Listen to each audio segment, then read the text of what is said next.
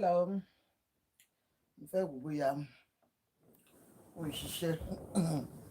Ẹ pé mo ní bóyá ó ń ṣiṣẹ́. Done. Let me see if it's working. I want to see if YouTube is working. It might be. Ìfẹ́ wò bóyá YouTube yẹn ń ṣiṣẹ́ ni. YouTube. Ìfẹ́ wò bóyá YouTube ṣe. Ìfẹ́ wò bóyá YouTube yẹn ń ṣe. Partner any? Yes, I know what I have. And I'm going to move to Jogu, Lara, Babe, Lara, Babe, she understand me. So, they both, we understand me. So, okay. So, YouTube is working. Good. Now, let's go to TikTok. TikTok go live. And Facebook go live. Yeah. TikTok is live. Facebook is live. Okay. Hello, everyone. Hi. Hello, everybody. Good evening. Let's talk about Baba Ijesha tonight. Tonight is the night. I wanna make us women. I wanna make you a woman. Báwo ni ọ̀rẹ́ tèmi? Ẹ káalẹ́ o. Ẹ káàbọ̀ sórí ètò yín, ètò gbogbo ọmọ Nàìjíríà. Prevailing issues with Àjọkẹ́. Ẹ káàbọ̀. Ṣé ń gbọ́ mi dáadáa? Ṣé mo wà audible enough? Ṣé mo wà audible ẹ jọ̀ọ́? Yẹ kí n mọ̀ tí bá wà audible enough o. Ṣé mo wà audible enough? Ẹ káalẹ́ o. Mo fẹ́ máa ka gbogbo nǹkan tó wà níbi kíní ni mo ṣe gbé sí. Ṣé mi ò jìnnà sí YouTube mi? YouTube, ṣé ń gbọ́ mi? Ẹ káalẹ́ gbogbo wa. Ẹ káàbọ̀. Ṣáwà okay. Hi everyone. Mo dúró sínú òkùnkùn lálẹ́ yìí ni. Yes. Inú òkùnkùn láti ń ṣiṣẹ́ ibi.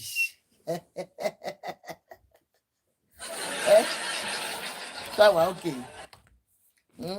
Ẹ káalẹ́ ó yá gbogbo yín ẹ bá mi pe àwọn etí wa.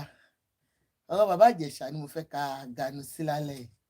Ẹ káalẹ́ Fọláṣadé Fọlárin, how are you sis? Àwọn tèmi ó dàgbà àwọn Fọláṣadé Fọlárin àwọn ti wà tipẹ́, so àwọn ti mọ̀ nípa story bàbá Ìjẹ̀ṣà, how we treated bàbá Ìjẹ̀ṣà's case.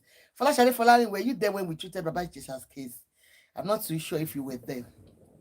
So good evening, everyone. You're welcome to Prevailing Issues with Àjọkẹ́. Happy Saturday. Yes, first Saturday of the month, I guess. I'm not too sure because yeah, I'm second Saturday. Me tí ẹ mọ̀. Ẹ wo, ẹ má pa mí jàre. Bó ṣá Saturday la wà lẹ́yìn ṣá. So báwo ni day yín? Yes, night la wà ní níbí báyìí. We are 8:30 UK time in the UK. So for Nigerians, I don't know. Ẹ máa wà ní 9. Ẹ̀yin US, time wo lẹ wà ní US? Ẹ káàbọ̀ sórí ètò. Now ẹ jẹ́ ká sáré ganu sí nǹkan tó ń ṣẹlẹ̀. Okay, royalty prince, yes, so my father is going to become the next Awùjalẹ̀. Ẹ wo, tí bá ti tó time, màá bẹ̀rẹ̀ sí aṣọ mi, tí bẹ̀rẹ̀ sí aṣọ ń sìn. Ó ti yẹ yín torí ẹ̀yin ayé, ẹ fẹ́ kí dáàdì mi débẹ̀. So mo ń ṣọ́ gbogbo yín o, gbogbo movement everybody ni mo ń ṣọ́. Gbogbo wa tí gbogbo yín bá wù sí mi, ni bá ti dáàdì mi bá ti di ọba tó máa ṣakọ. Ṣó ti yẹ yín. Ṣẹlẹ̀ ò tàn wá royalty prince. By that time, I'll be doing shakara. I won't be talking to people like you. I'll be doing shakara that, yes, so Ayinde is now the king, go, and I'll be doing shakara for every one of you. Real event, how are you, sir? How are you? You're welcome. Ẹ ká sáré ganu sí ọ̀rọ̀ kí ló kọ ẹ̀? Ọ̀rọ̀ dáàdì wa tàgbé wa lálẹ́. Mo sọ fún tẹ bá gùnkẹ ẹ máa bíùtì tẹ bá lọ ń dóra yín tí mo lọ gbé yín tí ní bá yín ẹ kàn máa ṣe owó ṣáàṣìṣì tí ní bá bá yín. Now bàbá Ìjẹ̀ṣà, ẹ rí fọ́tò bàbá Ìjẹ̀ṣà tí mo gbé síbẹ̀ yẹn, abẹ́ ẹ rí fọ́tò bàbá Ìjẹ̀ṣà, ẹ̀yin tèmi ẹ rí fọ́tò bàbá Ìjẹ̀ṣà. Yes, Baba Ijesha, I share story Baba Ijesha some years back when he had issue with Princess. And mo kọ sórí Facebook, mo ní who is lying between Princess and Baba Ijesha. If you remember, 8:30 p.m. in Dublin, okay. Ṣé ń gbọ́ mi dáadáa yín ti Facebook. Tó mo relax sórí bed lénìí ni, ó ti yé yín. Ẹ̀wọ́n tó bá ti trick for copy èèyàn kàn ra lie down, ara sùn. So, ẹ̀yin tèmi, mo ní who is lying between Baba Ijesha and Princess. Let me remind our memories, we juggle our memories to what happened that year, about 6 years ago or 5 years ago, I'm not too sure. I remember that, we were all on social media that day, and this film came up. It was like a film. People started seeing Baba Ijesha sitting on the floor, begging. He was being beaten. He was begging. Bebe. He was crying, begging, please, Princess, please, Joe. So it was like a film to most of us because, Baba Ijesha is an actor, a fantastic comedian that we all loved. You understand? We loved Baba Ijesha. He was a natural actor. Natural. Everything for Baba Ijesha comes like a piece of cake. Nothing so hard for him to do. Ìgbà yẹn máa ń ṣe ìròyìn kúmọkúmọ. It's like and that news, that rubbish news that has no details, but it was just funny character, and we all loved him. He was a natural actor. He was a born actor. He is still a born actor. But as at that time that I was watching him, I don't let me use words for him now. So we loved him anyway. So when that film came, like I told you, it was like a film. We were all like, gba ọlọ́run tún ṣe fíìmù jáde tó ń na Baba Ijesha lẹ́lẹ́ ìṣẹ̀mọ̀ fíìmù làwọn àpè. Nọba ni Baba Ijesha ó gírèpù ọmọ 14 years old. Please, can you help me to power tap, guys, on TikTok? We are on 3 platforms, on YouTube, on Facebook, on TikTok. Please, TikTokers, help me to power tap. John torí Ọlọ́run. Well, that, Baba Ijesha, pé ó gírèpù ọmọ.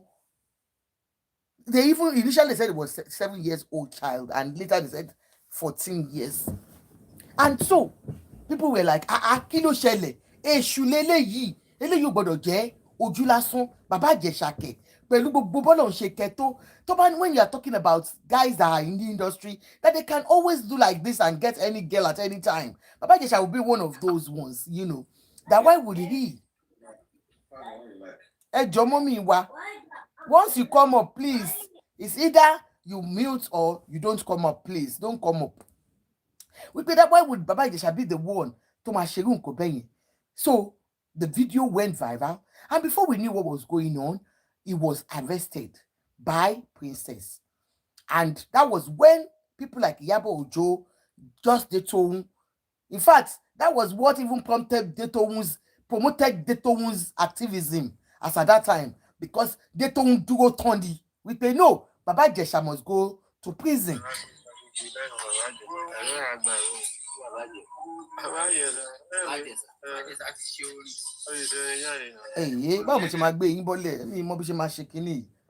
Baba Ijesha must go to prison. Tọ́pẹ́ Tósìn, how are you, sir? Video yẹn jáde. Now, let me bring back the video to you guys. I'll play it. Hi guys.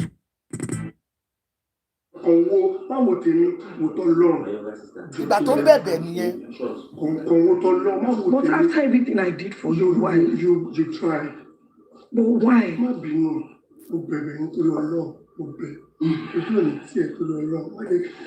That's them. That's it. But I want to understand. I took out my time. Help me to power tap now. In the school. The only thing I didn't even do was allow you to stay in my house. And that was because my marriage just broke up and I didn't want people to know. So what did I do to deserve this? Oh, deserve it. If I'm lying, look, oh, deserve it. But me, mom, God, she me carry Mo bẹ̀bẹ̀. Tó bá kọ̀rọ̀ pẹ̀pẹ̀ gbé mi lọ, ẹ jẹ́ kí n kò para mi ẹjọ́. No, you have not even answered my question. Why molest a 7-year-old?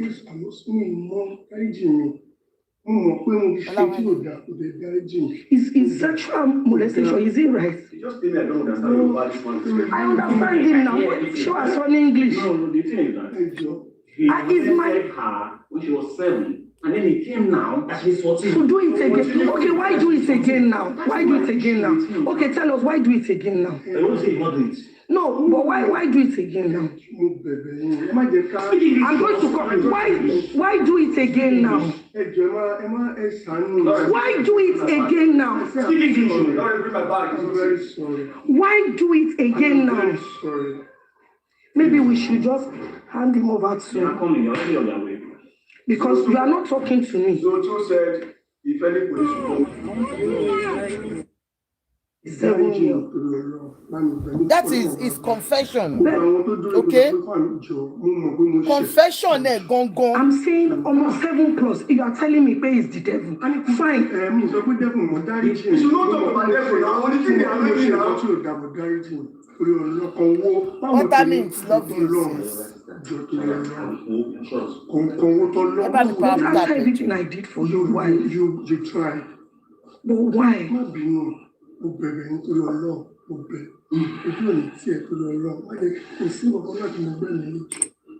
But I want to understand. I took out my time, registered you in the school. Help me The to only thing pass I up, didn't guys, do was allow please. you stay in my house. And that was because my marriage just broke up and I didn't want people to know. So what did I do to deserve this? Oh, deserve it. If I'm lying, My love. look, oh, deserve it. Ẹgbẹ́ ní òkú wa.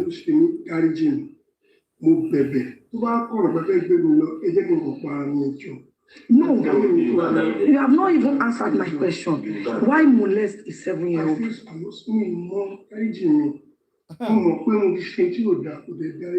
Is sexual molestation, is it right? Just tell me I don't understand why this one. I understand him now.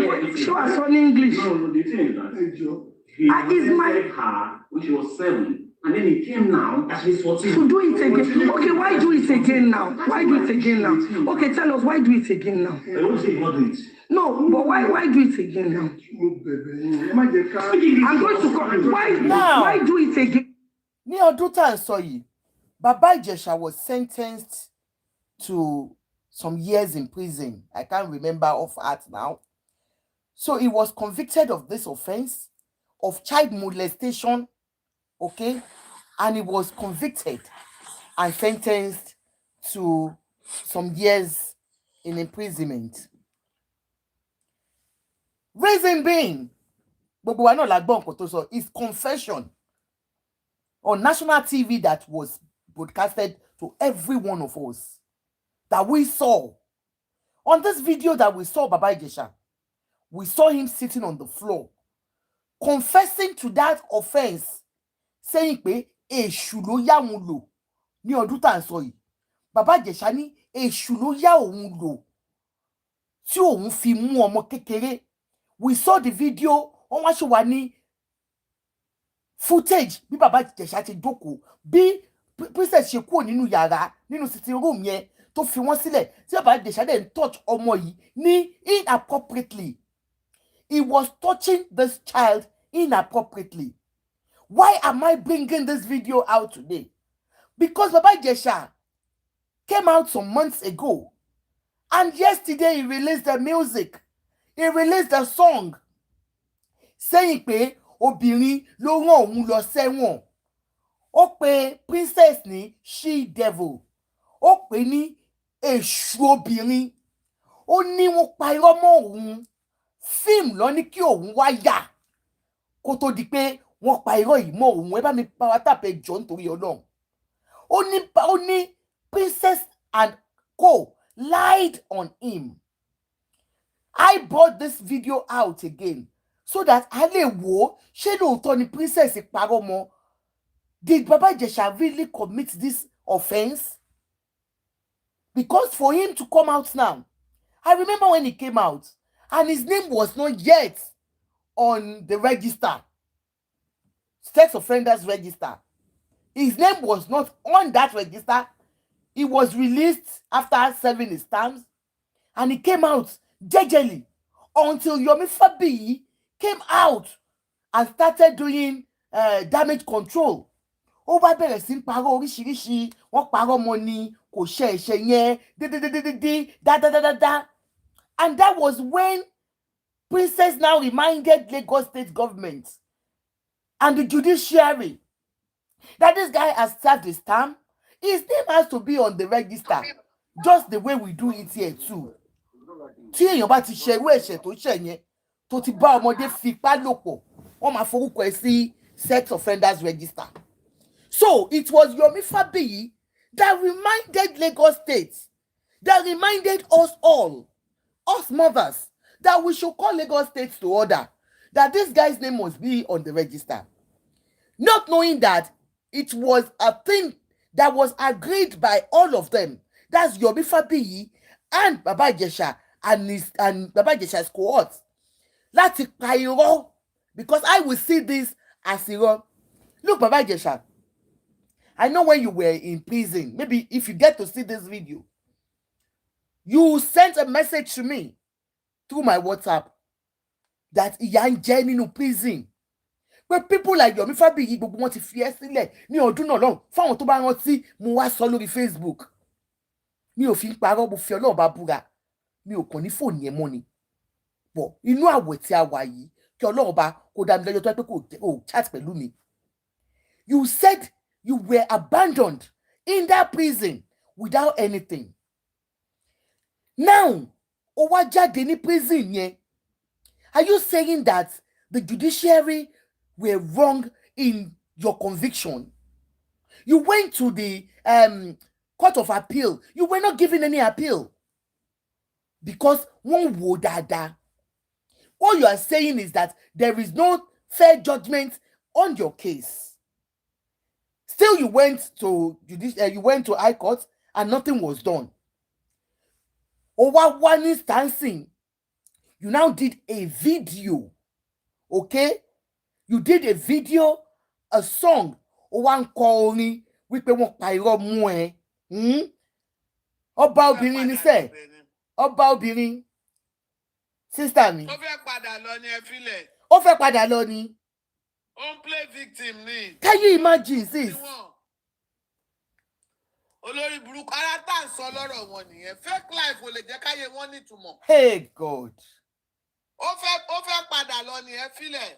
Ó play victim pé nǹkan ṣe òun ni. Pé wọ́n ṣèkà fóun. Ṣé àwọn ìjọba tó fi ẹsẹ̀ wọ̀n wọ́n yọ̀dẹ̀? Ẹ filẹ̀ bọ́ọ̀lù máa ń ṣe nìyẹn. Tó bá délẹ̀ wọ́n máa bẹ̀bẹ̀ olórí burúkú ẹ filẹ̀. Ẹ filẹ̀. Ẹ bá láti tù ú. Ẹ filẹ̀. Ẹ bá ń ṣe tí ń sìn. Wọn ò ní rí yín. Ẹ filẹ̀. Ẹ máa wá ní wọ́n ṣèkà fún yín. Àwọn Ìyábọ̀ Òjó, ó sọ Ìyábọ̀ Òjó di ẹni ẹ̀tẹ́ láàrin àwùjọ nítorí pé ó sọ òótọ́, ó dúró lórí òótọ́. Ẹ tiẹ̀ fi ọ̀rọ̀ Ìyábọ̀ Òjó kọ́ lèmi tiẹ̀ ń sọ. Ntẹ́mi ń sọ ni wípé bó ṣe wà yẹn. Ṣé ẹni tó sọ pé ó ṣe nǹkan báyìí káti ẹ̀ fi tàn yẹn lẹ̀? Àwọn ẹlòmíì kan tún jẹ́ another victim tó tún wá síta. Tó jáde lórí ọ̀rọ̀ Ẹ jẹ́ yìí. káti ẹ̀ fi tàn wọ́n yẹn lẹ̀. Àwọn another victim tó sọ̀rọ̀ ẹ̀ ń kọ́ Bàbá Ìjẹ̀ṣà. Bàbá Ìjẹ̀ṣà ọ̀rẹ́ ní bẹ́ẹ̀ sọ̀rọ̀ o. Ọ̀rẹ́ ní bẹ́ẹ̀ sọ̀rọ̀ orí ẹ̀ ò pé rárá. Ìwọ tó yẹ kó ra jókòó ara ẹ̀ kó ra wọ̀ your own. Pé báwo láyé mi ṣe fẹ́ da àwọn kan wá kówó fún ẹ wá bọ́ sí stúdíò ń kọrin olórí burúkú. Ara bẹ́ẹ̀ ṣe máa ń bẹ̀rẹ̀ lélẹ́yìí. Bó bá wá yẹ ẹ ní wọ́n ṣèkà fún yín ni. Nàìjíríà ò dá ìgbà kan ò dá. Àfọwọ́fà yín ló pọ̀ jù. Wàláhì mi lè bá wọn bú Nàìjíríà mọ́. Mi lè bá wọn bú Nàìjíríà mọ́ láíláí. Ṣé rí àwa gọ́gọ́gọ́gọ́gọ́ ní problem ara wa? Ṣé ìjọba ẹ máa sọ pé ìjọba ò kí ń wo social media wọn ní gbogbo eléyìí. Wọ́n náà ti bọ́ síta ń sọ ọkọ̀ náà kì í lẹ́yìn yẹn o. Kó lọ ṣe orí jáde. Wọ́n ti yín pa tán ẹ̀ wọ́n máa ní ẹ̀ mọ́mọ́. Wọ́n má dìde tì í nísìn ààrẹ àtúwálẹ̀ ẹ lọ kọ́lẹ̀ Bàbá Ìjẹ̀ṣà kan ni ẹ lọ kọ́lẹ̀. Another story is still coming up. Ẹ lọ kọ́lẹ̀ ẹ máa ìgbọ́ mi. Ó bá tán. Ọ̀rọ̀ wọn tẹ̀ ti sú mi nílùú yẹn mi tẹ̀ fẹ́ dá sọ̀rọ̀ wọn mo sorry. Ọ̀rọ̀ wọn sì sí mo mọ̀ bóyá wà lórí show níjọ́ kan. Mi mọ̀ bóyá wà lórí show lórí ọ̀rọ̀ bàbá Ìjẹ̀ṣà yìí nígbà tí Yọ̀mí tó jáde freshly tí Yọ̀mí bẹ̀rẹ̀ sí gbé tí àwọn èèyàn kan jáde níbí bá I think 2 people wọ́n ní woman yẹn gan sọ ńjọ́ yẹn ó dàgbà tí Àṣàbí náà tún sọ ó ní nílé ìhun ní Amẹ́ríkà bàbá Ìjẹ̀ṣà ó molest obìnrin ó ní gẹ̀yẹ́ wà lórí program bá ṣe ń sọ̀rọ̀ olóde ń sun ẹkún wípé because irú kan tí Yọ̀mí wá ń jáde tó ń sọ lẹ́nu ó ní bàbá Ìjẹ̀ṣà náà gbọ́dọ̀ sọ pé òun ò ṣe àwọn ìwà yìí ní Amẹ́ríkà yín bẹ̀ yẹn ó ní kéèsì òun ò gbé jáde ni o ìwọ wá jáde nísìn. ó kí ó ti wà lọ́dọ̀ yín ní Canada. ó wà ní ó wálé kiri ní Brampton. Wow. ó sọ Brampton ó wálé kiri ó wálé tó fẹ́ gbalé. ìyẹn bàbá Ìjẹ̀ṣà. ìyẹn Yọ̀mí. ó Yọ̀mí mo mọ̀ pé yẹn ti sá kúrò lé ó fẹ́ dúró sọ́dọ̀ yín nìyẹn. tí ó bá tẹ̀ tí ì jẹ asylum díẹ̀ ló máa kù. Can you imagine? Can you imagine? Brampton ẹgbẹ́ lémi ò jìnnà síbi tó ń gbé tó ń sùn sí. Wow. ò jìnnà síbi tó ń gbé Toronto ń bí ló wà Canada ló wà. So wọ́n ti sá kúrò ní Nàìjíríà Yọ̀mí Fábíyì. ó ń wálé tó fẹ́ gbà báyìí. gádẹ́ mẹ́yì. ṣe rí báyìí. àwọn tó tiẹ̀ sí wàhálà nìyẹn bàbá Ìjẹ̀ṣà. ó wá ń kọ orin. ó wá ń kọrin nǹkan tẹ́ pé gbogbo wa ń wò. àǹtí fídíò tí gbogbo wa wò tá a rí ibi tó wà nísà tó tún fẹ́ nú ara ẹ̀ confess pé òótọ́ ló ṣe. èèyàn kan ló máa gbé lọ sí studio ẹni tó gbé lọ studio yẹn máa jẹun náà. problem táwọn èèyàn yìí ní wípé wọn ò mọ̀ wípé wọ́n use wọn láti fi gba owó ni. tó máa mọ̀ pé wọ́n use wọn láti fi at least ẹni tó gbé lọ studio yẹn sìn tó bá ní kán ta music á ní iye tí wọ́n máa rí lórí ẹ̀. a ti believe pé gullibility wọn ni. ó ti believe pé coming back ẹ̀.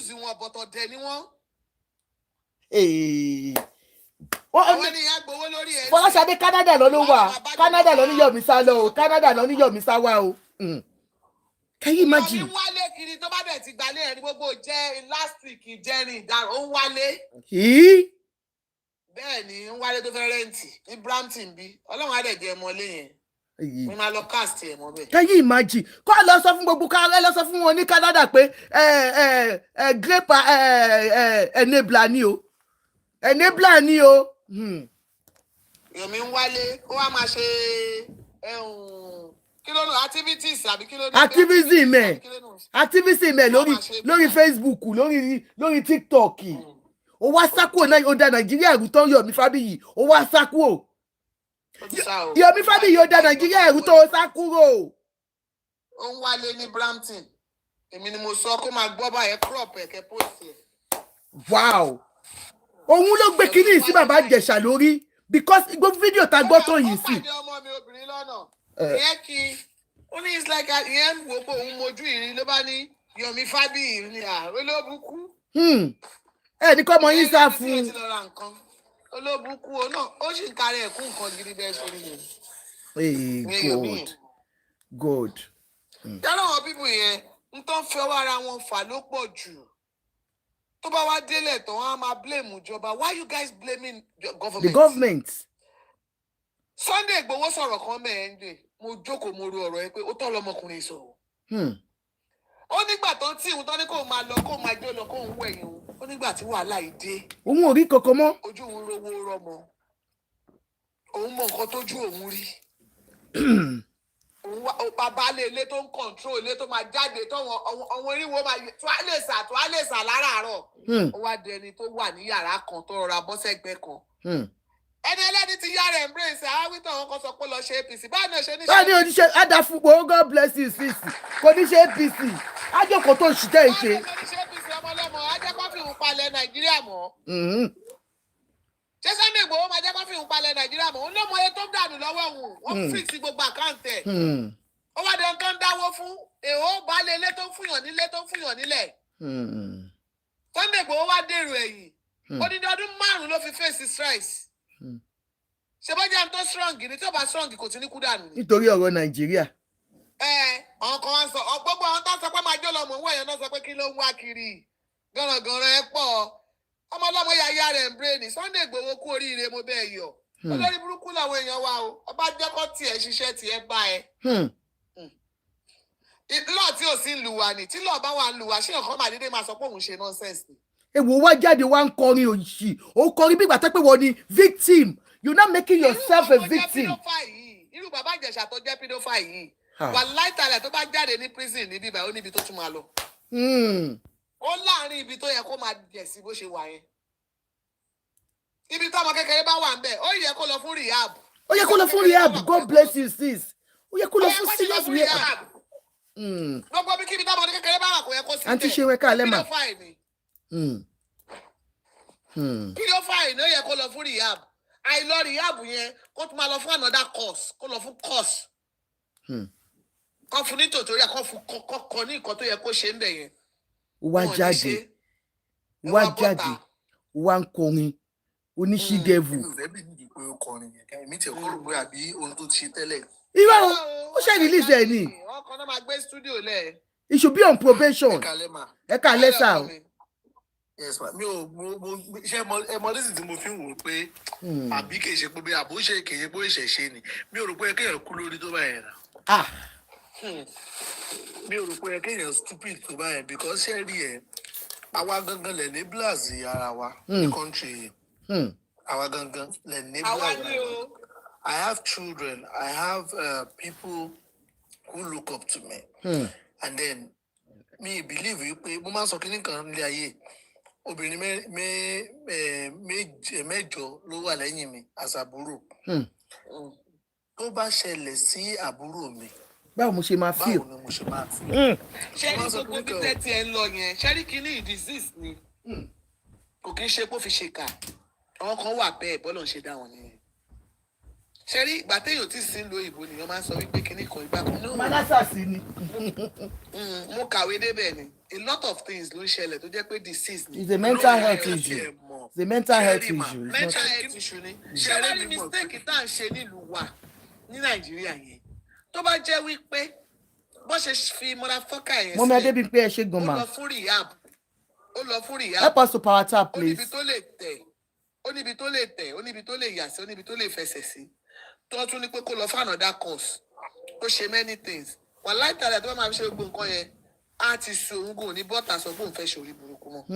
A ní kí gbogbo nǹkan tó ń ṣe yìí ìlú wa tí ò ní lọ́ọ̀ ni tó bá ní lọ́ọ̀. Ọkọ náà máa tì í ọmọ yẹn dẹ̀ fẹ́ jẹun ni wọ́n fẹ́ gbowó jẹun ni. Bọ̀ ẹni tí wọ́n tì tó ń gbọ́ nǹkan. Ṣé rí ẹni ṣèkà mọ̀ o. Ẹni ṣèkà mọ̀ o. Ọmọ tó ń ṣe ò dá. Ó mọ̀. Aláìsàn ni. Màá mo ń bọ̀. Àǹtí ó ti lọ sí ó ti jẹ̀yà o. Ó jẹ́ kó mọ̀ o. Ó ti mọ̀ o. Don't say he doesn't know. Tó bá ń tẹ act yẹn ó lè máa mọ̀. But for now he knows. Kò mọ yẹn gangan òun ni problem ta ní báyìí. Ṣé àmọ́ tó máa mólè nísìnyí tó máa lu olè tó olè lọ jí nǹkan nísìnyí tó bá lu olè. Question táwọn tó bá wà reasonable níbẹ̀ máa bí léè ni pé kí ló mú ẹ lọ jà á? Ebi ló ń pẹ́ ni àbí. Mo láì nǹkan tí bọ̀bọ̀ kan báyìí ṣe pẹ̀lú kinní yẹn ìgbà tó wù ẹ̀gbọ́n ẹ̀rí tó ṣe ni. Ó wá lọ gbé old video ibi tó ti ń confess. Òun ni mo ti play yìí àǹtí. Mo ń play ẹ̀ gbàtẹ́kọ̀ tí mo dé ibẹ̀. Fínì ló tiẹ̀ lọ gbé ó gbé sí torí ìwọ ẹ̀ báyìí pé ṣé níbi tó ti ń confess nílé. Òun rẹ̀ jẹ́ ń play ẹ̀ fún wa. Òun ni. Òun lè ń bí. Òun ni. Ibi tó ti ń confess fún ara ẹ̀. It was allow you. Did I do anything Ẹ wo wrong? ẹ ní sùúrù ẹ máa gbọ́. Why would you molest a 7-year-old? Àwọn tó dúró ìgbésọ̀ pé fún àmì ìjọ mo mọ̀ pé mo ṣẹ̀ pọ̀ jù. I'm saying almost 7+. You are telling me pay is the devil. Fine. Mi sọ pé dẹ́kun mo dárí jì. Ìṣúná tó kọ̀ bá dẹ́kun náà wọ́n ní kí ni àwọn ṣe nǹkan tí ò dá mo dárí jì. Orí ọlọ́kan owó báwo tèmi wò tó lọ́rùn jọ tó yẹ kọ̀ọ̀kan owó tó lọ́rùn má wò But tèmi. after everything I did for you, why would you? Ọlọ́run. Ṣé ẹni kí ní tẹ̀ pé ṣé ẹ̀yin sọ pé ajá ìrùpá wa rò pé kò ṣe ni? Ní tí mò ń sọ lọ tí mọ́mí ò understand ni pé ṣé ẹni kí ní kan wà tèmi mọ̀ ní country yìí? Báwo làwọn tó ṣe. Anthony, hear which side of the story? Did the court not hear the story? Anthony Dowu. That's the first question la fi ń béèrè. Ṣé bí irú nǹkan báyìí náà ni? Ṣé bí irú nǹkan báyìí náà ni? Àwọn tó bá ti bá yé jẹ́ tẹ́lẹ̀ tàdé mọ̀ pé èèyàn burúkú ni wọ́n. Báwo ni wọ́n ṣe padà wọnú òṣèlú tí wọ́n á dẹ̀ wà níbẹ̀ for years? Ẹ sọ pé alófin now, Nigeria have one of the built. I studied law And Nigeria is a lawless country. we have one of the beautiful laws, but kò ever ṣiṣẹ́ láti ní ìbàsí bẹ̀rẹ̀ rí. Kò ṣiṣẹ́ now. Kò ṣiṣẹ́ ìlú tó bí tí òfin bá ti ń ṣiṣẹ́ lè máa ti sọ pé tó wọ́n bá mú òfin ni. Okay, question tí mo fẹ́ béèrè ni pé ṣáwọn NBC máa sọ pé àwọn ò mọ̀ pé ó release orin yẹn. Lè sọ pé ẹ rí now. You people will not turn deaf ear to it. Torí wípé you feel like ṣé wọ́n ti fìyà jẹ, then what else ló kù? In fact, if it's a working country bó ṣe release orin yẹn ó yẹ kán padà lọ tún gbé ni. Because it is you saying that anything can go in this country even tomati ẹ̀mọ́lé tó bá release ẹ̀. Ó dàbí èèyàn tí wọ́n mú ni. Ṣé ni mo ti ṣe mátà kan rí màá dẹ́ sọ fún yín kẹ́ lè mọ how lawless tí country wa wà. So neighbor woman kan wá bá mi ó wọ́n sọ fún mi because yes ibi tí mo ti ń ṣiṣẹ́ I have like I work closely with an international organization that deals with women and children. Yes, sir. So wọ́n report fún mi pé ó fọmọ àwọn lóyún níbà àwọn ni mo ní ó fọmọ yín lóyún níbà ọmọ ọdún mélòó wọ́n ní 15 years. Ṣé 15 years yẹn ó kọ́kọ́ laago lórí mi náà. Ní Nàìjíríà sir, is that Nigeria? Ní Nàìjíríà Nàìjíríà náà mọ̀. Ọmọ teenager. So ó kọ́kọ́ orí mi kọ́kọ́ gbóná lọ. Mo bá no problem. Ṣé rí mo bá bọ́ta ìgbà tí mo sọ ìbí ìtẹ̀tí ìdí mọ́tò débi tí màá sọ pé bẹ́ẹ̀ mo driver mo bá gbọ́kadà ó bá di yayaya mo bá dé àdúgbò yẹn ìgbà tí mo ṣáàtì fi mú fílẹ̀ mo bá ṣáàtì ní àkíní kan mo bá lọ incident case yẹn ní police station ní anti-woman traffic section so that a lè face reality labáṣàlọ arrest boboy labá bẹ̀rẹ̀ case wọ́n ti gba statement ẹ̀ ibi tí mo ti ẹ̀bí èmi dé physically mo wọ́n mi bá a ìgbọ̀dọ̀ parọ́ fún yín physically mo make sure pé wọ́n mi bá a ṣe gate àṣé ìgbà tá a ṣàbẹ̀rẹ̀ case yẹn ní mo bá gbọ́ ọmọ lọ sí hospital with my own money o with my own money mo gbọ́ ọmọ lọ sí hospital we spent about torí ó rẹ̀ kó ti fọ́mọ yẹn lóògùn nígbà tó ti discover pé ó ti lóyún so ó ti fọ́mọ yẹn lóògùn pé kí oyún yẹn lè wálẹ̀. Meanwhile ìyá ọmọ yìí àti bàbá ẹ̀ dẹ̀ ní àwọn ti separate so èmi ò wá fẹ́ mú àwọn òkúkẹ́ ọmọ yìí máa jẹ́ victim to a large extent mo bá ní tọ ọmọ àwọn sísítà mi kan nígbà tí jọmọ tó a bá ti mú ọmọ báyẹn tí ò bá ti sí custody ẹ̀ ń ta lè fi sí èmi àkànní mo láwọn obìnrin tó ṣàlè dúró tì kó tiẹ̀ kọ́ dúró tì náà ká fi kí kéèsì yìí kó fi lójútùú because you can't go back to that house níbi tán ti ṣe irú ẹ̀ ó lè lọ sádùúgbò yẹn torí pé ìgbà tọ́lọ́pàá ti lọ síbẹ̀ tán lọ mú yàn yẹn ojútì náà ló máa jẹ́ fún ọmọ bàbá ṣàlọ hospital náà check and all that wọ́n ṣàrí pé there is a tendency wípé something is wrong with wọ́n máa ní ká dúró ká wá fún scan ní ọjọ́ kejì ọmọ gba ọ̀dọ̀ sísítà mi lọ lọ́jọ́ kejì tí a ti ń prepare FIR wípé this guy is going to the court. Níyà bẹ̀rẹ̀ ni mo ti kọ́kọ́ rí ìyá tó bímọ ẹ̀dẹ̀gbọ́n mo ti kọ́kọ́ rí àwọn sign kankan. Ó ti ń bẹ̀bẹ̀. Tó ti ń bẹ̀bẹ̀ inú kò tiẹ̀ tí wàá bá mi directly. Ó ti ń ṣe ọdún mọ́ àwọn ọ̀rọ̀ kan bí wọ́n sọ pé èṣù lágbára kò nígbàlà kò sí kẹ́ni kan ìgbà kan so mo fẹ́ ṣe bí wàá tẹ́ pé mi ò gbọ́ bí wàá tẹ́ tí mi dì sí labasha continue case. God will have it ìgbà tá a fẹ́ charge case sí court ṣé ẹ mọ̀ tí wọ́n ní yàrá pè mí ló bá ní òun aláìkí láti bá mi sọ̀rọ̀ kan àṣé lọ́ọ̀sìpítù tí ẹ̀mí gbọ́mọ lọ́ngbà yẹn wọ́n ti forcefully náà wọ́n ti yọ kíní yẹn fọ́mọ yẹn. mo ṣàrí pé wọ́n ń ṣe kankan pé ẹ kó máa bọ̀ páwọn á lè àwọn amọ̀bí táwọn máa fi sí wọ́n máa lọ sọ́dọ̀ àwọn sísítà àwọn. So you cannot, under the law, so you cannot just keep a girl child. But okay, just go and stay with your mom. As she wants to love your own. Èmi tí ń tòótọ́ gbà tó wá di pé a ṣàgbé bàbá yìí ó ṣàṣìwà ní sẹ́ẹ̀lì àwọn ọlọ́pàá gbà tó wá di pé kán gbé lọ sí court ni lọ́ọ̀yà bá pè mí okay woman yẹn bá kọ́ pè mí Fúlàní làwọn ṣe báwọn ṣe wáyé àwọn máa ń fẹ́ra àwọn and then ṣe lọ́lọ́run gan kò fẹ́ kéèké àwọn mú nǹkan kankan ká má ṣe kínní mo bá kí gangan ní tẹ̀ ń try láti ṣe ẹ jẹ́ mọ ibi tí ẹ ń lọ gangan ọmọ 15 years. àwọn kan wo ni pé ó ti ẹ̀ bàbá yìí ti jìyà tó nǹkan mú ibi náà ti sọ̀rọ̀ ẹ̀ mú wá ní yes ma mi ní ro pé ẹjẹ́ àgbàlagbà tí ń bá bò yín ọmọ abá yín o èmi á lù yín o sorry to say ọmọ abá mi sọ ọmọ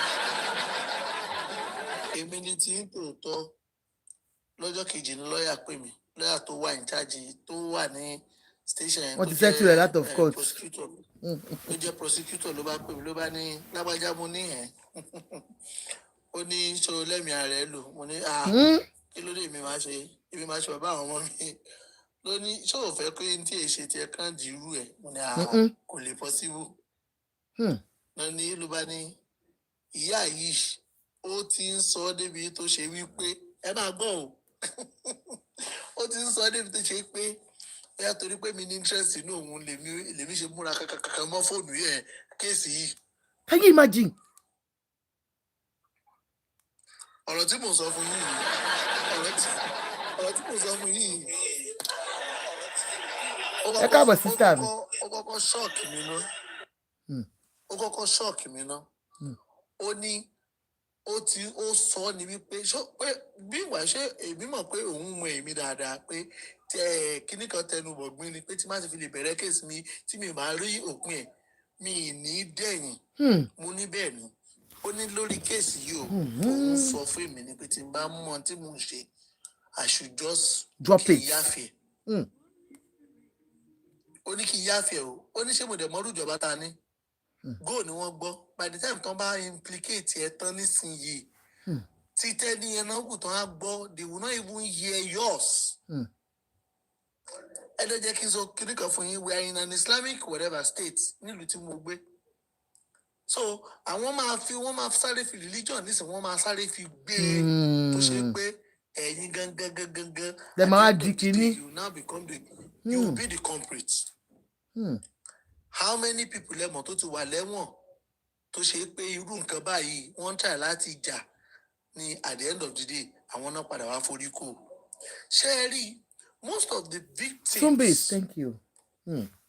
Most of the victims that end up not getting justice the family àwọn victims yẹn náà wọ́n jẹ́ number one problem. Ṣé àmọ́ pé àwọn èèyàn kan bọ́ síta tó yẹ pé wọ́n kò sí èbútú wọn bu princess tán. Uncle ẹ má bínú kẹjẹ nǹkan kan tí ń díẹ̀ ṣé mọ̀ pé just like what you said lórí ọ̀rọ̀ case tẹ ọ̀rọ̀ àgbéjáde yẹn ṣé pé the same thing happened to princess gbogbo àwọn èèyàn tó ti reach out sí princess tẹ́lẹ̀tẹ́lẹ̀ wípé àwọn máa testify against bàbá Ìjẹ̀ṣà ní court àwọn parents wọn àwọn mothers yẹn wọ́n yọ ọwọ́ at the end of the day last minute. Exactly wọ́n á yọ ọwọ́ màdẹ́ sọ̀bì fún yín wọ́n á yọ ọwọ́ ṣẹ́rí màmí there's one thing I want you to know the justice system is the problem we have in Nigeria. Yes anybody wọ́n á sì máa sọ wọ́n máa ń pòwe kan wípé kì í ṣe ní bá kọ́kọ́ dé police station ní win case. Tí ì gbọ́ rí ẹni bá kọ́ dé police station kan ló ń win case. ọlọ́pàá fúnra ara wọn ìkà apá. ṣe rí bẹ̀ yẹn ṣe rí yẹn ẹgbọ́n tí mo sọ pé justice system ṣe é mọ̀ pé this is one out of the many cases tí mo ti ṣe one out of the many cases ìkan tún wà wọ́n máa yí ìgbọ́mọ lọ́mọ age of 10 fọmọ ìbá ti ṣẹ́ ọmọ tó ṣẹ̀ṣẹ̀ ń gún mọ́ ẹmọ tọmọ bá ṣẹ̀ ń gún mú àwọn agbé yín lé ní ibi ọmú kábíyèsí o agèjẹ ká ní pé ìgbà tí gbogbo ìgbà tí àfin ṣe this thing back to back ni maybe some of them ni Yorùbá máa report lórí TikTok ń bí báyìí. ẹ kàn sọ bẹ́ẹ̀ ni ẹ gbàgbé woman kan báyìí tó mú ọwọ́ ọmọ tó kán ọwọ́ ọmọ tó fi sọ́dọ̀ ẹ̀. tó fi iodine sí. àwọn èèyàn burú o inú yẹn náà so child abuse ní gbogbo ẹ. bẹ́ẹ̀ eléyìí tẹ́ ẹ sọ yẹn tó bá yẹ pé bóyá pé tẹ́ bá follow case yẹn dáadáa orúkọ àwọn woman tó ṣe gangan Kútì lórúkọ ẹ̀. Kútì lórúkọ ẹ̀ èmi tí mo ṣe kéèsì ẹ̀ mo ṣe kéèsì ẹ̀ sójà ni bàbá ọmọ yẹn ìyàwó tó padà fẹ́ lẹ́yìn ìgbà tí ọmọ yẹn kúrò òun ló sọ ọmọ ó báyìí. dẹ̀ ṣe ọwọ́ ọmọ méjèèjì. Yes. Àwọn Èmi ni mo ṣe ìyá case. o. Èkó ló ti ṣẹlẹ̀, èmi ni mo ṣe case ẹ̀. Wow. Ṣé ọmọdé tó jẹ́ kí n withdraw at some point? Ìdó jẹ́ kí n withdraw ni wípé tẹ́yìn balẹ̀ ń jà lọ wájú àwọn tó ń bẹ lẹ́yìn yín gangan. Bàbá mi ò ní sọmọ nù. Nigeria is not worth of dying for. So that is the problem. Ṣé ní gbogbo tí mo ní mention ti Sunday Igboho ṣé ẹ fẹ́ sọ fún mi pé in the whole of gbogbo bó ṣe jà tó bó ṣe ṣe tó kò wá sẹ́nìkan tó wá lè jáde tó lè sọ pé lágbájá nígbà tí ojú ń pọ̀n mí ṣe àpẹ́ ní ló dìde fún mi. Níbo ẹ wo gáì kan tó kú lórí Facebook mi mọ̀ bóyá ẹ rí Kọ́lá. One photographer died recently on Facebook. Ó trend báyìí. Gbogbo àwọn tó ṣe pé ó ti torí wọn jàrí tí wọ́n ti bá rẹ̀ jàrí they came out wọ́n èèyàn tó ti kú fa Ọlọ́run mú ọ̀yà ìṣàṣọ́hun lè kú wọ́n á jókòó wọn á wò pé àṣetéèyàn náà bá kú àṣẹ nǹkan máa sọ nípa ènìyàn. mọ̀ pé jẹ́ oníjà lèèyàn ń gbàjà. Kí ló ń gbàjẹ́ oníjàjà fún tó ìjókòó ara ẹ̀ jẹ́? Ṣé understand 4 years ago lèmi ti kẹ́kọ̀ọ́ yẹn o ni mo ti kọ́gbọ́n yẹn when I almost died during pandemic. Ìgbà tí mo ti kẹ́kọ̀ọ́ yẹn ni mo ti mọ̀. So èèyàn gbọ́dọ̀ mọ téèyàn ń ṣe. Thank you Alhaji. Èèyàn gbọ́dọ̀ mọ téèyàn ń ṣe lórílẹ̀‐èdè yìí. So ṣé rí orin tó rí orin dáadáa tó gbé jáde ṣé ẹ mọ̀ pé bàtú mo kọ́kọ́ rí orin yẹn. Mo fi Ọlọ́run bá búra mo kọ́ wò pé àkọ́kọ́ ná àbórin tó ti ṣe tẹ́lẹ̀ kó tó lọ ni. Because I want to evaluate it very well. No, this is not possible. Whose sense is working will leave prison recently, and then the next thing you have the energy to enter a studio and start singing such song. It is because also we do not have a working system. And Cherry, and I want to tell you the truth. Cherry, all these human rights lawyers will come out. Oh my God, whatever. They will come out. They will come out. Charity Yomi's case is for another day. Me if sorrow nepe. I don't want to go there because even Yomi gan, if people come to him. Táwọn ará Kaduna Kano gbogbo wọn tó lọ ń protest ẹjọ́ kí n tí wọn. Rárá o, ṣe láwọn yẹn. Ṣé àpò mo máa sọ̀rọ̀ tẹ́lẹ̀ kí mo ní ọ̀rọ̀. Wèrè làwọn mọ́là. Ẹjọ́ kí n tí wọn torí Ọlọ́run. Wèrè ni mọ́là. Mọ́là náà ẹranko. Wàhálà wèrè gidi yẹn ni wọ́n ló tọ́. Wèrè ni mọ́là. Ṣé mọ́là gbádùn ni? Protest mo ní ta ló onílù Àwùsá. Wọ́n ti dà wá pa o. Ọlọ́run ti dà wá papọ̀ báwọn kan. Àgbà wọn bẹ́ẹ̀lì. In fact, Ṣé you understand? Right now, when this ìgbà tó rìn jáde nísìnyí, èmi believe pé ó yẹ kí petition máa fò lọ́tún lọ́sì ni. Kò ní di petition wọn ìjọba ń rí wọn ní sọ̀rọ̀ ni. Wọn ò ní sọ̀rọ̀. N tó wà níwájú wọn owó tó máa àpapín tó máa pa sápò náà rán mọ́ orí ti yín rò. Election bọ̀ wọn lè ní tiwa rò báyìí election bọ̀. Ọ̀rọ̀ election nìkan kan wọn rí ti yín rò. You guys are doing fine. Wọ́n sọ ní pé ń doing fine. À ń dún fine. Tí wọ́n bá ti ra data, ẹ ti bọ́ sórí TikTok, ijó oríṣiríṣi àrà lẹ́ máa dá. Ẹjọ́ báwo ni ìjọba ṣe fẹ́ help yín? Báwo ni ìjọba ṣe fẹ́ wo ibi tẹ́ wà? Wọ́n ò rí ìjọba pé ó ṣe yín. Ọ̀sán yìí ni mò ń sọ fẹ́ nìkan wípé tí ìbá ṣe pé Ọlọ́run tó fi gbogbo àwọn ọdún kan báyìí tó fi jíǹkí wa ṣé mo èèyàn tí depression ò bá ti padà nù. With kí tó ṣẹlẹ̀ country mo tó ṣẹlẹ̀ there's a lot tó ń ṣẹlẹ̀ country yìí. Kò sí kankan tó ń ṣẹlẹ̀ ń ṣe dáadáa ẹ̀ ń dúgùdù.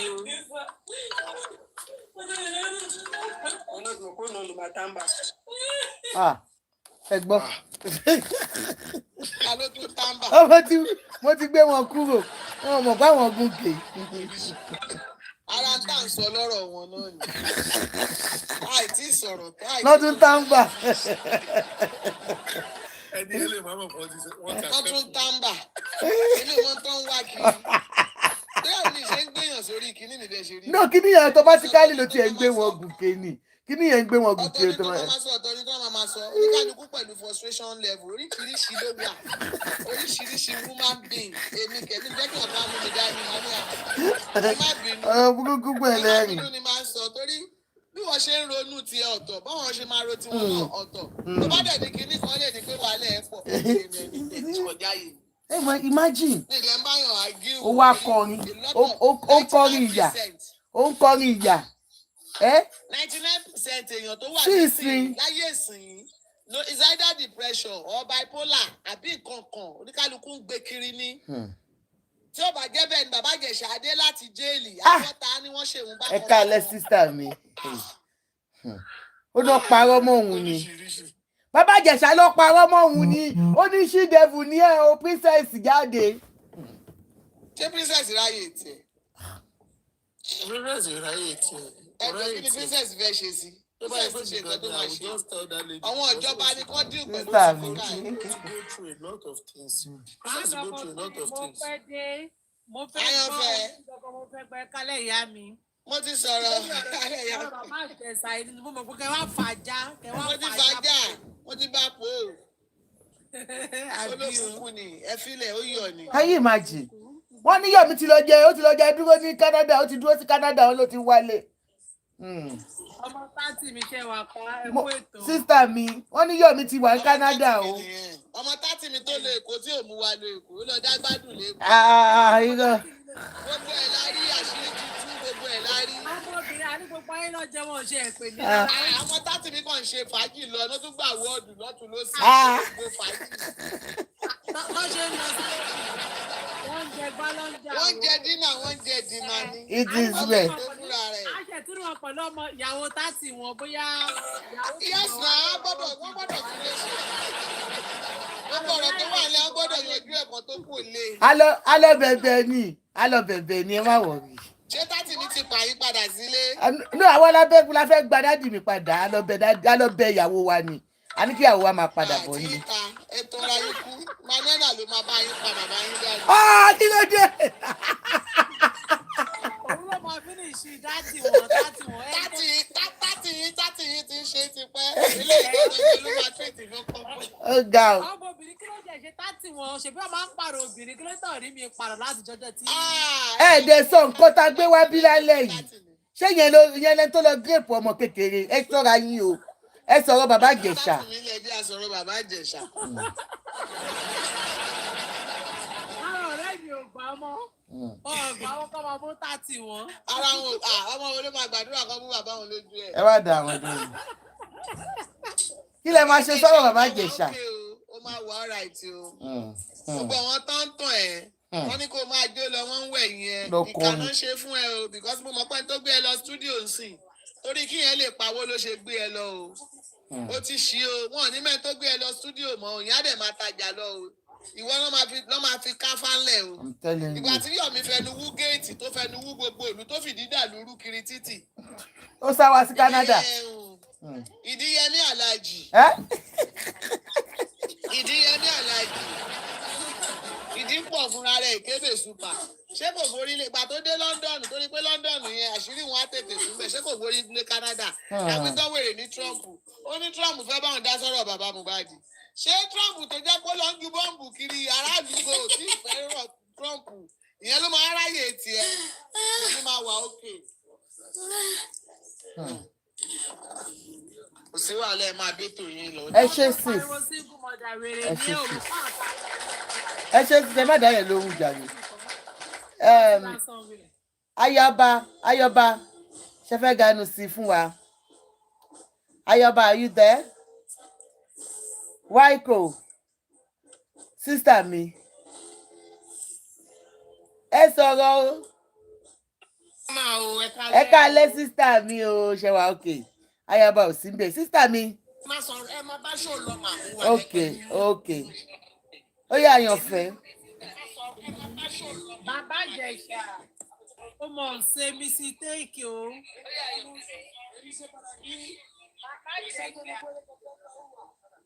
Talele.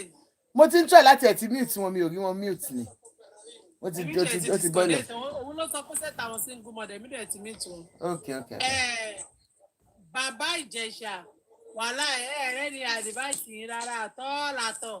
Ẹ̀yin dẹ̀ ṣẹ̀dé láti ilé ńlá, ìlú ńlá tó yẹ kẹ́ jókòó ara yín jẹ́, tẹ̀rẹ̀ máa ṣe jẹ́ẹ́jẹ́ lọ. ẹ wá gbé orin torí nǹkan tó ti pọ̀ fún yín tó irọ́ tó ti pọ̀ tẹ́gbẹ́ mi bọ̀dù lórí nígbà tí sídẹ̀tì ẹ ṣẹlẹ̀ tẹ́ ẹ bẹ princess pé kó jọ ṣàmùpọ̀rù nǹkan báyìí máa ń ṣe mí tẹ́lẹ̀ ìwọ ṣáà ló máa ń mú mi jáde ló máa ń ṣe gbá ló máa ń ṣàwò ó dẹ̀ ti ṣẹlẹ̀ ó ti ṣẹlẹ̀ náà nìyẹn àníṣe gbogbo pedophile ní nàìjíríà ó yẹ kó máa fọ yín lẹ́pọ̀n ni tó àbá tí máa fọ yín lẹ́pọ̀n ara yín ò ní balẹ̀ òun lẹ lọ lẹ́dí èsì ta lélẹ̀ ta làwọn archmind kí ló dé gan. mo ti disconnect ẹ ok yín náà tẹ ti disconnect ẹ. òun ni so ó máa jẹ blocking tí ò bá ṣọ́ra so bàbá Ìjẹ̀ṣà everybody lórí gbogbo nǹkan tó ń ṣẹlẹ̀ wọ́n lọ́dẹ̀ tó bá yẹ kó jẹ̀bi ni wọn ò ní rún ẹ lọ sẹ́wọ̀n kò sí tó ṣẹlẹ̀ pẹ̀lú gbogbo tí kébé super tó ṣe fi ẹ́ kówó tó ń rèdì kiri tó fi owó tó dá tó lọ fi kọ́lé tó fi owó tó dá tó fi ń fly kiri gbogbo ládàá tó ṣe ń pa àti ọmọ ti bí tó pa òun náà ló tún fẹ́ máa ṣe I'm happy nobody is supporting yes nothing yeah nobody is supporting us òun ni òun á jókòó wá nǹkan ní pọ́bìnrin ló gbé lọ sí kiri so. Who is saying they are not supporting? No, it's that when I'm happy, nobody is supporting is nonsense. No. Okay, it's nonsense. Okay. So, Baba Ìjẹ̀ṣà, ṣé wọ́n lè fi ọmọ ẹ àti kan tó máa jẹ́ láì ṣe ò lè fi búra pé nǹkan tó ṣe yẹn kò rí bẹ́ẹ̀. Stop manipulating anything. Ojú ti rà, báṣà ìgbéra. Ojú ti rà. Ẹyẹ kúrò nǹkan tí ò ṣẹlẹ̀ mọ́. Ẹ ti rò pé social media tẹ bá ti wá síbẹ̀. Tẹ bá ti gbé lọ́wọ́ àwọn kan á fọ́ọ̀lù ẹ̀ who does that kò yẹ kó rí bẹ́ẹ̀ náà tó o bá ṣe ni wọn nínú ẹlẹ́sàn wọn òun ni òkè tó bá dẹ̀ pọ̀ wá ṣe tó bá rán ẹlẹ́sàn wá dẹ̀ dé ní ẹ̀ wá jókòó jẹ́ you keep your mouth shut ẹ lọ wá nǹkan míì ṣe must it come to social media ẹ̀ tó wá sí social media di. kò tiẹ̀ lójú tì bàbá Ìjẹ̀ṣà ò lójú tì Ọlọ́run nǹkan tó ń tini lójú tó yẹ pé kò tiẹ̀ jáde kó má lè bọ́ sáàárín àwọn èèyàn. Ó wá ń jáde ó fẹ́ máa manipulate things gbogbo èyí táwọn ṣe lórí social media pé ẹ ti bá ti gbé rọ́wá they will believe me ọmọ forget it kò sí nǹkan tó jọ o kò sí nǹkan tó jọ instead of you to go and get kọlọ get a life go and get something doing ilé ńlá ló ti wọ́n ìlú ìbòyá tó ń tẹ bá lọ. Smile Motors what do you mean it is well ṣé à ń parọ́ ọmọ ni ṣe bẹ́ẹ̀ rí ìgbà tó ń bẹ̀bẹ̀ tó ń wò rárá tó tọ́ṣì ọmọ kékeré lọ́yàn tó ń tọ́ṣì òbò ṣé ẹ̀ rí ni. I know. Òun ni tó ń bẹ̀bẹ̀ tó ní òṣìṣẹ́ tó tún everybody saw the video. Òun ni so ẹ wá ń wá síta ẹ wá ń kọrin àrò obìnrin ó ṣe kinní kan ìgbà kan ṣe tẹ kẹlẹ gẹ́rẹ̀ láì tẹ kẹlẹ wá nǹkan kan máa ṣe kẹlẹ gbàdúrà sọ̀rọ̀ pé Ọlọ́run kò rí lọ ẹ kú síbẹ̀. Mo ṣe I need to delete this person. Tó ń wá sókè so tó yẹ kẹ ẹ wá jókòó ẹ wá ń kọrin àrò kinní kan ṣẹlẹ̀ dẹ̀ ń pàkọ́ ìgbà kan àwo kan ṣé tó ṣe ń ṣe nìyẹn ẹjọ́ yín kan because we don't have a government tá bá ní government ni. Smile ẹ wá sókè kí ló tẹ sọ pé it is well ma ṣé wọ́n mọ bàbá Ìjẹ̀ṣà lẹ ń sọ ní sà àbí báwo gbogbo wa mọ̀ náà wá mọ̀ tó ṣẹlẹ̀ ní yíyà yẹn náà we all saw it you know sir. Trending gist ẹ káàbọ̀ sórí ètò. Ẹ̀yin oní ẹ̀kalẹ̀ gbogbo lé everybody tó wà nù box ẹ̀kalẹ̀ mà. Yes ma. Ṣẹ́rí ẹ̀yin kò lè máa kó bá bàbá Ìjẹ̀ṣà. Because the more you people keep talking, we're gonna revisit that case. Fọlárìn olórí búkú làwọn ọ̀ràn ẹ̀ nílé. Àwọn child abusers. Àwọn child abuser ẹ má kí profile yẹn dáadáa ẹ má tó bá jẹ́ pé wọ́n ṣiṣẹ́ school ẹ má fọ. Fọlárìn 33 ẹ jẹ́ ká lọ wá profile ká gbé lọ sọ́dọ̀ ọ̀dọ̀ ìjọba wípé ó máa ń bọ́ ọmọ kékeré sùn ẹ gbé fọ́tò ẹ̀ jáde.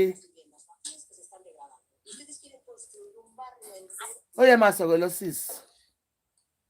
Gbogbo ẹ̀yin wèrè ẹ kó wèrè jọ ayé yín ti bàjẹ́ torí bàbá Ìjẹ̀ṣà ayé yín ti bàjẹ́ èèyàn tí lẹ́yìn. Again, imagine àwọn wèrè look at you. Eléyìí tó sọ̀rọ̀ tán yẹn. Fọlárìn yẹn. No, another one tí Àyànfẹ́ ti ń yọ látẹ̀kan. Ṣé bàbá Ìjẹ̀ṣà yìí sórí jẹ́ bàbá Ìjẹ̀ṣà wọn sọ fún ẹ pé bó ṣe fi lé sí Sadami. Ẹ máa sọ̀rọ̀ lọ. kó tó fi lé sí kó tó travel lọlé ńlá iṣẹ́ tuntun ti yàtọ̀ omi tuntun ti rú ẹja tí wọ́n sọ fún ẹni pé ìta ti ń gbóná. àjọkẹ́ ẹ má ti yẹ jẹ́ kí èyí tó fẹ́ ìbábá ẹjẹ́ ìbàjẹ́ kó sọ̀rọ̀ ká bóyá kó wá kí wa náà ti àjọkẹ́ stop ẹ jẹ́ Okay, kó wá kí wa sílé okay. ẹ jẹ́ kó máa kí wa ó máa bọ̀ wá. ó máa kí wa ní kárí kàkọ́ yíyẹ ló ń yẹ ni. tó bá ti wá gbà tán then you now block aha. Okay. wọ́n gbọ́rọ̀ sórí bàbá Ìjẹ̀ṣà orin tó wá kọ yẹn àwa kan o a lè gbà fún ẹ torí tá a bá fàyè gbélé bàbá Ìjẹ̀ṣà máa tún ṣe míì. ó dà pé análejò ó yá kí lẹ rí sọ. ẹ káàbọ̀ sà Mr. Ashmind welcome aboard. ẹ kalẹ̀. à ń gbọ́ yẹn ṣé tí ok ẹ ṣe no èmi wá láti wá bú ìbí mi ìdíwá but ó sọ pé téèyàn bá ti lọ jẹyẹ ẹ̀ṣẹ̀ lamẹ́ríkà téèyàn bá ti lọ sáàbẹ̀ ẹ̀wọ̀n ẹ̀. Àjọ sóbìnrin ló sọ̀rọ̀ àbọ̀kùnrin. ẹdúró jẹyẹ ẹ̀ṣẹ̀ náà kí ló tún fẹ́ kó tún ṣe. Sóbìnrin lélẹ́yìí mà. I don't understand. okay Mr. Ashmind Obìnrin ni wọ́n. ẹni sùn. obìnrin ní àbọ̀kùnrin ọkùnrin mi ò. ọkùnrin ni wọ́n. ọkùnrin ni mímí ìṣòbí but nígbà téèyàn ò dédé kó má bàa pokùnso like ó lè pè ókè o kí lòun lè ṣe láti jẹ́ òkè o ó dé kọrin like ókè o kó má bàa máa ronú ó ti lọ jẹyẹ iṣẹ́ ẹ̀ náà. ẹ̀yin mà tún bóyá ẹ kọ́ sọ̀rọ̀ ẹ jọ. Ọkùnrin ni wọ́n. ẹ̀yin tó bá para ẹ̀ fún yín ni ó yẹ kó para ẹ̀ náà ìhun ti jẹyẹ iṣẹ́ ó ti lọ sọ́ọ̀fù ẹ̀wọ̀n ẹ̀ ó dé ti dé kí lè kó tó wá ṣe sókè kó tó wá padà síbẹ̀ láti lọ jẹyẹ iṣẹ́ náà bí like kò yé mi fún yín pípù yìí o like I don't understand. Ẹ má búyàn ẹ tẹpẹ́ ẹ̀ búyàn ẹ tẹpẹ́ ẹ̀ ní búyàn o ẹ má bú wa o. ṣe ti láǹdì ṣe sì fẹ́ sọ̀rọ̀ sà. bẹ́ẹ̀ni. okay ṣe àbí mo fẹ́ bá yín ní conversation ni o. okay sir okay ẹ dárúkọ America do you live in America are you based in US. No. Okay, so when you are not based in US, don't talk about US because you don't know the law. Báyìí tó bá ti lọ jẹyẹ iṣẹ́. Calm down. Let me educate you. When you're talking about US, tí bàbá Ìjẹ̀ṣà bá serve irú nǹkan tó ṣẹlẹ̀ ní US yẹn, kò ní opportunity láti wà láàárín àwọn ọmọdé. Ó máa ní a lot of restriction. Ó lójú bí tó ti lè ṣiṣẹ́ tó orúkọ ẹ̀ ti wà lọ́dà sex offender. Okay? Iṣẹ́ Nàìjíríà ó yàtọ̀ sí Amẹ́ríkà. So when you can talk about Nigeria, ìlú tẹ́ ẹ̀ bá ti gbé tẹ́ ẹ̀ mọ̀ òfin tó ń ṣẹlẹ̀ ẹ má compare. Torí tó bá jẹ́ pé Amẹ́ríkà ló wà, láìfo ẹ máa ti worst jù báyìí lọ. Torí pé kí ni rẹ́kọ̀dì ẹ̀ ti bàjẹ́. Number 2 wà ní pé you are not telling me wípé ṣe bó ti lọ ṣe àbí ṣe ẹ gbà pé question mọ́kọ́ bẹ̀rẹ̀ ni pé ṣe ẹ gbà pé bàbá Ìjẹ̀ṣà ṣó ṣe àbí kò ṣe. Wọ́n bá yín wí. Ṣé bàbá Ìjẹ̀ṣà ṣe àbí kò ṣe? Ẹ dáhùn. Ó tètè lọ jẹyẹ iṣẹ́. Ẹ dúró bẹ́ẹ̀ ẹ àgọ́. Ó ti wá lọ jìyẹ iṣẹ́. Wọ́n ní Bíbélì sọ pé Ọlọ́run kò fẹ́ kú ẹlẹ́ṣẹ̀ bí kò ṣe kó ronú pìwàdà. Ìgbà tí bàbá Ìjẹ̀ṣà dé ẹjọ́ ṣé ẹjọ́ torí Ọlọ́run ṣé ó dárúkọ ẹ̀ ṣé Precious dárúkọ bàbá Ìjẹ̀ṣà Princess. As a matter of fact, ìgbà tó wọ́n dé for the past couple months ní ìsìnkú sí èèyàn kankan tó dárúkọ ẹ̀. Tí bàbá Ìjẹ̀ṣà bá jẹ́ni tó lọ́pọlọ tẹ́ ẹ mẹ́ńkù ẹ̀ dáadáa kò jẹ́ kó kọrin ó fi refer padà sí sensitive case tó gbé lọ sẹ́wọ̀n.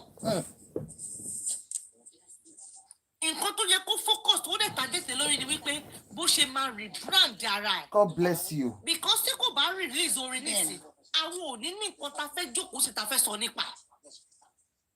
Hello. Kò ń ṣe fọ́ọ̀tì bàbá Ìjẹ̀ṣà tán. No, I will not say àgbàlagbà ni bàbá Ìjẹ̀ṣà, right? Ẹ má bínú mà, among inmates and prisoners in UK, àwọn kind of prisoners tó wọ́n lè withstand ní àwọn pedophile. Tí ó bá jẹ́ UK ni bàbá Ìjẹ̀ṣà ti ṣe ẹ̀wọ̀n kò ní jáde alive. Ìyá Huntley ti kú o. Àwọn inmates ẹgbẹ́ náà máa attack every day because they will ask him kí ló gbé e wá síbí. Wọn ò tiẹ̀ fẹ́ gbọ́ pé rape pedophile wọn ò fẹ́ gbọ́ sétí ni. So kò sábì lọ́wọ́ ẹ̀ Nàìjíríà jẹ́ bó ṣe jẹ́ ni ló ṣe lẹ́nu láti jáde. ẹ ti gba visa US ẹ ń sọ̀rọ̀ US. ẹ máa sọ̀rọ̀ yín lọ ẹ má bínú because ọkùnrin tó ń sọ̀rọ̀ yẹn I'm so sure wípé ó ṣeé ṣe kó jẹ́ pé òun náà ti rẹ́pù rí Yes, ma. obìnrin rí. Trending. ṣe lè understand bí inú ṣe ń bí àwọn èèyàn ní behaviour bàbá Ìjẹ̀ṣà. ẹ fẹ́ máa gaslight ẹ má trigger wa o yes sir Mr. Trending gist. Ẹni sùúrù mà, ẹ jọ̀ọ́ ẹni sùúrù ọkùnrin ni mí, ẹni sùúrù ẹ jẹ́ kí n fún lésì. Let me tell you something. When some of you come out like this to come and say some things you say, please let me talk. Oh, I allowed you to talk. Let me just talk, please. Permit me to talk. Now, when some of you come out like this to come and talk, you make it look as if every man is like you. If people are not going to tell you what they need to tell you, I'm going to tell you. Ẹ sọ̀rọ̀ US àti Nigeria. Ẹ̀yin tẹ́ ẹ sọ̀rọ̀ yìí náà lè ba Nigeria òun jẹ́ náà. Ẹ̀yin náà lè bàjẹ́ náà. Èèyàn jáde ó wùwà tí ò dáa. Tí wọ́n bá release ẹ̀ for any reasonable morally trained person tí wọ́n tọ́ dáadáa tó jẹ́ èèyàn tí wọ́n tọ́ tán kọ́ lẹ́kọ̀ọ́. Ó jáde nǹkan ṣẹlẹ̀ tàí ṣẹlẹ̀ ó jáde níbi tó ó ti lọ fi ẹ́ jìyà the next thing ó nílò ẹ̀kọ́ kọ́. Àwọn kankan wà tó yẹ pé ó ti ní lójú ju lè lọ. Àwọn kankan wà tó ti ní lójú ju lè lọ. And then when you came in here, you were saying something pé ṣé kó parẹ́ fún àwọn wo exactly. Are you telling me now that you are an enabler to this behavior? So téèyàn bá ṣe fọ́mọ tó bí nínú ẹni sùúrù téèyàn bá ṣe fọ́mọ tó bí nínú tó má ṣe fọ́mọ tó bí nínú wàá tọ̀nà ara wàá máa pàtẹ́wọ́ fẹ́ nìyẹn nàbí that is true. Ẹlẹ́ẹ̀kejì ni pé the question is that even you tó jáde tó ń sọ̀rọ̀ yìí you need to be checked. Tó o bá ti bímọ obìnrin you really need to be checked torí wípé if care is not taken tó má ṣe fọ́mọ obìnrin wàá dọwọ́ bò mọ́lẹ̀ and you yourself said you need to be checked torí tó lè ṣe ni. Now let me tell you, me I used to tell people if you try this thing with anybody around me, if you try this thing, what time you didn't request? Allocation àṣekínní yẹn long process ní fẹ́mi o. Ó jìnnà gan fẹ́mi, ó jìnnà gan fún mi. Tó bá dán irú ẹ̀ wò pẹ̀lú ọmọ tí mo bí nínú Ọlọ́run tí ẹni jẹ́ Ọlọ́run ní kọjá ìmọ̀ ṣe sí wa. But you will not come down here to come and start gaslighting anybody and opening your mouth to come and say things you are not aware of. Tell about money data, just switch off your phone and don't use it. Don't just come here and come and open your mouth and come and be saying nonsense. You started from the comment section. Exactly. You what age? Ó ti lọ ṣẹ̀ṣẹ̀, ó ti lọ jìyẹ̀ṣẹ̀, ó ti dé and so fucking what? In tó ṣe fọ́mọ yẹn so lè leave memory ọmọ yẹn. How do you think báwo obìnrin mi wọlé ọkọ tí wọ́n fi ń pa ọkọ torí pain tí nǹkan ti ṣe fún ọ nígbà tó wà kékeré ni? There is Zuri Queen. You know I was molested at age 5. Age 5. Uncle, come about ọmọ tẹbí nínú sùn lọ́mọdún márùn-ún. You will still turn around to start blaming the victim nígbà tó bá ṣẹlẹ̀ tán. And you are now here saying some things. I have to just tell you the truth. You see, people talk out of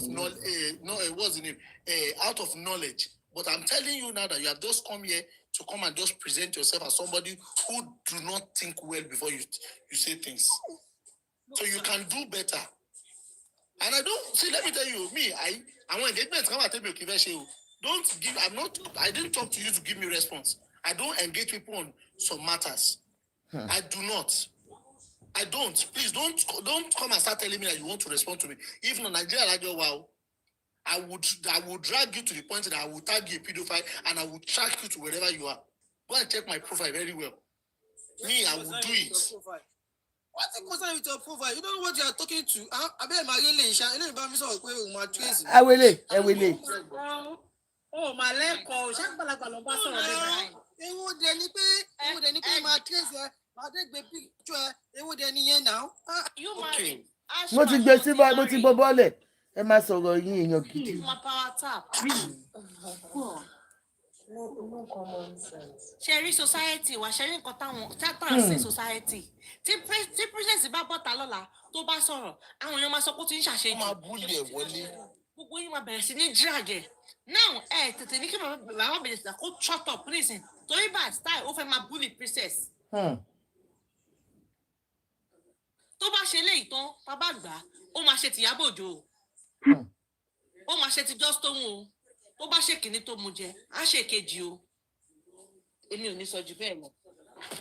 ẹ ṣe sis ẹ ṣe. Zurich king Zurich queen ó ní age 5 lọ tí ń bá òun sùn ó lóun ò lè sọ síta nítorí teacher ẹ̀ ṣe ń gbọ́ a lot of ladies they cannot say it gbogbo nǹkan tójú wọn ti rí ní kékeré. ó yá buttermint. ẹ kálẹ̀ everyone. bọ̀bọ́ yẹn ó tiẹ̀ ní táyé ń sọ̀rọ̀ yẹn ara ń kan mí ẹgbọ́n ẹ̀yin náà lè ba nàìjíríà ẹgbọ́n nǹkan tó ń sọ lẹ́nu oníṣẹ́ ó ti sáàfù táìmù ẹ̀ lamẹ́ríkà ṣé òun gba amẹ́ríkà ni ṣé òun gba amẹ́ríkà tó gbé tó ń sọ̀rọ̀ ṣé lamẹ́ríkà ṣó lè ṣerú ẹ̀ wọ́n convict ẹ̀ of a crime ó come out of the prison ó wá ń gbé máa jí náà pé nàìjíríà ó gba olè ó gbọ̀lẹ̀ ó wá ń gbé wá tún parọ́ fún ẹlẹ́fọ̀ọ́ ẹ̀fọ́ kan mi tiẹ̀ fẹ́ gbọ́ èèyàn kan mi pé òun tiẹ̀ fẹ́ gbọ́ mo kàn gbọ́ tí èèyàn kan sọ pé ó ti sọ mí náà tọ́ ò ló sọ mo ní ṣé yìí ò rí kámẹ́rà ni ká ní pé ká ní ò release video camera yẹn ni many of us ní believe kó fọ ọkọ ọmọ yẹn which is èmi máa believe òpó àwọn nàìjíríà tó fi bọ́yìí sọ̀rọ̀ baba Gabriel náà àgbàlá Gabriel náà tó ń support evil. tó ń support evil. ẹ máa ní nàìjíríà ẹ máa ní gọ́ọ̀mẹ̀ntì ò dáa ẹ̀yin ẹ máa bàlújẹ́ kí ló dé èèyàn mú ọmọ òun kàrẹ́ sọmọ yẹn òun mú lẹ́sìn ọmọ yẹn ọmọ yẹn ń sá fún lọ fà á wa tún ní ọdún city wa come out ń gbé orí wèrè ká ní nàìjíríà wọn kó yẹ kó dá ìpadà ní kó lọ lo 10 years káyé bá bàjẹ́ síbẹ̀ wàá mọ̀ kó tó yẹ kó máa sọ síta ilé wa gòkè ó ló ti sáàfù táìmù ẹ̀ lamẹ́ríkà ṣé òun gbá amẹ́ríkà ni ibo lamẹ́ríkà ti ń ṣe bẹ́ẹ̀ ìwọ́de tó sáàfù táìmù ní US tó máa jáde tó máa kọrin tó gbé máìkì tó máa kọrin ẹbẹ̀ ẹ̀fọ́ òkè oní ọbẹ̀ ẹ̀fọ́ lọ fi mú ẹ̀ ṣé ọbẹ̀ ẹ̀fọ́ ló fi fọwọ́ kan tó parí báyìí àbí náà àwọn èèyàn bò jákèjádé olóde oní ọbẹ̀ òkè ìkọ́ tarí lójú koro ojú báyìí tí gbogbo wa rí. nǹkan tí gbogbo yóò lè gbà ẹ̀yin èèyàn burúkú tẹ̀ ń support àwọn èèyàn burúkú yìí ọlọ́run máa fìyà jẹ gbogbo yín ni kò tẹ́ ẹ̀ lè gbà lẹ́ máa ń ṣe ṣíkà ní ọmọ tiẹ̀ ìwọ ọkùnrin tó ń bú èèyàn tágbàlagbà ń sọ fún ẹ ọkùnrin ẹgbẹ́ ń sọ fún ẹ pé nǹkan yóò da ó ní ẹyẹ tẹ́tẹ́tẹ́tẹ́ òun sọ̀rọ̀ ó sọ fún ẹ pé kó shut up kó land nàìjíríà ló ń gbé ẹ̀mọ̀ nǹkan tó ń ṣẹlẹ̀ àwọn tó ju wọn tó ń rí nǹkan tó ń ṣẹlẹ̀ níbi táwọn ìtìlọ̀ tí wọ́n kì í sọ fún ẹ pé nǹkan tó ṣe ò da ó tún bú wọn kàkà tó ní ẹ ṣe sàkógbẹ́nu ẹ dákẹ́ òun bú wọn láti ja ẹ bọ́lẹ̀ tó dọ̀rọ̀ ẹnu ò da irú àwọn èèyàn játijàti wọlé léyìí ọ̀sẹ̀ tí ẹ ti mú nǹkan táwọn èèyàn sọ àti àjọkẹ́ ọ̀sẹ̀ tí ọkùnrin nígbà ló ṣe ókè sí tọ́ba ló lè ní mi ọba náà bọ́tà mi tó lè ní o ókè jẹ tọ́ba fẹ́ mọ̀ kó lè ní mi tẹ́ bá mú owó yín lẹ̀ ẹ̀dẹ̀ kámẹ́rà dé wọn abẹ́ mi ìmọ̀ pé kámẹ́rà wọn abẹ́ o tí bá mú owó yín màmá owó yẹn tí bá jẹ́ olè màá mú owó yẹn ọbẹ̀ ìlànà pọ́ọ̀fù ó tọ̀ ní ó lọ́bẹ̀ ẹ̀fọ́ bàbá Ìjẹ̀ṣà lọ́bẹ̀ ẹ̀fọ́ lọ́fọ̀ọ́hún jẹ ẹ̀fọ́. ó ní princess ìpúpọ̀ pé òun sọ bẹ̀ẹ̀ fọ́ ni can you imagine. ẹ wá ní kó lọ kọ ọmọ ọmọ yẹn ọbẹ̀ ìfọ́ ló wá ní kó máa mọ ọmọ tá a rí tó nǹkan ọ̀bọ̀ lára lójú. Adéìrè níṣẹ́ wà ń bẹ̀ can you imagine. ṣé ń gbó èyí lè ń bọ nàìjíríà jẹ́ sọ fún ẹ ká ní pé Saudi ni ká ní muslim country ọmọ hàǹgì ẹ ni ọmọ hàǹgì ẹ ni ọmọ hàǹgì ẹ ni nàìjíríà tẹ̀ dán fẹ́ wọ́n máa hàn gẹ̀ ká nílùú tó ń pọ̀ burú àpá pé àwọn olú tó dẹ́ bí UK àbí US fẹ́ pọ́kọ̀ máa fún ẹ náà máa fẹ́ sí list of àwọn molest àwọn offenders sex killings offenders wọ́n máa fi sí àwọn èèyàn nítorí àwọn èèyàn all respect humans ó yìí máa understand àwọn ìbò yẹn bọ̀ tó wẹ́ pé Arab ká ní Saudi ni àbí Iran wọ́n máa hàn gẹ̀ ni I've seen many cases like that wọ́n hàn gẹ̀ wọn ni. ó wá ń débi ẹ̀yin wá sọ̀tọ̀ kú sọ ẹ̀yin tó yẹ kó hàn gẹ̀ sókè ahagi ọfẹ lọtọ fún ẹ lọtọ wá jáde wá ń kọrin you are a very shameless man ìwọ bàbá Ìjẹ̀ṣà yìí òun ṣèyàn gidi rárá ìkànnì ẹ. gbà tó ti ráwọn ẹ̀ ní blast tó ti ráwọn èèyàn tó dúró sẹ́yìn ẹ̀. èyí bàlù jẹ ẹ jẹ́ dákẹ́ bí. ẹ ṣe buttermint God bless you ma. Yeah. Next person aunty Ṣeun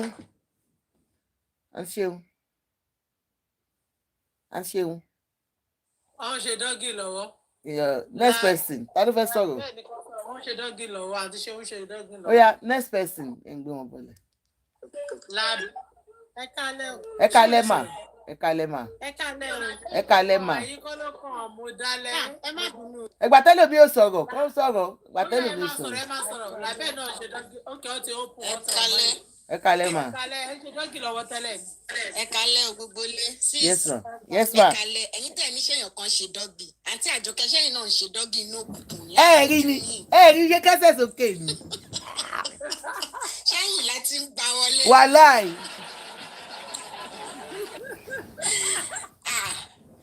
Ó mà wá ga o, orin ta tún rí gbọ́. Ṣé rí nǹkan tẹ̀mí fi nínú ọ̀rọ̀ yìí ni pé. Abike nas. Number one. Ìgbà tí kinní yẹn ṣẹlẹ̀, ṣe rí àwọn tó bá bí ọmọ obìnrin tí wọ́n bá rí irú nǹkan tó ń ṣẹlẹ̀ yìí, ara bí a mọ́ ata ẹ pé tó bá jọmọ mi náà ṣe fún, how will you feel? Ṣe rí nǹkan táwọn Nàìjíríà máa ń support ní tẹ̀lé ní ṣe àwa gbogbo Nàìjíríà tẹ̀ ni mo fẹ́ kó báyìí nísìnyí pé kò ń ṣe Nàìjíríà nìkan, àwọn tó wà ní diaspora tó tún jẹ́ pé Nàìjà ni wọ́n tí nǹkan yẹn dẹ̀ ṣẹlẹ̀ ń gbà yẹn, ẹ wo bí wọ́n ṣe dúró lẹ́yìn bàbá Ìjẹ̀ṣà tí wọ́n sọ pé rọ́ ni ọ̀hún tí wọ́n gbé fídíò kìíní yẹn jáde.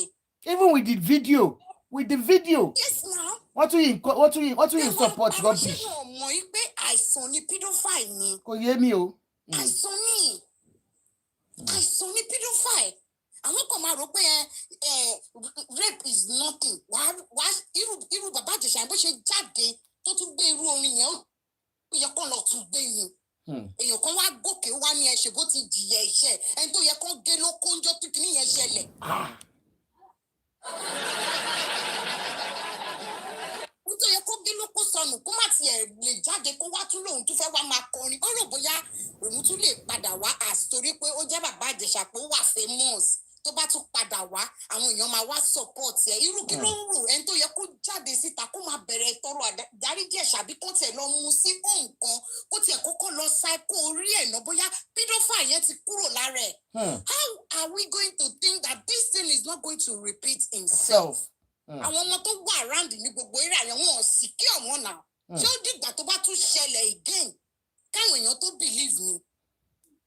Kí ló dé táwọn èèyàn kì í fi ń ronú báyìí torí Ọlọ́run wàá ṣerú ẹ̀ fọmọ mi òkú ẹ̀ ṣì wà láyé Ọlọ́run o mi mọ nǹkan tí màá ṣe gbọ́ kò tiẹ̀ òun kọ́ ló máa tún jáde tó máa kọ àpàlà tó ń kọ yìí kí ló dé. Number one, wà rìmọ́fù fún nǹkan tó ṣe pé kò tiẹ̀ wò pé mo dẹ̀ ti ṣẹ̀ sọ́lọ́run inú àwẹ̀ la wà yìí kó máa tọrọ ìdáríjì ẹ̀ṣẹ̀ kó kọrin síta kó wá tiẹ̀ wá jẹ́ pé orin tó kọ síta ó fi ń bẹ̀bẹ̀ ó fi ń sóbà pé òun ṣe ẹ̀ṣẹ̀ yìí òun tọrọ ìdáríjì ẹ̀ṣẹ̀ káwọn èèyàn nífẹ̀ẹ́ òun padà kán lè forgive ẹ̀ ó wá ṣẹ̀ tún kọrin orí burúkú ìwọ tó yẹ kán so lókùn mọ́rùn kán so gbogbo kán bẹ̀rẹ̀ sí gé ẹkùn àtòkù ẹ̀ kán máa gé ní kèrèkèrèkèrè kó kí gbogbo ẹ̀ kó rámọ́ ẹlẹ́pọ̀n wàá ṣerú ẹ̀ fọmọ mi wàá wá tún wá kọrin kò possible èèyàn kan máa wá jáde. ṣe rí obìnrin lélẹ́yìí o olúwa fi mi láyé ẹ máa gbọ́ ẹ wo obìnrin kan ló ẹ wò olúwa fi sáyọ̀ obìnrin nìyẹn o ó ní kẹ́ lọ fọ̀bẹ sí lọ́rùn. No ìgbà tó jẹ́ pé àti kékeré àti 2 years old náà ti ń tìka bọ̀ wọ́n dì so they enjoy it those are the family of pedophile àwọn enjoy ẹ̀ wọ́n mọ nǹkan tó rí. Trauma tọmọ yẹn máa wà títí di èní ọmọ yẹn tún jáde ó máa bí bàbá Ìjẹ̀ṣà ṣe jáde tọmọ yẹn rí orin tó ń kọ yẹn mọrú trauma tó máa wà lórí ọmọ yẹn ni ṣé wọn ò ro ti ọmọ yẹn ni èèyàn tó yẹ kó máa gbàdúrà káwọn èèyàn forgive ẹ kó lè come back to la ó rò bóyá internet sí okùn ní òkè àwọn èèyàn máa accept ẹ tó bá kọ orin jáde o tún wá kọrin òkọrin ẹ̀bẹ̀ òkọrin pé wà rìmọ́fù pé nǹkan bẹ́ẹ̀ yẹn ṣẹlẹ̀ kí ló dé ìkà làwọn èèyàn ìkà bó dẹ̀ ṣe wà yẹn ẹ máa wò ó tán bá filẹ̀ bó ṣe wà yẹn ó máa tún repeat nǹkan tó ṣe yẹn bí ó ṣe pedophile kò tí. ó ti mọ̀ ẹ mọ̀ pàtó ló ti ń ṣe é ni ó ti ń ṣe tipẹ́ náà. pedophile ni na àìsàn ni àwọn tó máa ń ṣe nílùú bí ọ̀dọ́ wá ń bíbà yìí mọ̀ nǹkan tó máa ń ṣe fún wọn ni àtinú school tó ti kúrò yẹn náà máa ti dófùrò òun náà kó tó dà kó lè mọ̀ bó ṣe ń rí. ṣẹ́gi ẹ bọ́ yẹ kó àwọn síta madam ṣọ àwọn èèyàn ẹni kó chapter. àwọn tó máa bẹ̀rẹ̀ sí í ṣe wọ́n máa bẹ̀rẹ̀ sí í sọ ọ̀rọ̀ lórí ọ̀rọ̀ yẹn wọ́n máa tún fi ṣe content wọ́n tún rí nǹkan tó máa jókòó tì kán continue àwọn nìyẹn Ọlọ́run nìyẹn. Lájọkẹ́ má wọrí mo ti ń já wọn sí ṣáláńgá. ẹ ṣe ẹ ṣe jàre lábẹ́ ẹ ṣe gan ni it's so unfortunate honestly pé a lè ráwọn èèyàn tó máa support irú nǹkan báyìí ó yá mo dá kẹ́kẹ́ àbí kí lẹ̀ ń jẹ. Mo dá kẹ́kẹ́ kọ́ o mọ́tẹ́lẹ̀ ni mọ́tẹ́lẹ̀ lẹ́yìn jẹ́ ẹ̀yin náà mọ́tẹ́lẹ̀ yìí ti wá ó ti wálé bí ọmọ ti bọ̀ wálé. ọmọ ti bọ̀ wálé ni. ẹ kálẹ̀ mà ó. èèyàn tí ò bá wà gullible ìsìn ló máa realize pé Baba Ijesha was actually guilty. Because for him to come out and not be remorseful about it, then he definitely did it and he enjoyed doing it and he's still going to do it again. What you might say?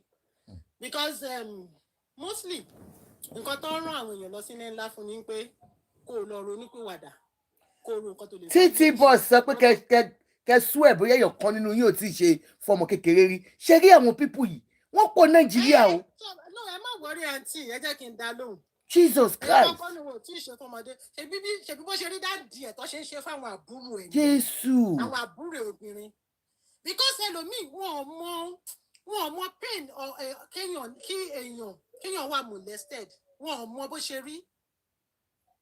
tó bá jẹ́ pé ó ti ṣe fún ọmọ ẹ rí ni wà á understand. wọ́n gbọ́ ti ṣe fún ọmọ ẹ̀gbọ́n tó ń sọ kínní yẹn wà á understand. Single Mothers Association bí kọ́ni bàbá ńlá bàbá ẹ̀ ṣe jẹ́ single mother kọ́ni bàbá aláìjà ẹ̀ ṣe jẹ́ single mother tó bá dẹ̀ ti di single mother ìwọ malon whatever yìí ó yìí máa di single mother in fact single mother tiẹ̀ ó máa rálẹ̀ ni because èèyàn sọ̀rọ̀ ẹ̀ ibo ni gbogbo yín ti wá ṣẹ̀wá tẹ̀ ti wá ya olórúkọ nínú sẹ́wọ̀n. Honestly, can you imagine uncle? Can you imagine? What that man did was bad. The ring was so bad. Pẹ̀lú video evidence. Hey God. Ọmọ aká wọn. Ṣùkú àgbàdo sídìí ọmọ kékeré. Ẹni tó ń fi nǹkan sídìí ọmọ kékeré. Wọ́n á ní kí lẹ mú dání, wọ́n á ní ṣùkú àgbàdo ni. This is unbelievable. And you now came out. Ó tún wá fẹ́ máa bú ní ọmọ yẹn. For what reason? Ó dẹ̀ sọ pé for what reason Baba Ijesha ó dẹ̀ sọ pé oníkà in fact the fact pé o tiẹ̀ tí wá jẹ́ celebrity ó yẹ kẹ́hùn ẹ̀ ó yẹ kó dúró ó yẹ kó gùn jù tọ̀bọ lọ. Ó yẹ because you are supposed to be kí ló ń pè é àwòkọ́ṣe for everybody. You are supposed to portray, you are supposed to teach people with your career. You are supposed to be a lecturer with your career. Unfortunately, òun la bá nídìí ìbàjẹ́. So ó yẹ kẹ́hùn ẹ̀ is not a good person. Yẹ kó tún gbé padà wọlé lọ. And fún òpònú. Olúmídé Razi ṣé wọ́n sọ fún mi pé àwọn àtàwọn àmì la pa Mohbad ni àbẹ́ ẹ̀ máa gbọ́ oníkàá sọ̀rọ̀ nípa Mohbad ṣé mi mo pa Mohbad. Òun ló ṣíwájú àǹtí ẹ má wọlé òun ló mọ̀ bẹ̀ dání. Wàhálà wà. Òun ló mọ̀ bẹ̀ dání. Ṣé rí ash mind àbí eki mind àbí kí ni whatever. Òun ni kọ́kọ́ wọ́n pọ̀ àǹtí ẹ̀ rí gbogbo wọn lórí kinní ni. Wọ́n tún dé ní ṣá. Bá ṣe ń ṣe fáwọn ọmọ wọn nìyẹn. Ṣé rí ìtọ́jú bẹ́ẹ̀ sì ṣe gbọ́. Wọ́n ṣe fáwọn ọmọ wọn lè sọ̀rọ̀. Ìtọ́jọ́bìnrin nínú wọn ọkọ wọn ó ń ṣe fáwọn ọmọ obìnrin tí wọ́n lè sọ̀rọ̀. Ìtọ́wájọ́kùnrin nínú wọn wọ́n ṣe fáwọn ọmọ wọn tí ó jẹ́ pé ìyàwó wọn dẹ̀ mọ̀. Because for them to be supporting things like this, that means they are comfortable doing it. That means them themselves, they are comfortable doing it. Why? Ọmọ yẹn òkè ẹ ti ṣe wọn ẹ ti lọ ẹ ti bọ ẹdẹ fọmọdé lọ́rùn lé ọmọ yẹn kéré náà ó kéré ju nǹkan téèyàn máa bully lọ. She's already going through trauma. The fact pé ó ṣe nǹkan yẹn fún number one. Number two, nǹkan yẹn tún wá bọ́ sàgbáyé. Everybody saw it. That's number two. Number three, Yomi Onídìínlá ìyẹn náà tún wá bẹ̀rẹ̀. Ìkan tún wá ṣe fíìmù Yomi yẹn náà tún wá ṣe fíìmù in place of that ní orí kíní yẹn ó tún wá bọ̀tọ̀ tún wá ń kọrin bú ọmọ yẹn tó sì jẹ́ àwọn èèyàn ronú pé ọmọ yìí is already damaged. They are not thinking. Tó bá yẹ pé bí irú UK lọmọ yẹn wà ìlú yìí lọmọ yẹn wà ní ó máa wà ní ìǹkí ẹ̀ ó máa fún ní mental support. Ó máa go through therapies and all that. Yes, she will. She will. And Baba Ijesha fúnra rẹ̀ tó bá yẹ pẹ̀lú ìlú wà kò lè láíláí ṣe iṣẹ́ gidi mọ́. Iṣẹ́ tó lè ṣe ní iṣẹ́ factory. Kò lè ṣiṣẹ́ lẹ́gbẹ̀ẹ́ vulnerable people. Arúgbó ọmọ kékeré wọn ní jó ṣiṣẹ́ ń bẹ̀ because wọ́n ní àmọ́ nǹkan tó máa ṣe fún wọn. Amọ́lẹ́gbẹ́ olè ní yín sà ẹ̀yin náà ẹ máa ń dú ọmọ kékeré Amọ́lẹ́gbẹ́ ẹ máa ń dún ọmọ yín lé, ẹ máa ń dún ọmọ yín lé. Mr. Amọ́lẹ́gbẹ́ ẹ máa ń dún ọmọ yín lé, ẹ máa ń dún ọmọ They are the yín lé. same because Ẹ máa kò ń dá dún ọmọ yín lé. ìbúlì yàtọ̀ sí pé fún ìbúlì ọmọ kékeré yẹn títorí ọ̀rọ̀ yìí ni princess I'm very sure ló ṣe kúrò ní Nàìjíríà. She's no longer following her career. He didn't just damage that little girl, he damaged princess as well, which is very unfair. Ẹ̀yin kan tún wá gbẹ́nu sókè wá sọ pé nǹkan tó ṣe ó ti lọ jẹ̀yà ìyá orí burúkú tó bá jẹ̀yà iṣẹ́ tí ojú ẹ̀ ti wálẹ̀ kò tún ní bọ́tà máa kọrin ọ̀dẹ̀. Ẹ wo ẹ ṣe jọ àǹtí. Ẹ ṣe mà. Sherry, let's educate ourselves a little bit. For you guys, I know it is a very difficult topic to treat when it comes to child molestation, because I think a lot of men in Nigeria are going through that mental health issue. Most of you are pedophiles and you don't know that it's a disease. I've said it severally, especially when we treated this particular case. Shemon Koto Shele, Mr. Molegbe and others. Mọ̀ pé àwọn ọpọlọ tó yẹ pé ó máa ń ṣiṣẹ́ the way it works when they see people with that disease, with that mental health issue, when they see children, they see all the organs of the body shape, everything that they see in that small child. A minor is the figure of a grown woman. Bó ṣe máa rí bí ẹni tó ti gbó, àwọn máa rí bí obìnrin tó pé ni. Bó bá rọmọ 2 years, wọ́n á rí òbú ẹ̀ pàǹpà ni, wọ́n á rí ọyàn ẹ̀ pó ti ga ni, because that is what their mental, the brain is telling them. That is what the brain is telling you. Wípé ọmọ tó rí yẹn òbò pàǹpà ló wà lábẹ́ àgbàlagbà ni. So kò ṣe fault yín, and that is why I've always said it to most women. Most of you, kì í mọ̀ pé àwọn ọkọ yín tó máa ń bá àwọn ọmọ ọ̀dọ̀ yín tó jẹ́ minors. So when you see your husband that sleeps with your minor house helps, please do not cover them up. So wọ́n láṣìírí síta, because they will do it to your child. Most of us women, we protect our men's image when they sleep with minors that we know that our house helps in Nigeria, because we want to protect our name, we want to protect our profession. We don't want the world to see, we don't want the world to see our husbands as being a useless man. But believe me, once they can do it to any minor, they can do it to your child. Most of you are saying, they said that child is not a child, he's an adult. But we saw, that girl we saw on that video, should have been adult. And do you think the court will be so silly because Yomi Fabiyi has sold so many lies to you people online? He used Baba Ijesha to get money, and Baba Ijesha himself said it. Wípé ó fi òun jẹun ni. He came to you people wípé ọmọ yẹn àgbàlagbà ni, ọyàn ẹ̀ ó ga tó yìí, ìdí ẹ̀ ó ga tó yìí. A man, and I'm surprised pé wọ́n lọ jẹ àdúró ní Canada. If truly Yomi has gone to do àdúró in Canada, and you Canadians cannot write petition against his papers, then I'm disappointed in you people, because he is an enabler of a child abuser. If somebody like Yomi can say, but a whole court, he went through the normal court, he went through the Supreme Court of Appeal, because he wanted to ensure that they remove that tag from him. But for the court to still convict him of child molestation, and you people are still standing by it, I get most of you, I'm not surprised when you see a new Nigerian, most of them that are doing japa here, they will be texting a child, a minor, because you're used to it. Daily, Benusi Mike, people will come with their problems. We pay Baba 60, I'm a little 10 years soon. Ninule, Baba 40 something. You understand? Even if Baba Ijesha, Alpha Atoda, you said what is the relationship between Baba Ijesha and Baba Ijesha, their boyfriend, the princess? Excuse me. So even if Baba Ijesha was a boyfriend to princess, does that give him the right to be sleeping with the child under princess? But because you guys are used to that lifestyle in Nigeria, it's so unfortunate. Baba Ijesha, nobody is saying he should die.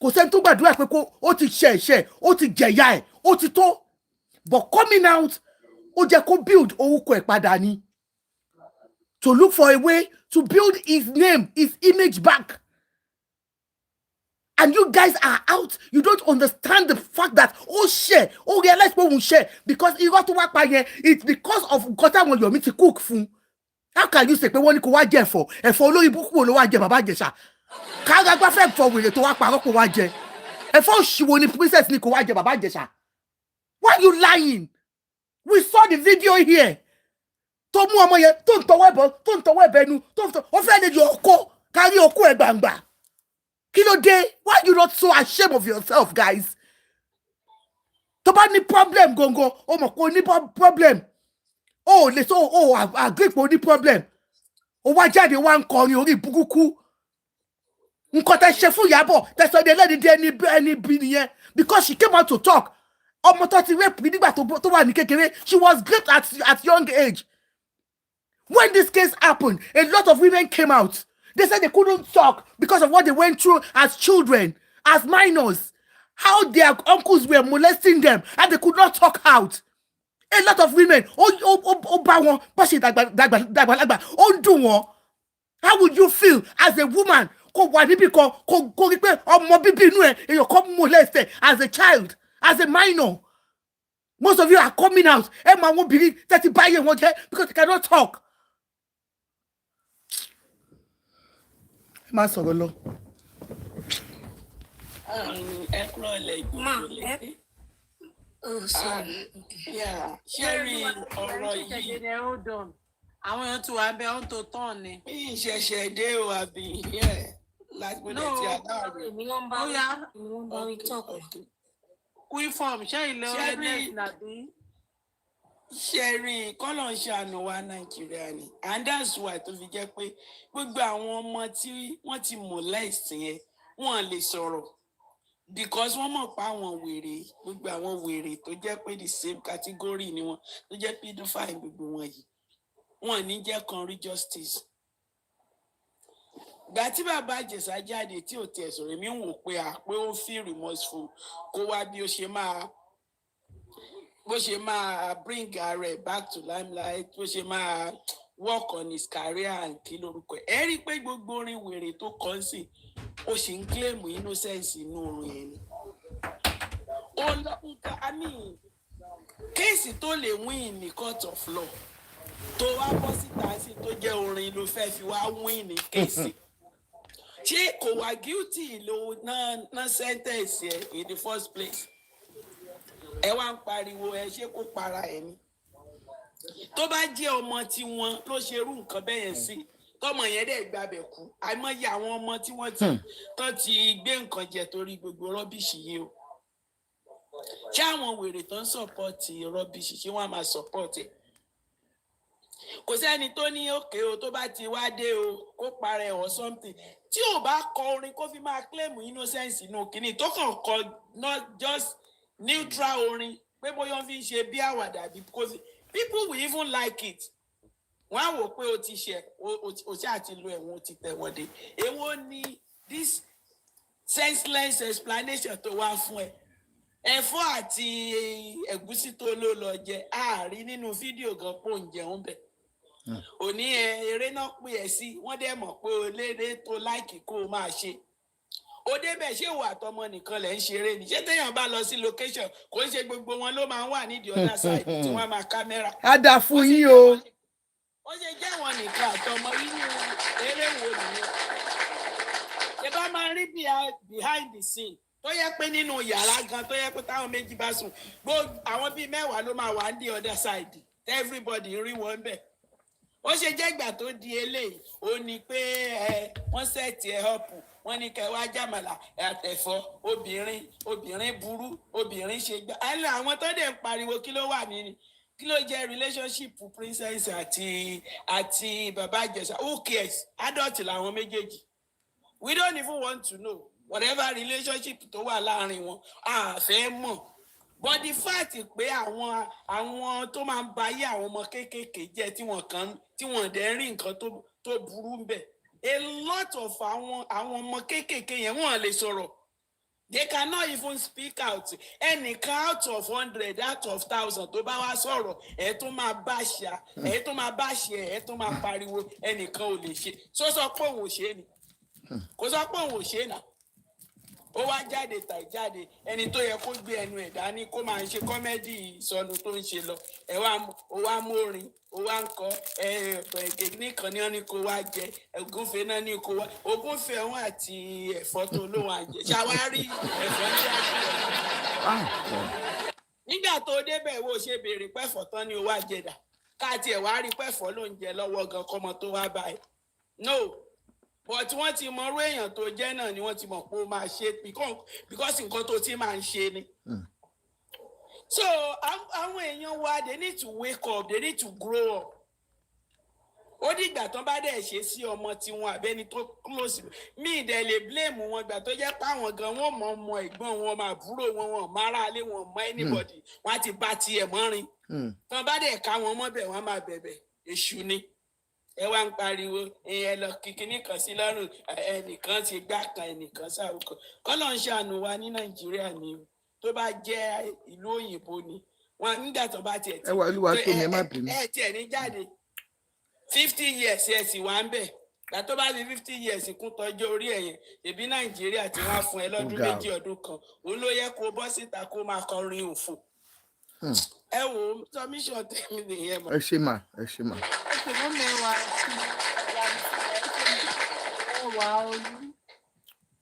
Ẹ wà ló ẹ mute kẹganu sí mike.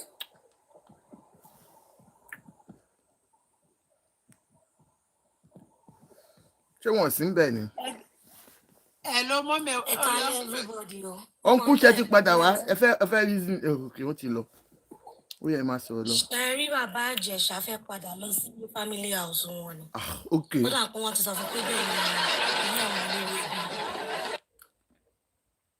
Ó máa padà lọ síbẹ̀ ni. Torí gbogbo àwọn olórí burúkú tó ń comment. Tọ́mọ wọn bá ti dé láti school kó fi bàbá Ìjẹ̀ṣà ṣọ́. Pé kó máa bá wọn wò, kó máa bá wọn kọ ní theatre art. Èmi ò mọ̀ bóyá blue film lọ ní kó wá art. Tó fi ń kọwọ́ ọmọ tó lọ ń jẹ̀fọ́ rírò tẹ́kùn ẹ̀ ń le. Jẹ́ nínú industry tó wà blue film ló wà tí ń bẹ̀. Fine, ó ti wá débẹ̀ nìyẹn. Bóyá wà tí princess ń fẹ́ra àbí wọn ò fẹ́ra. Number 6 yẹn ò sọ fún ẹ pé kò ń ṣe gbogbo ibi lóko ti máa ń le. Kò ń ṣe gbogbo ibi ni oko ti máa ń le. Kó kàn tiẹ̀ fẹ́ kó jẹ́ obìnrin gan tó wà mature. Kó jẹ́ ọ̀rẹ́ ìyàwó ẹ, àbọ̀rẹ́ girlfriend ẹ, àbọ̀rẹ́ ẹni tó pè ẹ́ síṣẹ́. Ṣó yẹ kó kó ẹ máa le lórí set. Ó ṣe yẹ kó jẹ́ bẹ́ẹ̀ ló ti fẹ́ ṣiṣẹ́ orí burúkú tó fẹ́ ṣe. So family house wọn yẹn tó compose orí yẹn fún orí yẹn náà ló máa padà gbé débẹ̀. Ó sì ń padà lọ síbẹ̀. Because ó kọrin jáde ń sìn. Ṣé àwọn èèyàn tó dáàtì bíi ti tiẹ̀ náà ló fẹ́ kán bẹ́ẹ̀ rà á? Àbí gbogbo ayé princess devil. Fine, we might not that very harsh action tí wọ́n pè ń gbà yẹn. Everybody mú lé kókókókókókó ń gbà yẹn. Fine, but yes, ìwọ náà mọ̀ ń gbà yẹn. Tá bá lọ wo fídíò nǹkan ló ṣe ń gbà yẹn. Ó ń bẹ̀bẹ̀ ni o. Jọ̀ọ́ princess jọ̀ọ́ mo mọ̀ pé mo ṣe é jọ̀ọ́. Ẹ jọ̀ọ́ ẹ jẹ́ tún play fídíò yẹn fún gbogbo wọn. Ẹ jẹ́ play fídíò yẹn fún wọn. Òun ni. Ìyá mi ẹ play ẹ àníwá yín tí. Ẹ play. Òun ni. Dáríjì àtòrò ọ̀rọ̀ láti ìgbẹ́ni ọlọ́run bá gbé. Gbogbo àwọn tó dúró ìgbésọ pé fáàmì jọ mo mọ̀ pé mo ṣẹ̀ pọ̀ jù. I'm saying. Mi ní wá yín tí mà. Níbo mo tún lù sí? Okay. Wọ́n tún bó ṣe gbogbo fídíò yẹn ṣe lọ nìyẹn. Ó dẹ̀ dùn mí pé mi ò kí ló tún wá ṣẹlẹ̀ báyìí. Àwọn ayé nìyẹn máa sọ̀rọ̀ lọ máa gẹ̀ẹ́tì ẹ̀. Wọ́n ti gẹ̀ẹ́tì mi. Àwọn word people ẹ máa sọ̀rọ̀ lọ. Níbi tó ń lọ àti gẹ̀ẹ́tẹ̀. Ẹ yẹ máa sọ̀rọ̀ lọ mà.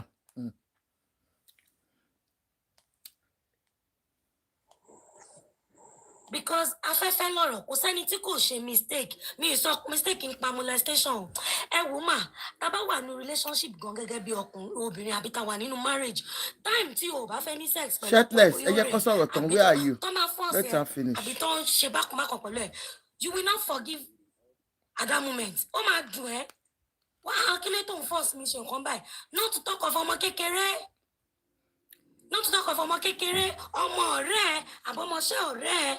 Ó dẹ̀ ní pé òkè ọ̀rẹ́ lẹ́ni yìí. Báwo ló ṣe wá mú ọmọ tó wà lábẹ́? Ẹ máa gbọ́. Please, why did you do this to me? Ẹ máa gbọ́. Ẹ wá Olúwa, ẹ máa gbọ́.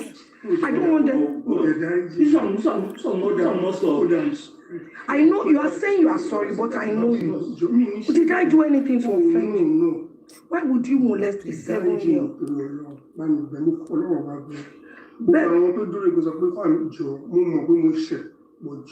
I'm saying almost 7 plus. You are telling me pay is the devil. Fine. You should not talk about devil now. Only thing they are making now.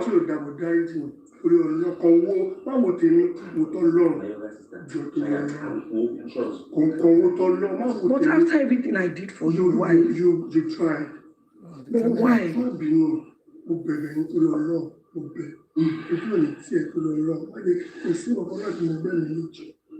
But I want to understand. I took out my time, registered you in the school. The only thing I didn't even do was allow you to stay in my house. And that was because my marriage just broke up and I didn't want people to. So what did I do to deserve this? Oh, deserve it. If I'm lying, look, oh, deserve it. But me, more, but don't see me, carry Jim. Mo bebe. No, you have not even answered my question. Why molest a 7-year-old?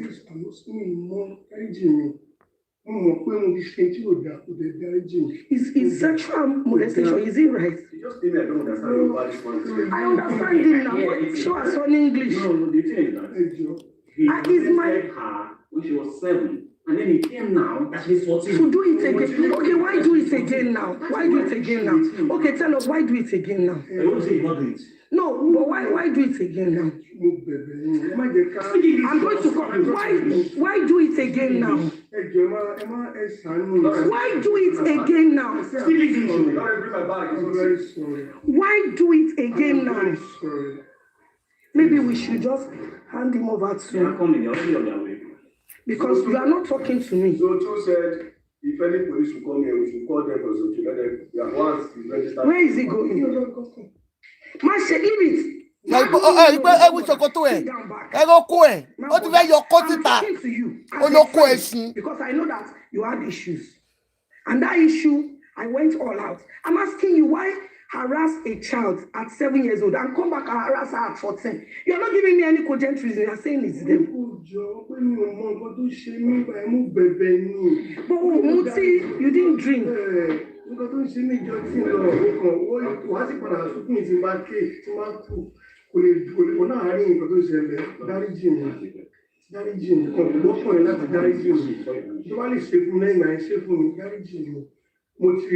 I want to forgive you, but I just want to understand.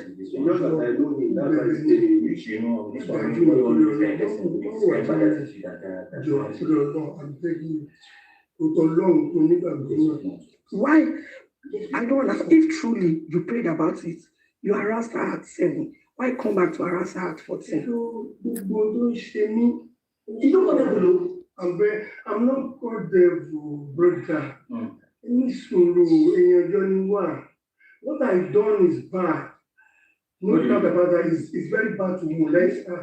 It's very bad, I know. But please, I'm pleading to your Lord, princess. You did not deserve it. Because you did not deserve it.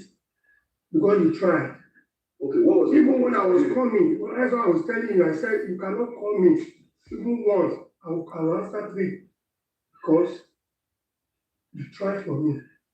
Hey, Joe, just help me. Okay, what was your aim? What was your aim? To just destroy our life? There's no aim. When there is problem, this spiritual problem, that's one. You have spiritual problem. You can't, he knows, she knows. That you have, know what she has. You know you have spiritual problem. She gave me a number. Someone to go and meet 1 or 2 people.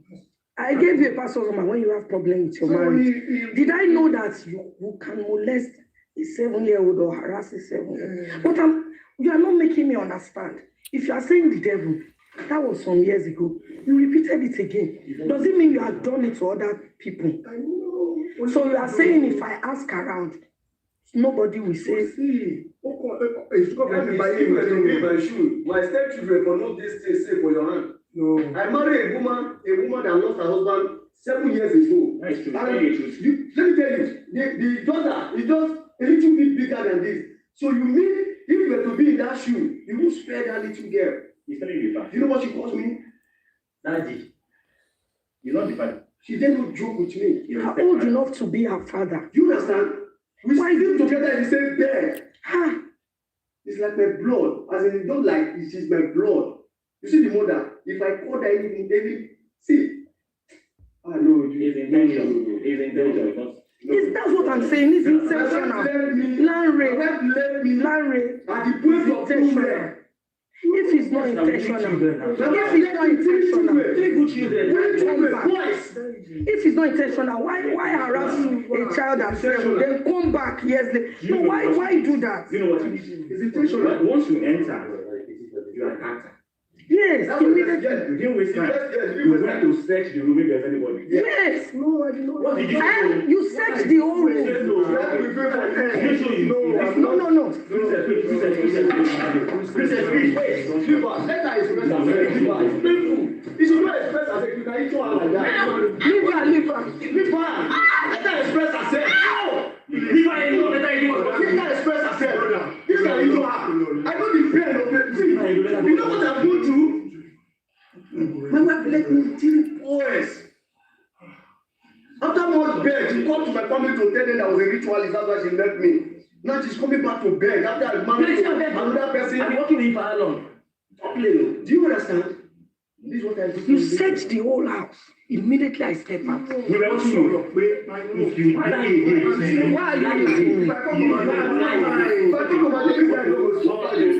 what did you now say?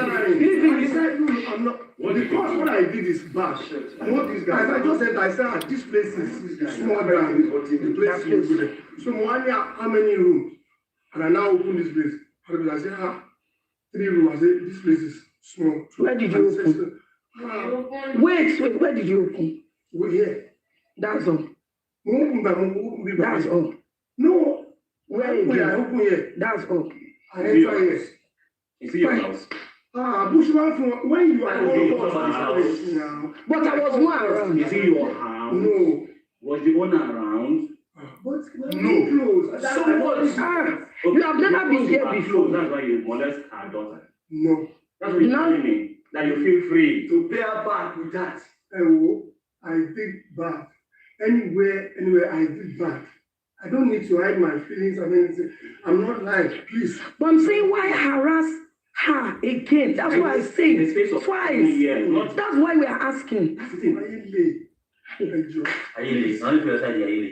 After 7 years, you came back again. You should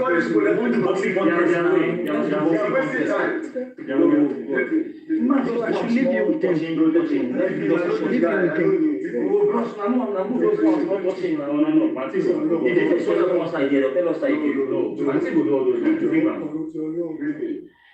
Please subscribe to Face TV Africa and turn the notification. Oh yeah.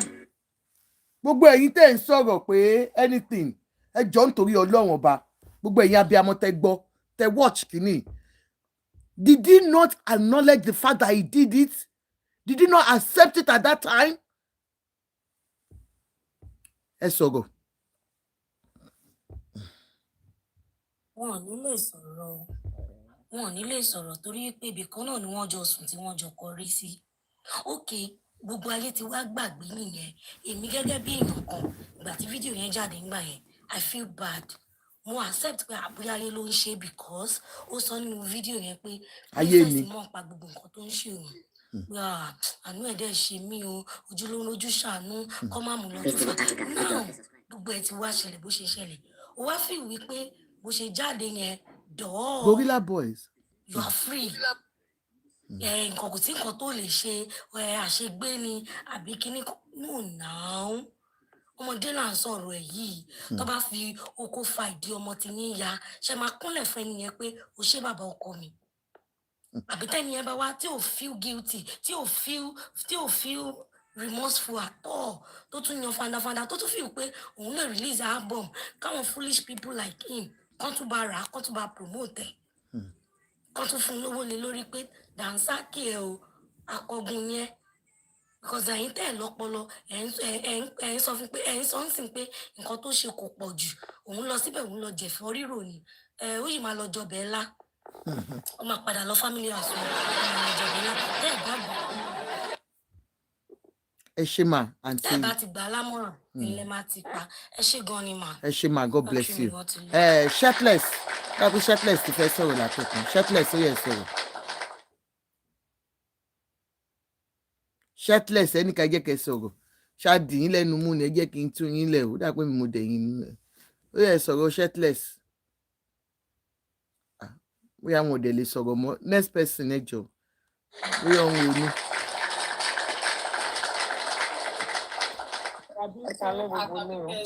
ẹ kálẹ́ ma yes ma.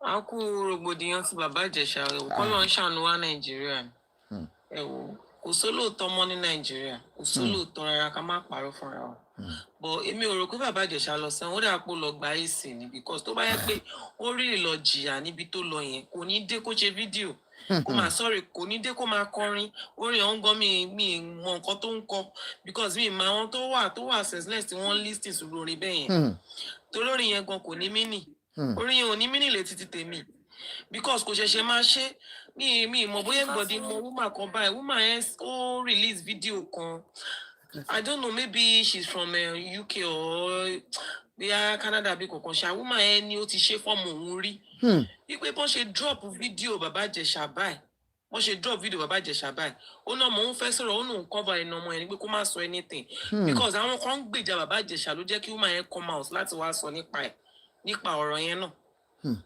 ó ní bàbá Ìjẹ̀ṣà ti ṣe fún ọmọ òun rí ó ní immediately tí wọ́n ṣe bàbá Ìjẹ̀ṣà lórí TV báyìí ó náà ọmọ yẹn fẹ́ sọ̀rọ̀ ó náà ń cover ẹ̀mọ yẹn pé kó má wọrí kó má jẹ́ káwọn tún dá mí sílẹ̀ because tóun bá wá síta láti wá sọ̀rọ̀ ó ní máa tún kó bá bàbá Ìjẹ̀ṣà sí ni kò dẹ̀ sọ gbọ́n bàbá Ìjẹ̀ṣà tí máa padà lọ torí ó sì máa padà lọ èmi náà lè gbà kan ṣerú ẹ̀ fọmọ mi náà kí ló ṣẹlẹ̀ àná lóòótọ́ ní Nàìjíríà kọ́ lóun kó ṣàánú àkóso lóòótọ́ nílùú yìí because tó bá jẹ́ pé lóòótọ́ ló lọ jìyà lọ́hùn kò ní dé kó dídí gbé máìkì sẹ́nu kó náà nǹkan rẹ̀ wo bó ṣe rí ṣẹ́ni tó ṣẹ̀ṣẹ̀ dé látàn ṣó máa rí báyìí. ó sú mi o God. ṣẹ́ni tó ṣẹ̀ṣẹ̀ dé láti ibi tó lọ ṣó máa fáìn báyìí kò sólóòótọ́ Nàìjíríà ẹ̀wò kọ́lọ́ ń ṣàánú wa ni kọ́lọ́ dẹ̀ máa bá wa fi ààbò ẹ̀ kó máa fi bá wa ṣọ́ àwọn ọmọbìnrin wa kọ́lọ́ kó gbà wá lọ́wọ́ ẹni tó ń ṣọ́ ni tá a ṣọ́ kọ́lọ́ kó ṣàánú wa mi rí jù báyìí lọ ẹ o. ẹ ṣé mà ẹ ṣé gan ni sis ẹ ṣé mà. Yeah, next person. Ta ló tún fẹ́ sọ̀rọ̀? Can I speak? Yes, ma'am. Good evening. Thank you so much for having me on your platform. You're welcome, ma'am. Well, I wish I could really express myself in Yoruba, but I try not to say English. Who better? At Yoruba.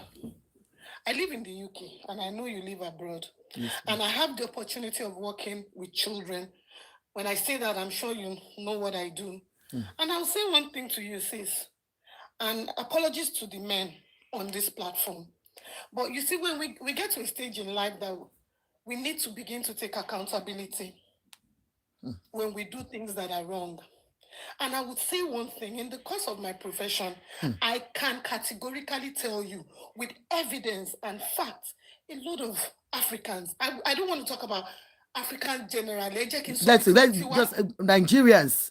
In the course of my job, a lot of Nigerian men are badly raised. Because you see, and our women enable these men. 100%. 6. If you look at in the last 5 years, I want to over UK. Presently, I've got 3 cases of touching a child inappropriately, not respecting boundaries. I've got 3 cases at the moment, and 3 of them are Nigerian men.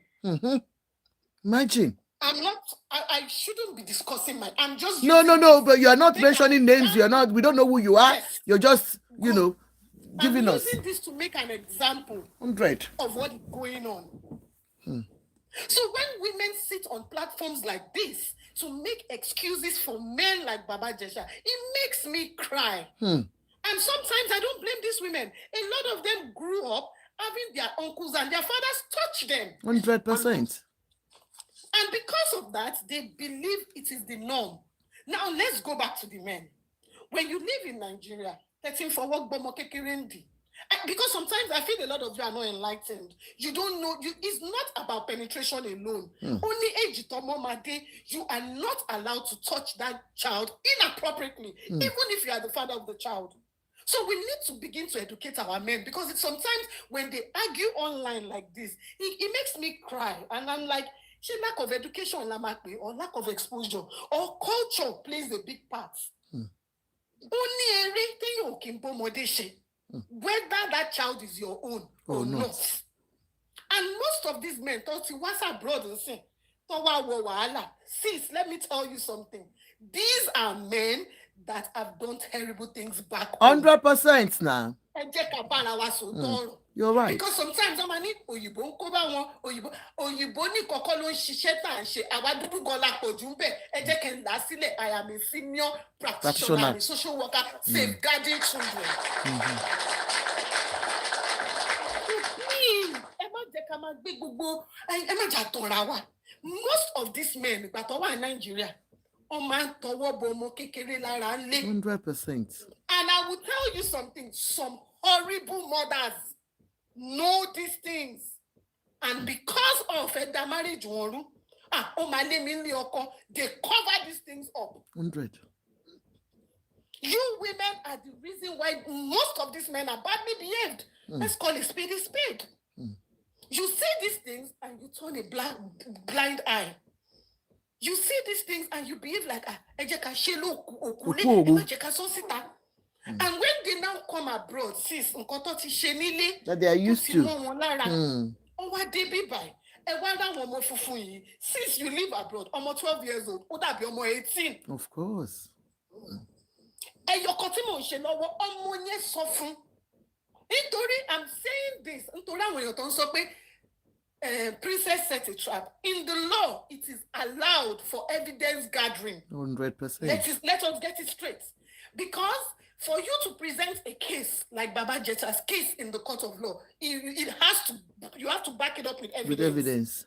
And the only way you can collect evidence is for you to throw a bait. Baba Jesha fell into a bait that was thrown at him. If it was something he wasn't practicing, he wouldn't have done. They're 100%.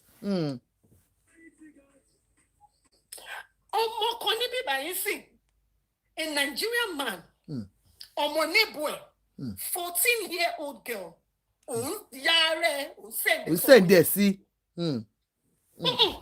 Only a woman trained, o she wolu yini 3 years ago.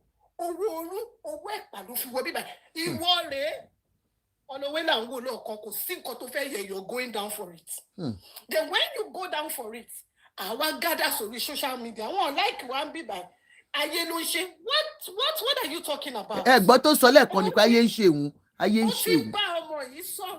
the last 3 months. And from Kotagada, the first 2 weeks, no more it is so I am 14. I want more New in Paro age. At all. A man like that, no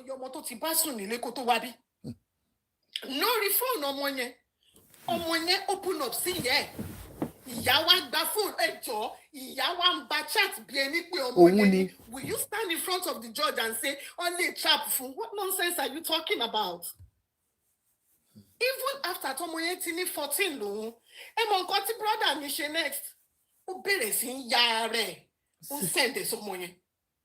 Kò dẹ̀ mọ̀ pé ọwọ́ ìyá ọmọ yẹn lòun sẹ́ndẹ̀ sí. Ó kúrò níbẹ̀. Ó bẹ̀rẹ̀ sí ń béèrè lọ́wọ́ ọmọ yẹn time tó máa ń kúrò in school. Sharing the last chat and evidence gathering Tashe in the last 1 month, he was actually speaking to the girl's mom without him knowing. The evidence is too much.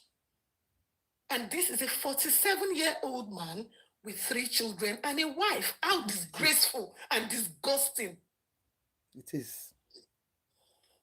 So Baba Jesha coming out after such a terrible, despicable act And having the effrontery, it is the audacity for me, having the effrontery to create a song out of such a terrible situation. That man has not changed. He needs rehabilitation. 100%. That time Tofunye was too short. Because if you've got human feelings, you should just lay low and move on with your life. Seek help, seek therapy. But you come out, what you're doing now, by putting out that silly song, is like you're poking the wound, 100%. When you, and I'm going to end on this final note.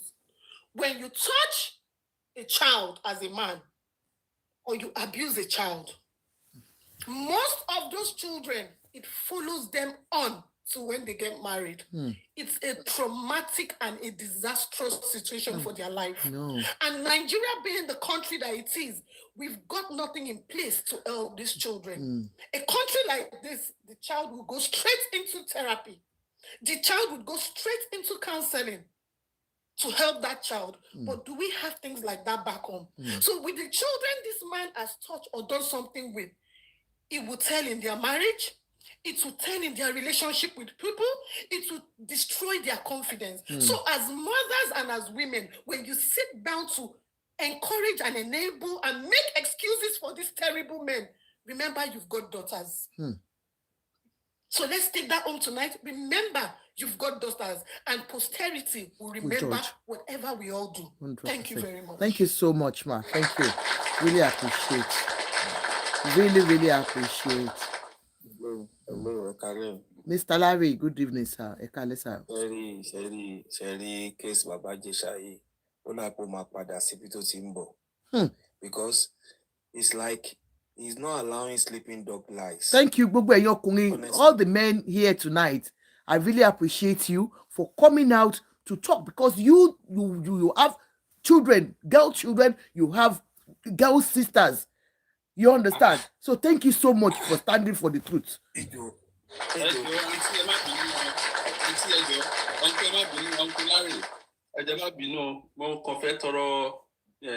Piece of time pé mo fẹ́ ṣe nǹkan kan ibi iṣẹ́ ni mo wà mo ń gbọ́ yín ẹjọ́ ẹ má sọ mí kalẹ̀ mo ní nǹkan tó fẹ́ sọ ẹ ṣe gan.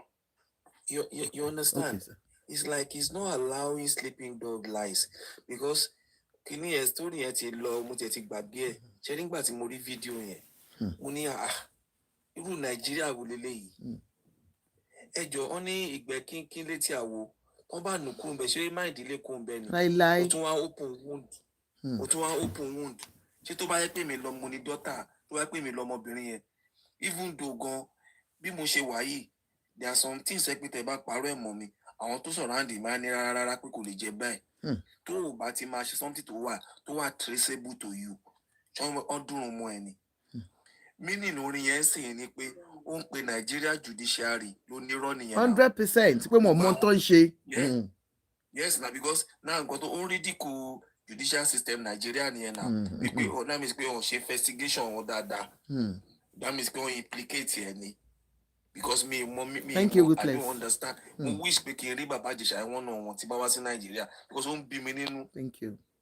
It's very obvious kò ní ọmọbìnrin kò ní daughter kò ní family tó bá ní daughter á mọ báwa ta ní ọmọ bá ṣe kára máa sì kí ọ̀rọ̀ ọmọ wa tó bá yẹ pé bí ló ti ṣẹlẹ̀ ni wọ́n máa fi sẹ́wọ̀n gbére ni ẹjọ́ kí ló ń wá kiri kí ló ń wá kiri òun wáyọ̀ lọ sí ilé káàtì ẹ̀ ló ń déètì princess o bá ya ọmọ nílé kí ló ń jókòó moral ground gan o lẹ́tọ̀ọ́ láti máa béèrè bí kò fún ẹ lómi mu omi wèrè ló fẹ́ mu tó ti di pé òun fọwọ́ kan ọmọ wọ́n dẹ̀ ti gbé gbogbo evidence jáde láti convict ẹ instead kó allow sleeping dog kó lie kó ra remain underground kó máa seek for forgiveness wọ́n á bọ́ síta wá kọrin àwọn onídíọ̀tì kan àwọn Fábíyì gbogbo wọn kọ́ wá sórí TV station ká máa call ká máa béèrè question lọ́wọ́ wọn because àṣé mi náà kì í ṣọkùnrin ni àbórí kí ló ń ṣe máa gan náà ó máa padà sẹ́wọ̀n I'm telling you ó dàbí kò lẹ́nu rárá ṣé táyé bá ń ṣèyàn máa ń ṣe rẹ̀ o because it's so annoying. Ẹ̀ka ẹ jẹ́ kó sọ̀rọ̀ tán sá you know it's so annoying nígbà tí mo gbọ́ fídíò yẹn bí kó tún lọ egbò tó ti ń jiná tẹ́lẹ̀ take Are you saying those police officers who did their investigation, they are mad? The judge who sentenced you is crazy, doesn't know what he's doing. And you still went to the Supreme Court, to court of appeal. Court of appeal, it still went on appeal. Nothing came out of it. And you think they don't know what they're doing. One play victim card. Shame on him. Shame. We want destroy life. Fabi got to support it. Keep one boss on the social media. I'm a big question. To buy or dara or loju. Go on the social media. We are working shokoni. Only I know man take my son Nigerian men. And we might attack our genuine men well because no matter how grow up. This disciplinary morality and on kokoni. We are on Gen Z. We are on our Gen Z. I'm very sure. Baba Jesha should be Gen Z generation. Gen Z, Baba to love 50 years, 40 something, about 50 years, the Baba Jesha now. 50 years, you could lock Poloni, I be a mental problem, don't you? Ko fisile. Oh, sick me now. Oh, my father say 1 year, oh, my Lord, learn, could he learn to? What to post our own corny? Better boring. Very annoying, so annoying. When I you see how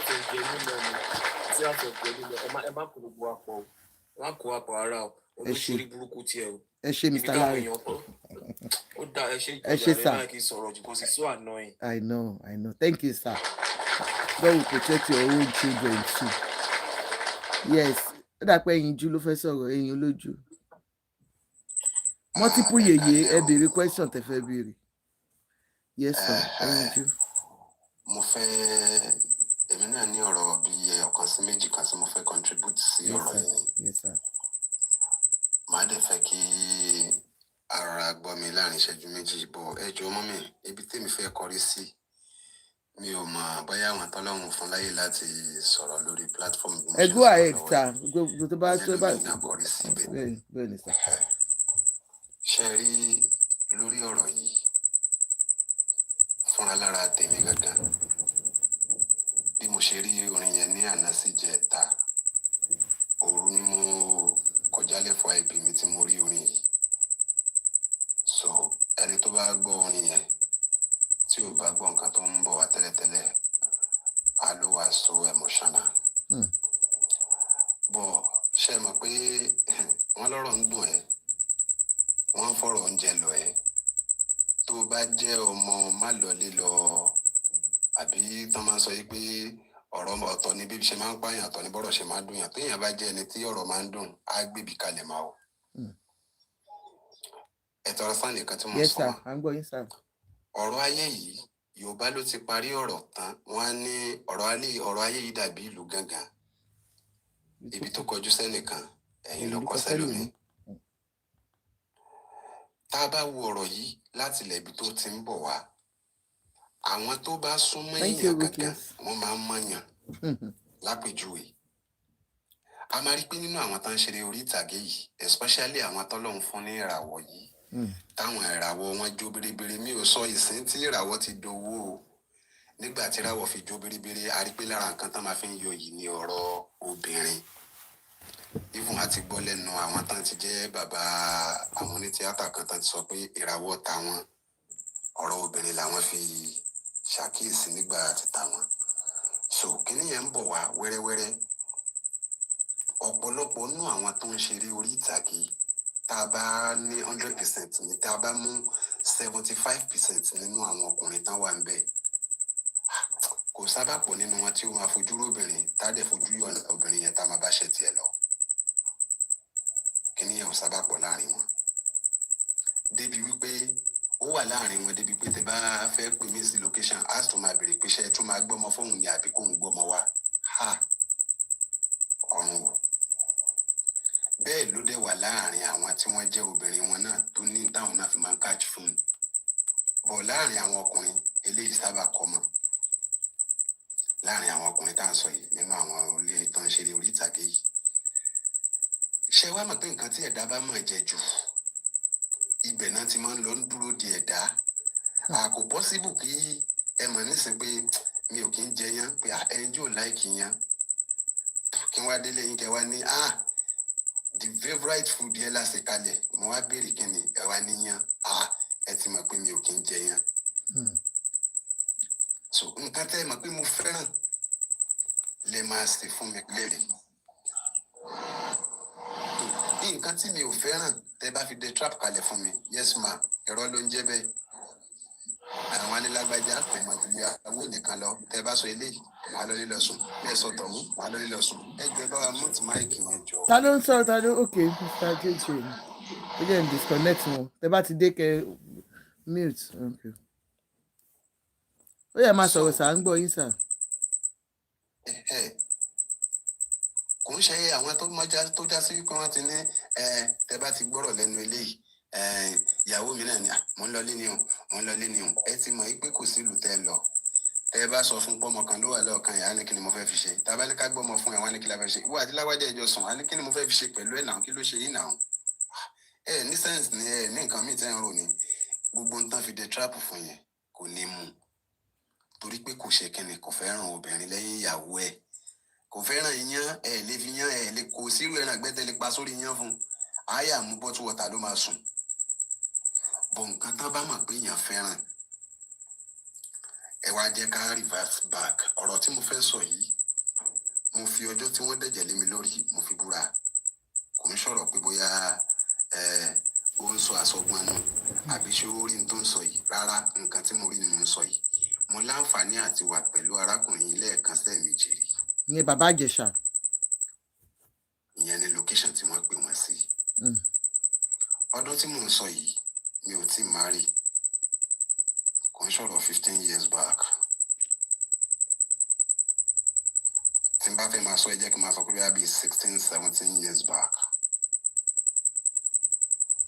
Torí mo wo pé mo marry nísìnyí.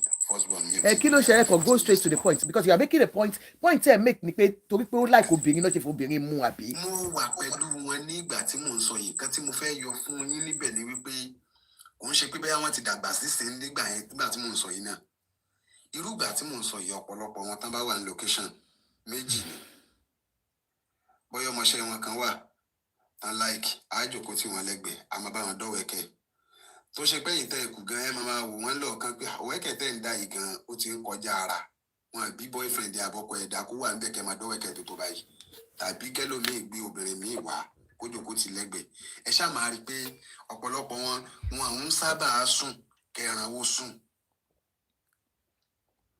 Ẹ tọrọ fún nǹkan tí mo sọ. Nǹkan tí mo fẹ́ yọ jáde níbẹ̀ ni wípé. It's like you are giving them. No. Ẹ jẹ́ kí n parí ọ̀rọ̀ mi ẹjọ́. So nǹkan tí mo fẹ́ yọ jáde nínú ọ̀rọ̀ yìí ni wípé nǹkan tí bàbá Ìjẹ̀ṣà máa jẹ lódodo ọ̀rọ̀ ká má parọ́ tara wa jẹ. Lọ́ fi fọmọ kékeré dẹ́. Wọ́n fi dẹ́ kọ́ o èmi ò sọ pé wọ́n fi dẹ́ o. Nìkan tó because I don't understand pé. Ìyìn tó máa jẹ òun ló yọ àmọ́ ṣe rí ọ̀rọ̀ orin tó bọ́ta yìí òdodo ọ̀rọ̀ kan ò ní kéèyàn má sọ òun o. Ẹni tó jáde ọba dájọ́ láàrin ẹni tọ́rọ̀ ń dùn wọ́n ní ẹnìkan pa ẹ́ lọ́mọ ọba wa lò pé fámìlì òun ló jẹ́ pé àṣàlẹ̀ tí ọmọ ọba máa lé bóyá ẹ fọmọ bá lẹ̀ ẹ jẹ́ kọ́mọ bá máa rìn kọ́mọ bá wa lọ jáde pé òun ò láre ibi tọ́rọ̀ yìí lágbára sí bàbá yìí lè padà tẹsẹ̀ bọ́ takúté ìkéni o tí ò bá rí lè ṣe kìlọ̀ fún ọ mo débi kan dúró náà o. Okay. Dádì mo kọ́kọ́ fẹ́ correct yín ní kọ̀ọ̀kan ẹ sọ kọ́kọ́ pé àwọn artist lóòótọ́ tẹ bá rántí bàbá ọlọ́fà náà ó sọ pé dídó làwọn máa ń ṣe èmi tẹ̀ ń rí yìí mo ti jẹ́ actress rí nígbà yẹn so mo mọ gbogbo nǹkan tẹ̀ ń sọ yẹn when it comes to the industry but tẹ bá wò ó gbogbo ẹni tó torí ẹ̀ pé nínú industry wọ́n condemn act pé ọmọ kékeré ni bàbá Ìjẹ̀ṣà molest gbọ́ bó ṣe sọ pé kí ni yẹn ṣẹlẹ̀ ní ọmọ 7 years ló ti bẹ̀rẹ̀ sí molest ọmọ yẹn so èèyàn like obìnrin ọ̀tọ̀ ni ṣùgbọ́n fún ọmọ kékeré òun là ń sọ yìí sà thank you pé acknowledge pé orin tó kọ yìí gan ó lè dá padà síbi tó ti ń bọ̀ ṣùgbọ́n ọmọ kékeré là ń sọ sà kò ń ṣe pé àgbàlagbà ọkùnrin like obìnrin bọ̀ ọmọ tó bá jẹ́ pé o like obìnrin o kì í ṣèṣekúṣe pẹ̀lú ọmọdé tó bá fi irú ọmọdé yẹn gan sí ẹ wàá sá ṣùgbọ́n torí pé ó ti ń ṣe pẹ̀lú ọmọdé and daddy most people tó ti give evidence against this man nítorí pé báwọn èèyàn ṣe máa ń bẹ̀rù ni ẹ mọ àwọn parents mélòó ló wá sí police station ní lọ́dún náà lọ́wọ́ but because bílù wá ṣe rí ẹ̀rù ń bà wọ́n most parents wọ́n withdraw at the last minute àwọn tó yẹ pé ó ti molest ọmọ wọn ṣó ti yé yìí sà. Please, ma, can we say something? Now go on, sir. Can I come up? Go on, sir. Okay, thank you. Mo ní púpọ̀ láti sọ. Mo fẹ́ host gangan mo fẹ́ béèrè question lọ́wọ́ yín. Host, I want to ask you this simple question. Yes, sir. Could it be we come across each other? You understand? So when you met me, I don't have big bearing. No, bearing So you are not educated. You are more educated than me. Just like maybe you have a doctorate degree or something. Or you have degrees or something. So more than female losses, so you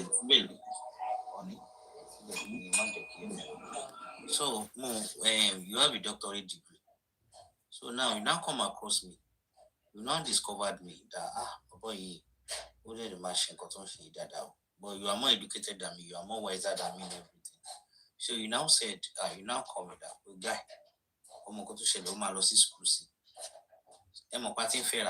I'm putting it to you right now. Mm-hmm. You host, I'm putting it to you. Okay, well, see school see you know at the first, if I end up, we love each other. So now, eventually,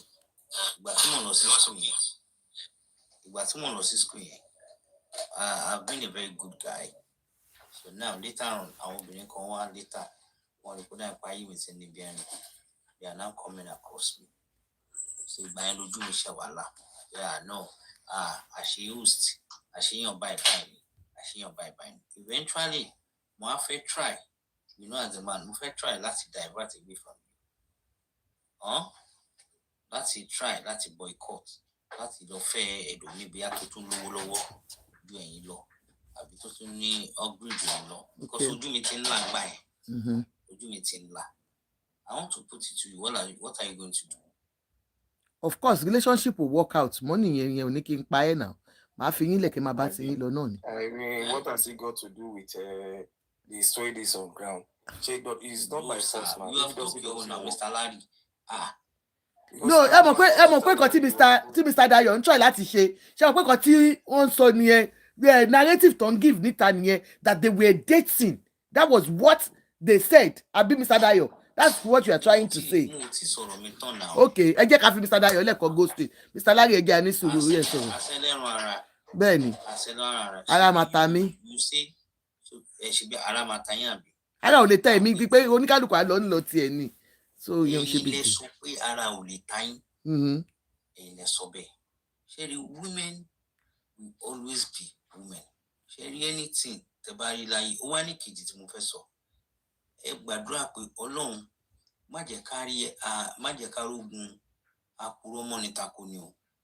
Okay. Sherry, me that you are talking to, me, my brother is a son. After my brother is a son, we still have another lawyer. Moderator, your fellow, you are done. Multiple ye, sọ̀rọ̀. Because the got first so go straight to the point. Because sensitive, you are not eating the analysis. I don't understand the way. Hello. Káàbọ̀ ma, multiple ye. Káàbọ̀. Yeah. Hi everybody. Yeah, my own question is going to go to the host. And I'm not talking about Nigeria because we go out most of them Nigeria anyway. I like the woman that spoke that time concerning she said that she's a counselor. A social worker. I want to talk about where I'm living, not about Nigeria. Because anything in Nigeria is a cruise. Okay? But question to my host, I wrote it right there. First of all, what Baba Ijesha did is very, very bad. Could see totally not in Nigeria, but in America or whatever. We condone such attitude.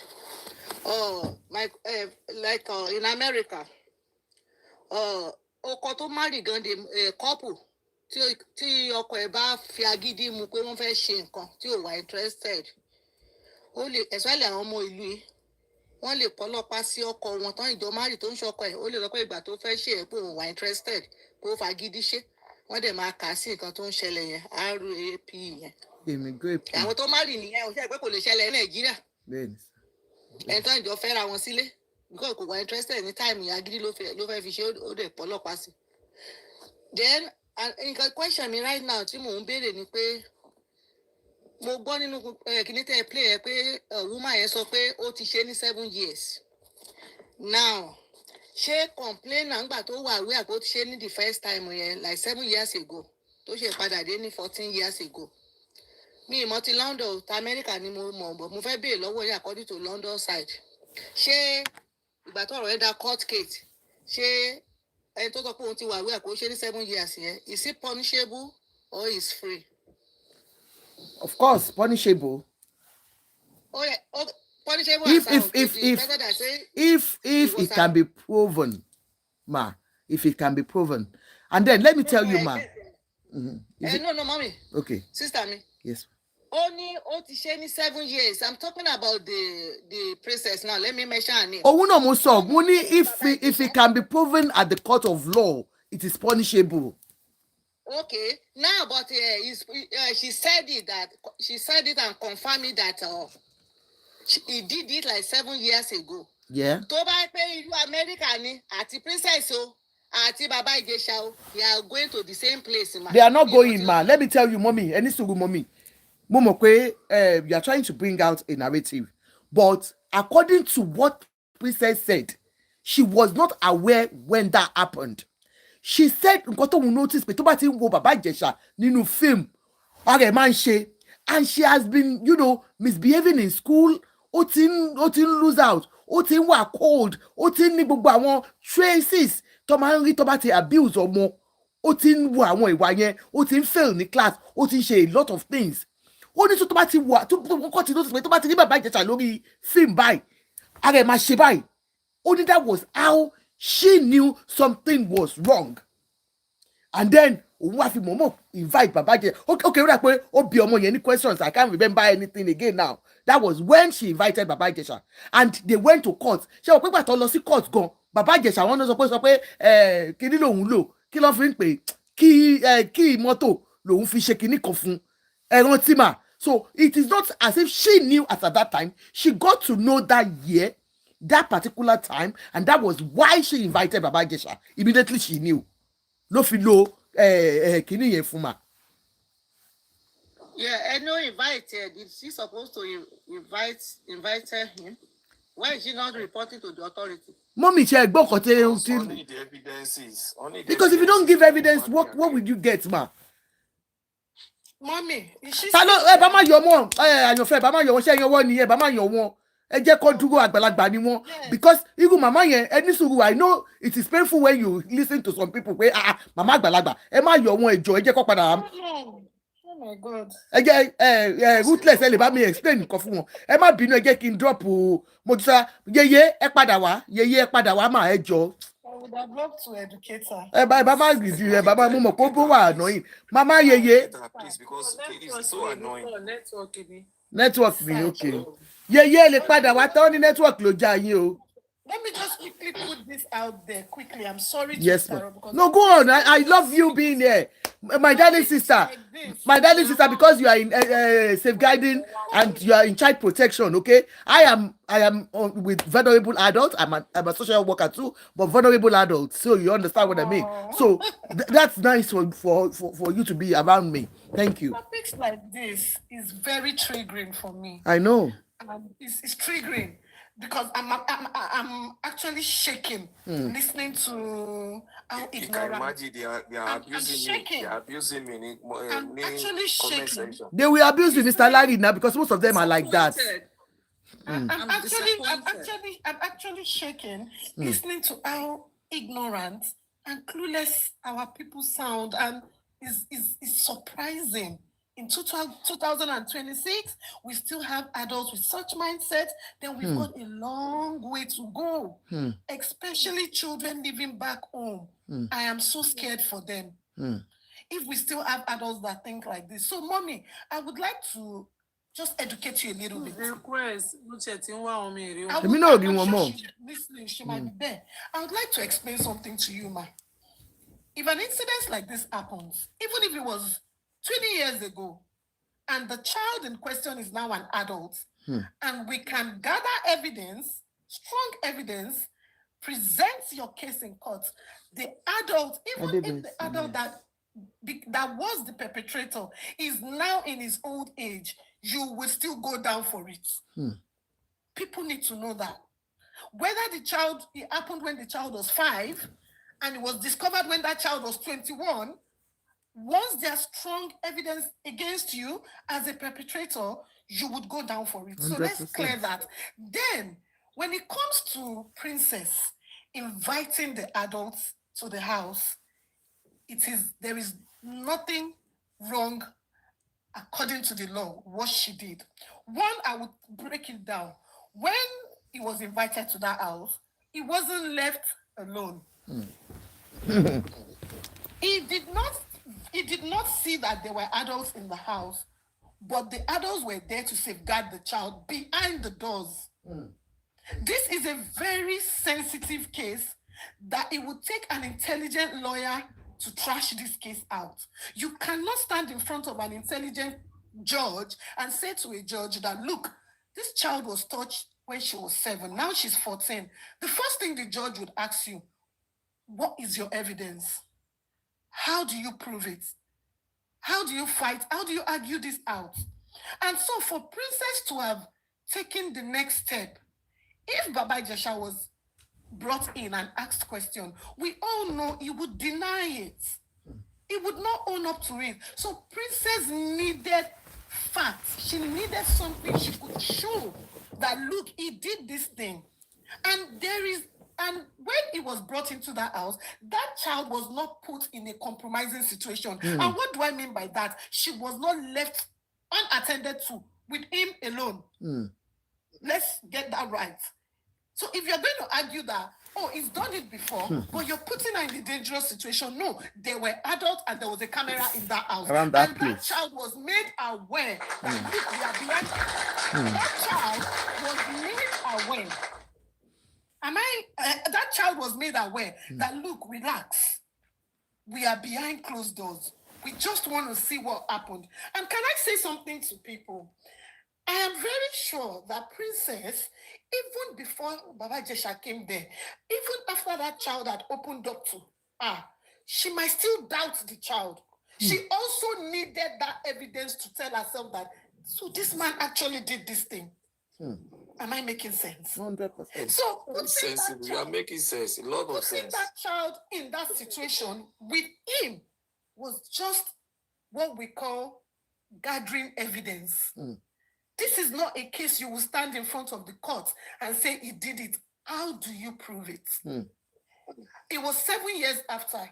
If she goes in for a medical test, she would fail woefully because it's past the opening stage where we could get fact if she's been penetrated. 7 years after, no, you can't get an authentic result of penetration after 7 years. It has to be 48 hours after. So for 7 years after, we need physical evidence. We need the act. We need him agreeing or admitting to doing it. And would he have admitted to doing it? No. He would never have admitted to doing it. So the only way evidence could have been gathered was to throw that bait at him. And when that bait was thrown, I would say one last thing. If he had stopped doing it, he wouldn't have fell into that bait. 100%. That act simply tells me, as a professional, that after you had touched this girl 7 years ago, that means continuously I can prove to you that you are still touching children. Because if you had stopped touching children and they threw that bait at you 7 years after, you wouldn't have done and let you do it. So if you see a situation like that, it is not just about that girl. It's about others. How many other children has this man touched how many? 7 years after, you come back to the same girl and you fell into that trap, my dear brother. After you touched that girl 7 years ago, I can tell you for a fact, you have continuously touched children. And that is it. That is what a reasonable judge will tell you. And that was what sent him to jail. Thank you. Thank you so much, sis. Thank you. Thank you. Next person. Please, ma. Hello. Ẹ jọ̀ọ́ mo fẹ́ béèrè nǹkan kan ni ma. Okay. Okay. Ṣé a rí ẹnì kankan nínú àwọn tí wọ́n sọ wípé bàbá Ìjẹ̀ṣà yìí ṣe nǹkan tó dáa tó lè fi ọmọ wọn tàbí àwọn ọmọ wọn tí ọkùnrin ìkà yìí tó má lè ṣe é? Because mi ò mọ bọ́n ṣe máa sọ wípé èèyàn mọ̀ lẹ́sẹ̀ ọmọdé àbí even àgbàlagbà tí ò fẹ́ bẹ́ẹ̀ ṣe nǹkan kan ó ṣe nǹkan báyẹn sí i. Àwọn kan ṣì wá wọ́n wá ń defend nonsense. Àbí ẹjọ́ kí ni Nigerians ṣe wá rí báyìí náà? Tẹ́ bá ti láìkè èèyàn ẹ̀ kí n fẹ́ gbọ́ pé wọ́n ṣe ìkà. Ẹni yìí ṣe ìkà sí ọmọ yìí at a very young age. Ó tún padà wá ó tún wá repeat the same trash. Àwọn kan wá dúró, àwọn obìnrin, àwọn ọkùnrin, àwọn èèyàn tí Ọlọ́run dá. Wọ́n wá dúró, wọ́n wá ń sọ wípé princess bá ti má gbé báyìí. Báyìí ló ṣe yẹ kó gbé. Ẹ jọ̀ọ́ nínú gbogbo àwọn tó ń sọ̀rọ̀ pé bó ṣe yẹ kó ṣe nì bí ò ṣe yẹ kó ṣe nì. Ta ló lè fi ọmọ tiẹ̀ ọkùnrin ní obìnrin ni? Tàbí àwọn ọmọ tí bàbá ẹ̀? A ṣe níkànnà tí nǹkan ò bá ti ṣẹlẹ̀ sọ́dọ̀ wa. Bámbám ni mo yó tẹ́bí bá ń pẹ̀lú mi kò kàn mí. A ní long way to go ní Nàìjíríà. Sister mi, ẹ ti ẹ̀gbọ́n náà, responsible man tó ń fẹ́ obìnrin tó jẹ́ single mother tó dẹ̀ bá màmá ẹ̀ ń lé, kí ló yẹ kó ṣe? Wàá ṣíyàn ò ní dúró gbọ́bẹ̀. Ó ní ẹsẹ̀kẹsẹ̀, okay, sọ fún màmá ẹ pé mo béèrè ẹ, wà á dẹ̀ tán bá a. Àbúrò. No, but uncle, what I say, the mother was home. Oh, badly. Jẹ́ kí sáré sin àwọn boys yìí. Ó fẹ́ lọ ṣe nǹkan kan. A fẹ́ lọ ṣe. Ó dẹ̀ kó wọn kúrò lé. Ó fi ẹ́ sílẹ̀ lé pẹ̀lú ọmọ ẹ̀. Ẹ jọ̀ọ́, a ṣì ní long way to go. Kò tí ì lọ 5 minutes. Ara ẹ̀ ti ń gbọ̀n. Ẹ ti mọ̀ like Ruthless said. It wasn't even up to 5 minutes. Princess left with those people. He started the molestation. Very smelly man. Ẹnìkan wá sọ̀rọ̀ nísìn, ẹnìkan kàwé, ó ní doctorate degree. Ṣé morality ó ní ìdíṣe pẹ̀lú education? Ẹnìkan kàwé. Ẹ wo ìlú tá a wà yìí. Ẹ wo nǹkan tó ń ṣe fún ọmọ màmá Charles kẹta. Ṣé bóun ló ti gbé yẹn? Wọ́n dí pẹ̀lú ayé ẹ̀ kò ní gbàgbé tó máa fi kú. Àwa ń sọ rádaràda. Ẹ jọ̀ọ́, ẹ má máa provoke àwọn kan tá a mọ̀rọ̀ sọ. American president who harass secretary. Ṣé Bikiti ṣé kò sóko? From reality. Exactly. Àwọn kan wá rìnyàn láyà lórí kínní. Ẹ rìnyàn láyà tẹ́ bá fẹ́ kéèyàn. Ẹ lọ gbéra yín fún náà. Kí ni problem yín? Yà mí lẹ́nu o. My goodness. Very, very far. Ẹ lọ tún àwọn ọmọ yín kéékèèké àtàwọn ọmọ yín. Ẹ lọ tò wọ́n tì. Kó máa fọwọ́ rìn wọ́n nídìí. Absolute òórùn. Àwọn olórí burúkú. We are very, very far. Àwọn máa ṣàǹfààní. Nasty gan. Ẹ wò ó. Nasty. Tí ò bá ti kí ń ṣara wa lọ́mọ yẹn ti jáde àfẹ́ mọ̀. Mi ò rí ráwọn abiyamọ báyìí rí láyé mi. Ẹ wo bí Kéètì bó ṣe ń The sunkún. funny part ni pé àwọn àgbàlagbà tó ń ronú báyìí wọ́n pọ̀. Ẹ wo ìyẹn gan ló burú jù ọmọ ṣe ní kọ́ lọ tó àwọn ọmọ wọn tí irú ọkùnrin kọ́ máa fi ṣíìzù àbí ìkí kọ́ máa fi ro wọn nídìí absolute filth. Àwọn olórí burúkú wọ́n sọ̀rọ̀ education ẹnìkan kàwé ọmọ tó sọ̀rọ̀ host ẹni sùúrù ni ó ní I'm putting it to you. I'm putting it to you. Very, very, very insulting. I'm putting it to you. You are PhD. So tí o bá jara oko yẹn ní kó máa láàkì mọ́ra. Tí o bá kàwé. Wọ́n máa ti kàwé yẹn wọ́n gbọ́dọ̀ sọ̀rọ̀ láwùjọ gbogbo nǹkan náà máa fi ń ṣe level ló ṣe wo ní ká pélé. Ó sọ fún host I'm putting it to you. Ó sì gan ní sùúrù. I'm putting it to you. Àbí afẹ́ráyé ká jẹ́ kó sọ̀rọ̀ ni. Ignorant actually. Yeah. And there are a lot of them like that, thinking that way. A lot of them, they don't see what the man did wrong. And that is because they believe it can happen to their children. That's the mistake they make. What it is ni pé ṣẹ́rí ìlú tá ti wá. Ọlọ́run nìkan ẹ wò Jésù nìkan ló lè jọba ìlú yẹn tó lè win. Òun nìkan ni because Jésù gan ọmọ Ọlọ́run bí pé orí ọ̀fẹ́ kan ló máa rí gbà. Bóyá kàn tẹ̀ máa pa wọ́n ìṣó tó máa sọ fún wọn pé go and rest in the Lord. Ọ̀gọ́ ló lè ṣọ̀gbọ́n ló lè jọba tó bá jọ ara máa strike ẹ̀. Torí ibi iṣẹ́ ni àwa wà so that we can cover your back. Cover. Ẹ ṣé. Everybody tó ti ń sọ̀rọ̀ látẹ̀kọ́. Ẹ ṣé, I appreciate you and I appreciate your knowledge. Ruthless Ruth. I give you a kudos. A lot of kudos. Thank God we are on the line. It's like we are on the same line, on the same medical, on the same field. And thank God, I don't know where you're living, but I live in America. I guess you are living in America too. With all said and heard from you, I really appreciate the aspect you came in through. But this aspect I want to come in through is a little bit different, which is Nigerian aspect. We are all Nigerians, and I don't really go to where they are debating about Nigerians, but I see this one. I've never spoken about this issue since that happened. Well, I see this one that I think it's time for me to talk a little bit. I want to mommy, but because I say my own truth straight to your face. I don't hide truth. What about America or everybody here? Don't support Sinti Baba Yeshi. Ejelo Google woman kan. On pè ní Miss Wims, WEEMS. Ní Maryland, British America. I think it was 2022 or 2023. The woman was sentenced to 4 years to the Okwe. Okwe happened to be an ex-military man. This woman had a daycare. The husband, woman, ìjọ tí woman yẹn mọ̀ kò ṣe nǹkan méjì ó wọlé lọ mú bọ̀ pamọ́ yẹn straight.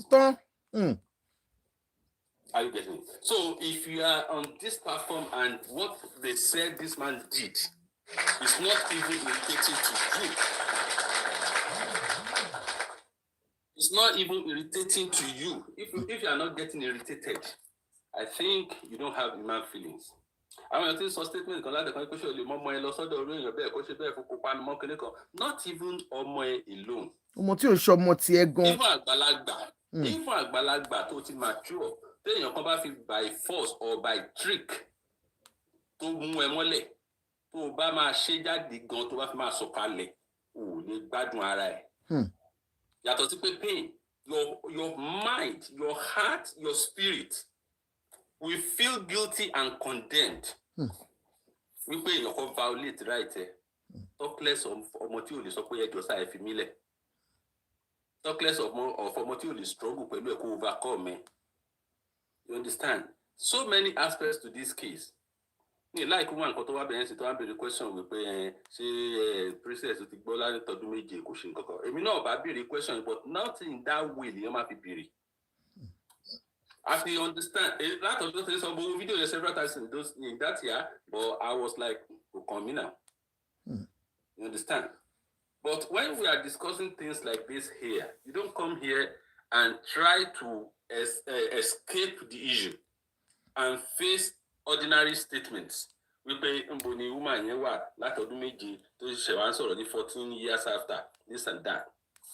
But look at this Miss Wims, the month so nígbà tó pa ọkọ ẹ̀ tán tọ́jú sí ẹ̀wọ̀n ọdún mẹ́rin pé kí ló ṣe ipò pa ọkọ ẹ̀ ó sọ̀rọ̀ ẹ̀ ní court nígbà tó ń defend rẹ̀ wọ́n dẹ̀ rí pé nǹkan tó ṣe òótọ́ ló lè lajúlẹ̀ kí ẹni tó molest àwọn wẹ́wẹ́ kó máa bá òun gbé nulẹ̀.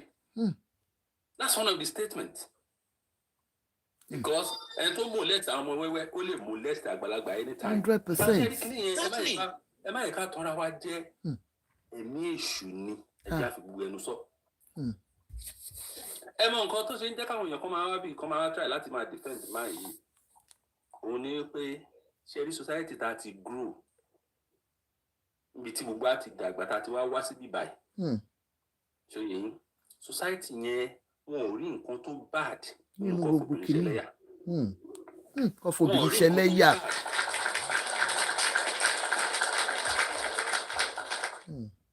wọn ò rí nǹkan tó bad nínú kí obìnrin ṣubú sínú kòtò wọn máa wò pé kí ni because tẹ bá mọ̀ láyé four fathers wa gbogbo àwọn àtàjókòó yìí náà ni àwọn bàbá lọ́hùn tó bẹ̀rẹ̀ Yorùbá land yẹn gan tẹ ẹ bá rántí láyé ìgbà kan nínú ìtàn wọ́n sọ fún wa pé wọ́n fi obìnrin gan bọ orò wọ́n fi obìnrin bọ òrìṣà àwọn alágbára kọ̀ọ̀kan ló dìde ló gbà wọ́n lẹ̀ lọ́wọ́ wọn àti pé àwọn alágbára obìnrin náà tó dìde ṣe rí these are dispensation ẹ má ní ká máa wọ pé ṣùgbọ́n ọmọ kékeré ló ṣẹlẹ̀ sí ṣùgbọ́n ọmọ ẹnìkan ló ṣẹlẹ̀ sí ìjọ tó lè bá ti ń jà ládùúgbò tó bá yá máa délé ẹ tó bá yá lọ́jọ́ kan ó máa délé ẹ ń sọ̀rọ̀ sí pé wọ́n ṣe sẹ́ẹ̀ kámẹ́rà fún obìnrin yẹn sọ pé òun fẹ́ sáré tí àwọn kan síwájú within few minutes ó ti bẹ̀rẹ̀ sí ṣe kínní ẹjọ́ téèyàn bá máa jẹ́nu port ṣó máa take 1 hour ni ṣó máa take 1 hour ni ó mọ̀ pé nǹkan tó ń fẹ́ ṣe ò dáa ẹ lọ wo psychologically tó o bá ti mọ̀ pé nínú ọkùnrin ó fẹ́ ṣìkà tàbí ó fẹ́ hùwà tí ò dáa o máa fast about it ni very quick. You'll be very quick to do it so that wọn ní mọ̀ tó bá tún fẹ́ mọ̀ kan bóyá epo kán sílẹ̀ bí tó ti mẹ́ran wàá tún make sure kó sáré clean up. ṣe rí tí ì rí nǹkan kan nínú nǹkan tó ń bọ̀ ní Nigerian justice system torí Nigerians all over now wọ́n ṣẹ̀ṣẹ̀ ti ń wá exposed to pé kó máa fi kámẹ́rà sí gbogbo ilé. Gbogbo justice àti judgement tó wà l'Amẹ́ríkà lénìí kámẹ́rà ló expose everybody. Because camera yẹn gangan ni evidence tí wọ́n ń lò ní court recordings yẹn gangan ni evidence ṣe rí láì tá a ti ń ṣiṣẹ́ yìí ẹ mọ̀ yẹ àwọn tó ti mú bí báyìí tó jẹ́ staff tó máa bá ọmọ tí kò gbọ́ràn tí kò lè sọ̀rọ̀ autistic child tó máa bá tí ò lè sọ pé fi mí lẹ̀ tó máa bá ìlọsìpọ̀. Sherry, there was one case ó ṣẹlẹ̀ níbí ẹni yẹn ṣẹ̀ṣẹ̀ wá sí UK ni ó kàn bá ọmọ yẹn sọ̀rọ̀ underage ni ọ̀rọ̀ lásán ni wọ́n jìjọ ń sọ mo wo tẹ̀sán yẹn lọ́gbọ́n. wọ́n gbé ní bá a ṣe ń sọ̀rọ̀ yìí wọ́n arrest yes àwọn onítọ̀ àwọn kan wá ń sọ pé wọ́n wá interrogate nonsense lórí social media wọ́n ń sọ wípé ìjọ wo ni princess ti mọ̀ ipe kìnìkan daft ìwà àti níjù ní Nàìjíríà kí o máa sọ̀rọ̀ bí ẹni wípé wọn ò ní brain àgbàlagbà tí ìṣọmọdé kẹ máa sọ wípé ẹ ń torí pé ó ti rí bákan láti ìgbà kan kò yẹ kán ṣe báyẹn ṣé ẹ̀yin níjọba ni tó bá yẹ pé ibi tí law ti ń work bàbá whatever yín ò tí ì ní jáde màá a ṣì máa serve. àǹtí ẹ jẹ́ kí n sọ fún nípa Yorùbá ní wèrè ló máa rojọ́. Wèrè kọ́ ló máa dá. Exactly. Ṣé ẹ rò pé bá ṣe Nigerian justice system ó wà deplorable tó wà backward tó ṣe ẹ rò pé àwọn judges tó wà bẹ́ẹ̀ wọn ò kàwé wọn wà enlightened. They are well read, well enlightened, and very intelligent. So wọ́n sì post yẹn táwọn agbẹ́jọ́ ẹlẹ́rìí fẹ́lẹ́ di ọ̀tọ̀ ní bó ṣe ń ṣe yẹn but not in this case that will happen that will affect the society. You understand? Ṣé àwọn akékeré yìí kò pọ̀ tẹ́lẹ̀ ẹ wá mọ nǹkan tó bàjẹ́ ohun tó ṣẹlẹ̀ tí ò jẹ́ kí ẹ̀ṣẹ̀ yìí kó máa ní ìjìyà tó tóbi díẹ̀ Nàìjíríà òun ní pé ṣẹ̀bẹ̀ pé ní apá pàtì ibì kan ní ọ̀dọ̀ wa wọn ò rí ohun tó burú nù kó bọ́mọ ọmọ ọdún méje sùn wọn ò rí ohun tó burú nù kó bọ́mọ ọdún mọ́kànlá sùn. Nasty. Ẹ má jẹ́ ká sọ̀rọ̀ West ẹ jẹ́ ká sọ̀rọ̀ Nàìjíríà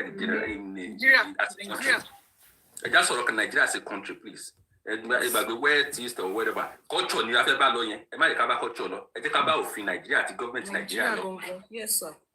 ṣe understand ṣe rí nítorí ìgbà tí wọn ò bá ti lè fi mú àwọn yẹn dánrin lọ́hùn lápá òkè yẹn. ẹjọ òfin tẹ sọnsìn is it written. òfin ó wà written o ó wà written tí ò bá wà written wọn ò ní fi dájọ́ bàbá yìí ó wà written. ìpè wọn lè ṣerú ẹ̀ fún àwọn ọmọ kéékèèké. no wípé òfin wà tó bá ṣe ìyà tó máa jẹ láti fìyà jẹ ẹni tó bá ṣerú ẹ̀ fún ọmọ ìjìyà tó wà ń bẹ. The consequences is written. It's in the constitution and in the law.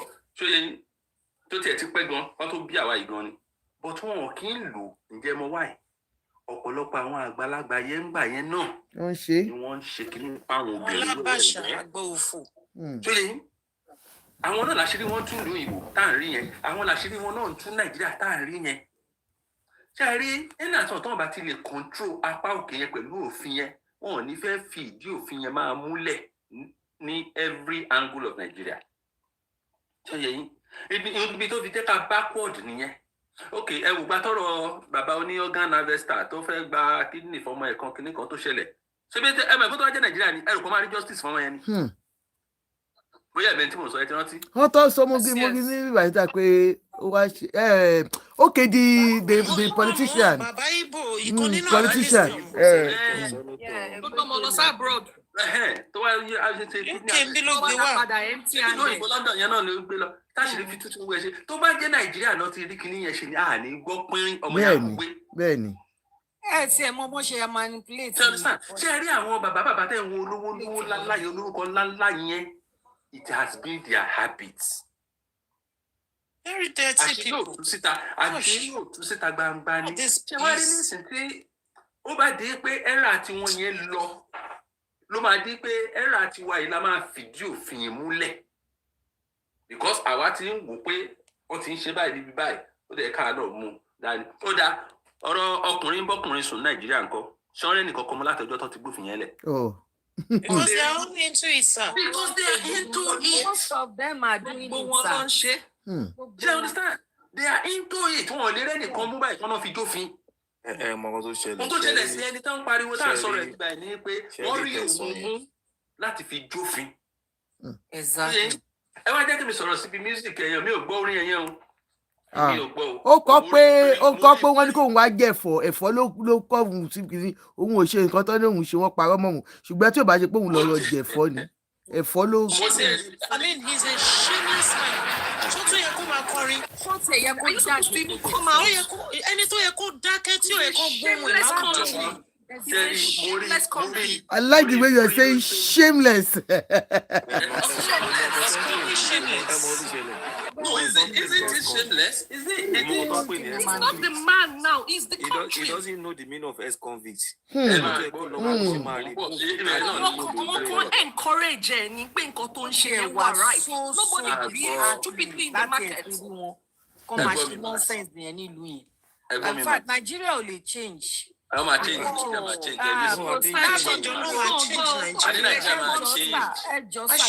Contribute. Contribute ma. Ẹ jẹ́ kí n lọ sí aspect ibi orin yẹn. Ṣé ẹ gbọ́ nǹkan tí Yorùbá wí? Wọ́n ní ajá tó bá lẹ́ni lẹ́yìn á pọ̀ bọ̀. N tó gbé orin yẹn jáde nìyẹn. Bọ̀bọ́ yẹn kọ́ ló kọrin yẹn. I won't lie to you. Wọ́n fẹ́ try láti rebuild image yet within the society. And it's going to fail more and more. And this is somebody ṣé even wọn kò kàn tí ẹ lọ àhámọ́ tí ò kì í ṣe prison yard tó kàn jẹ́ cell tàbí jail àdúgbò right for 1 week tó o bá níbi tí Nàìjíríà tèmi ti wá tá a ní tìjúdé tó o bá bọ́ sí gbòòrò padà ò ní sáré yọjú sí gbòòrò. a ṣe lọ máa hide ni. Yọmí fún bí ìyẹn olóòórùn ni. tó sì tiẹ̀ mọ́lé ṣe rí confidence. Best of the same feather ni wọn náà ti máa ṣe kàyẹn ti pẹ́. ó ti wà build nínú wípé má wọrí Yorùbá tó wá ti fi Yorùbá orí bá wọn sọ̀rọ̀ wọ́n máa gbàgbé ọ̀rọ̀ ẹ wọ́n máa ṣe kinní kan wà lè máa continue. ṣe understand but àwọn èèyàn wá fail láti wò ó pé bàbá barrister ó sọ pé téèyàn bá ń kọrin torí náà ò dùn Ibùn fẹ́ tí ara ẹ̀ gbọ́. Fi tí ara ẹ̀ gbọ́. Because ohun tó ń sọ, according to bọ́n yẹn sọ pé òun sọ báyìí báyìí, ohun tó ń sọ yẹn kò ní mínì sí ẹ̀ṣẹ̀ tí wọ́n ní o ṣẹ̀. Ẹ̀jẹ̀ ẹ̀ṣẹ̀ tán ní o ṣẹ̀ ǹjọ́ ti feel remorse? Ǹjọ́ ti feel sober about it? It's not. Ǹjọ́ ti feel like ẹ̀yin èèyàn mi Yorùbá mo disappoint face yín, I'm so sorry. Nǹkan báyìí tó ṣẹlẹ̀ mi ò láwíjàre o, mo ti ń jìyà mi. So at the end of the day, very unremorseful. At the end of the day, tó bá tiẹ̀ máa ṣe orin ọ̀tọ̀ ní àwọn èèyàn tí ó máa wá tó máa wá bá sọ̀rọ̀. Àwọn èèyàn dẹ̀ máa ti vet orin tó máa gbé jáde gan pé ṣé kò ní kó bá society. Èmi ò mọ nǹkan táwọn tán náà P-man àbí kí náà ń pera wọn tán ń gbórin jáde tán ń gbé fídíò jáde. Mi ì mọ nǹkan tí wọ́n vet. Ó kò ṣe pé record ó kàn flash ẹ lórí social media ní kò lè wax ẹ. And he's a useless man. I don't know. So, but the point is, ṣé àwọn èèyàn ẹ má jẹ́ ká máa wá sórí platform ká máa defend ohun tí ò dáa nítorí èdè kan torí àwọn ọmọ wa lọ́yẹ̀ màmá drop màmá ẹ̀kọ́ yẹn mo fẹ́ wá fún nígbà tẹ́ ń sọ pé àwọn èèyàn kan máa wá sórí platform wá ti wá sọ̀rọ̀ nígbà tó jẹ́ pé Nigerian map fún rẹ̀ ti dorí kodò. Nigeria ti dorí kodò. What is very wrong is what is right now in Nigeria. That is what I want you people to know.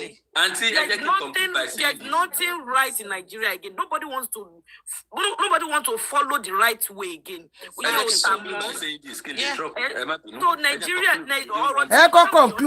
conclude. For 1 minute. Solution sikini. Kì í ṣe judge ní kì í ṣe court nìkan tàbí arrest tàbí nǹkan kan ṣe solution ó wà lọ́wọ́ our parents from now. Ní Nàìjíríà, thank you. Nígbà táwa wà ní kékeré, èmo láwọn ẹ̀gbọ́n obìnrin méjì níwájú, èmi wá jẹ́ kẹta, ọkùnrin tẹ̀lé mi. Gbogbo wa yàrá méjì, yàrá mẹ́ta ni wọ́n manage fún gbogbo wa. Ṣé rí mo fẹ́ sọ fún àwa tá jẹ́ parents, ẹ jọ̀ọ́ ẹ jẹ́ ká make sure wípé ibi tá à ń gbé gbà wá. Ẹ jẹ́ ká make sure pé ibi tá à ń gbé gbà wá. Yes, we lost our mom at early age. But gbogbo wa yẹn dájú wa kàn kó wa káàkiri ni. Bàtà wa dé base wa, tọ́lọ̀ wa ṣàánú, tọ́lọ̀ wa kọ́lé. Dàbà wa fún gbogbo wa ní yàrá kọ̀ọ̀kan. Ọkùnrin lọ́tọ̀, obìnrin lọ́tọ̀. Èmi ìgbà yẹn mo kéré.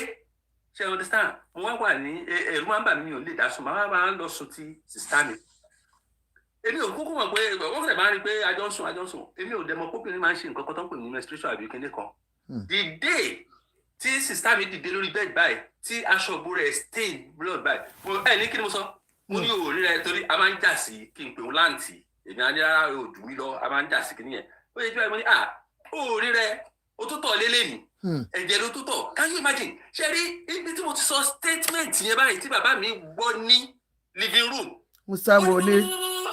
Kí ló sọ bàbá mi ọmọ yẹn dé bàbá yìí wọ́n dá mi kúnlẹ̀ ni wọ́n ní kí ni mo sọ wọ́n á fẹ́ sọ wọ́n ní tí bá tún gbọ́ lẹ́nu ẹ ọba sáré pé sítá mi yẹn ìyẹn náà ò dẹ̀ mọ bó ṣe nǹkan tó ṣẹlẹ̀ obìnrin tó máa kọ́ ọkọ̀ wá pẹ̀lú stain yẹn náà bá ní Ọlọ́run ṣe ohun ti dómìnir ó yá ìwọ kúrò níbà wọ́n bá sáré lọ treat sítá mi wọ́n lọ kọ́ ní nǹkan tó máa ṣe ṣé o dé sá ẹ jẹ́ kí n sọ kí nìkan fún yín alẹ́ ọjọ́ yẹn ni bàbá yẹn ló ya ẹ̀mí àti sítá yẹn yàrá alẹ́ ọjọ́ yẹn náà fún mi ní yàrá ọ̀tọ̀ wípé mi gbọ́dọ̀ máa wọ yàrá ẹ̀ mọ́ títí tó fi wá dàgbà tó fi márì tó lọlé ọkọ honestly ṣe rí iṣẹ́ wà láwọn àwọn òbí láti jẹ́ kọ́ mọ àwọn ọmọkùnrin wa àtọmọbìnrin wa kọ́ mọ ìyàtọ̀ láàárín development stages wa. Mo experience something similar to that nígbà tí mo marry ṣé yẹn tẹ̀mọ̀ àti bímọ àwọn ọmọ wa ń grow kò sí nǹkan kan tó new sí mi àti wá dé Amẹ́ríkà ọmọ mi obìnrin tó dàgbà jù ó ti wá lọ́yàn láyà ó ti wà bíi 12-13. Mo kàn dé láti school èmi wà nílé ó kàn wá hug mi ni ṣe rí bí màmá ẹ̀ ṣe rí tí ó ṣe hug mi yẹn tó fi ọyàn press mọ́ra báyìí màmá ẹ̀ ní stop that go back get inside.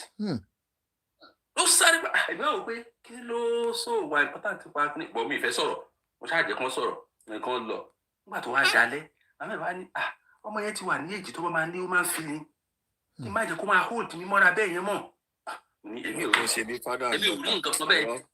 Ṣé you understand? Kílẹ̀ ní màá sá.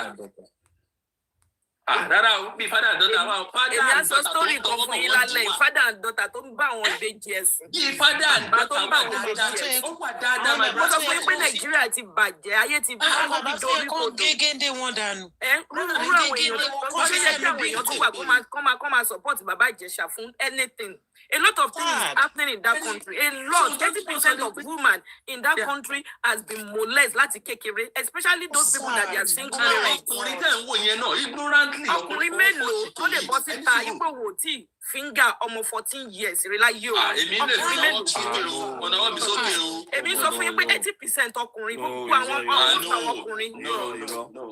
Ó depend rárá. Ní ìsìnkú jẹ́ pé ọmọ mi máa ti di virgin ní obìnrin ẹgbẹ́ náà ló wà ní secondary school. My sister, ẹ lè sọ Lagos State.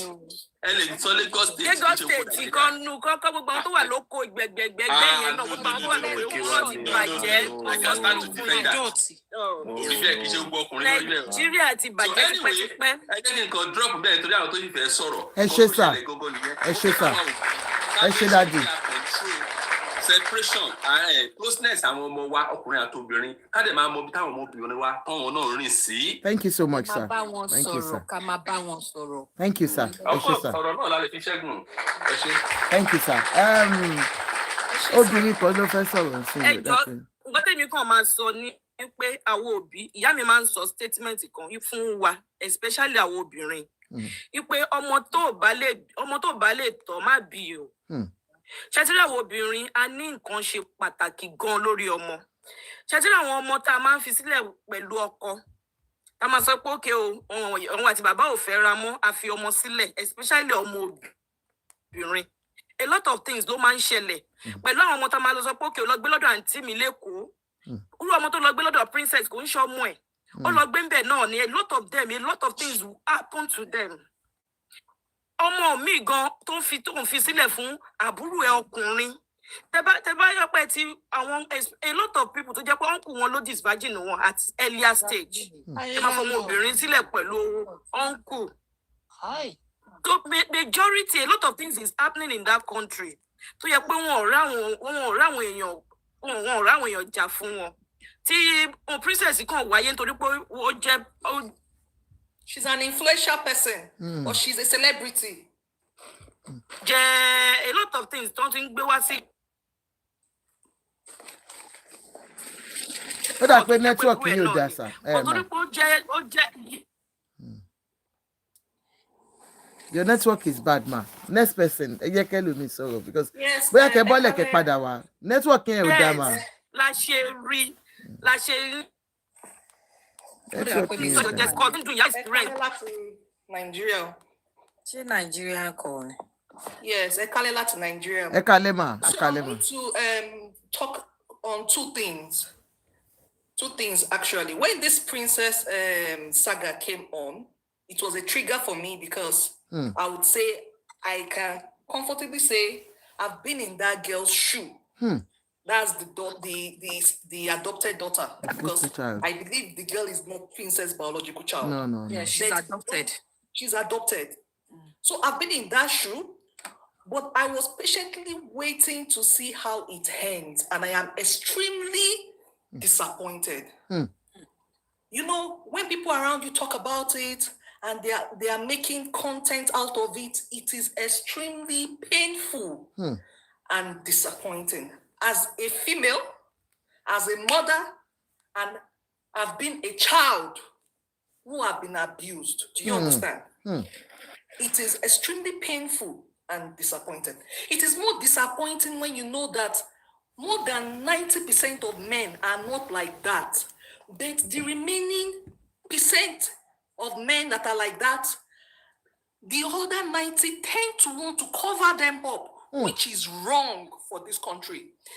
The problem with Nigeria is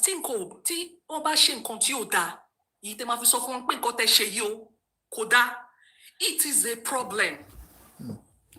And that is what is killing.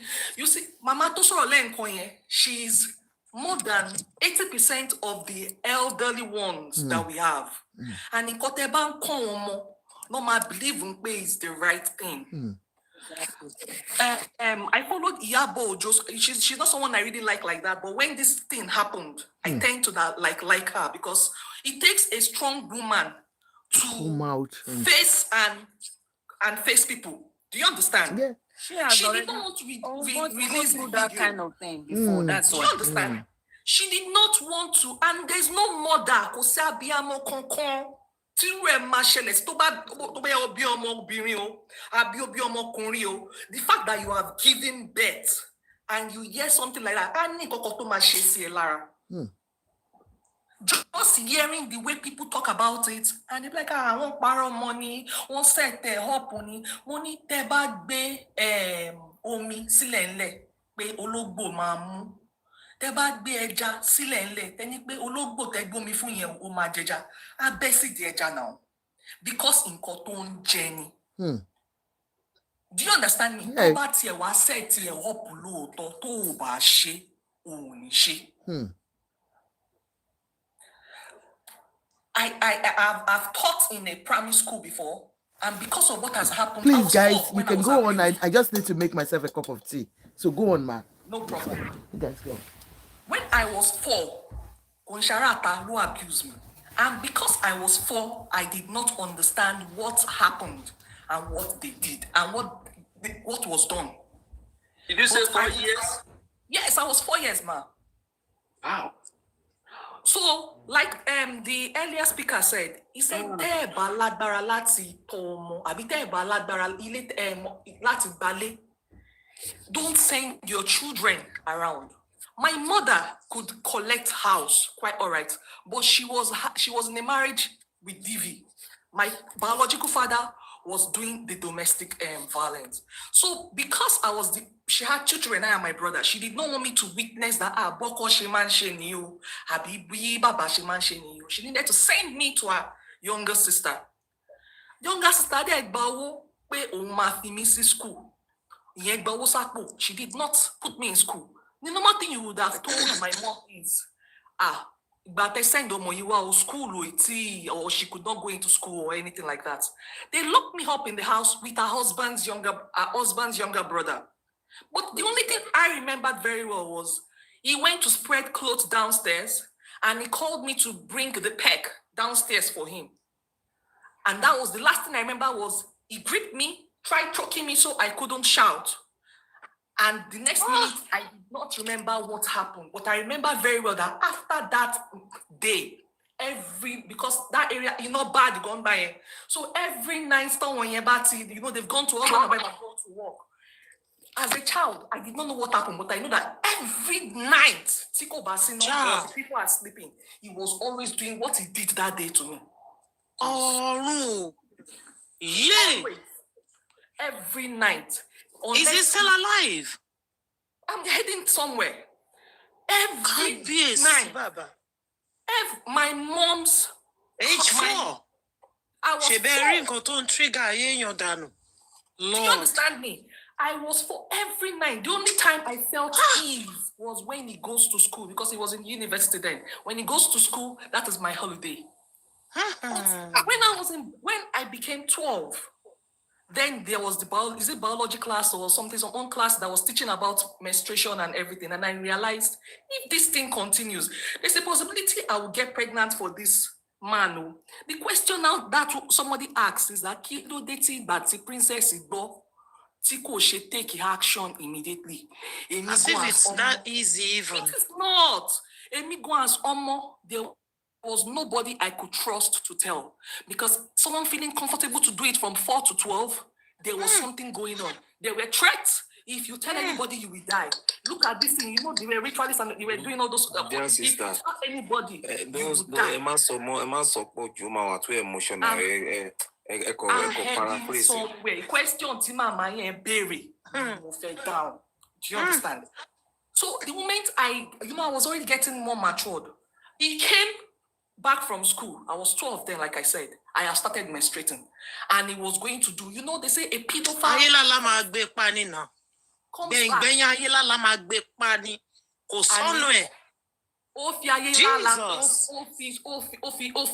Swear to tell you how comfortable they are in lying.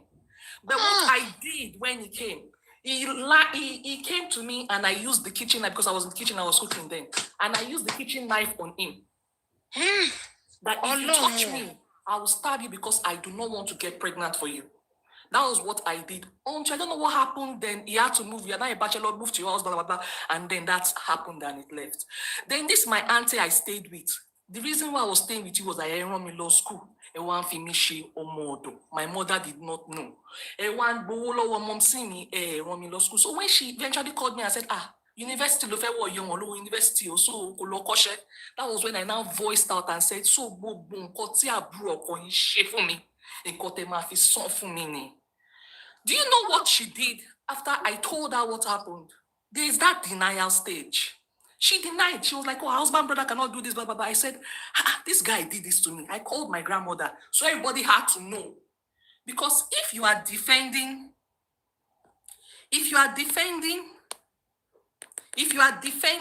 this thing, then there's something wrong with you. So when they now said, can you prove? I said, Princess needed to be sure. She needed evidence that this really happened. Can you people hear me? Clearly. Yes. We are listening. So I told them that they should tell him to take off his shirt, that I did something.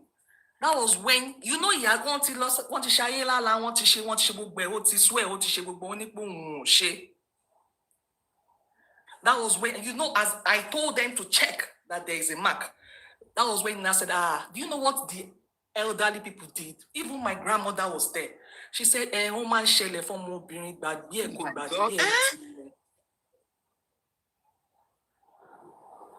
Sorry. The society encourages, they try to cover it. They try to make you move away and sweep it under the carpet. They do not want to be related to something like that, so they lie to themselves. They deny it mentally. But anything so Batoro Princess Ijade, when Yabojo released the video, one thing there, you won't fall into the trap. Who is in the house with you? Money nobody. Who the Nico Joko said there? Who the Are you insane or something? Are you crazy? No, there's something wrong with Oanipe Eshuni. He's not okay. Let's stop. You see, that excuse you're already encouraging. That is why he himself does not believe that what he did is wrong. And what no film industry, when I want back the fact that you people are already helping him to deny the thing, you are not looking for, let us even check and see how treated. Let us call this child that show gone. Did you investigate before you said defending him? That is why if you go into that prison and come out, because you know some set of people would defend him. And it's one pushing for me. I heard recently that his wife gave birth to a female child and he molested the child. You see? I was saying it. You see?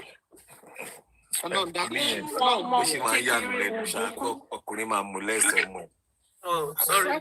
Things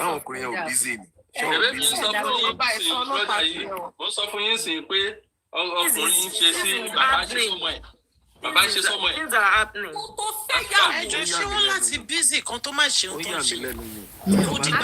Busy. That's violation.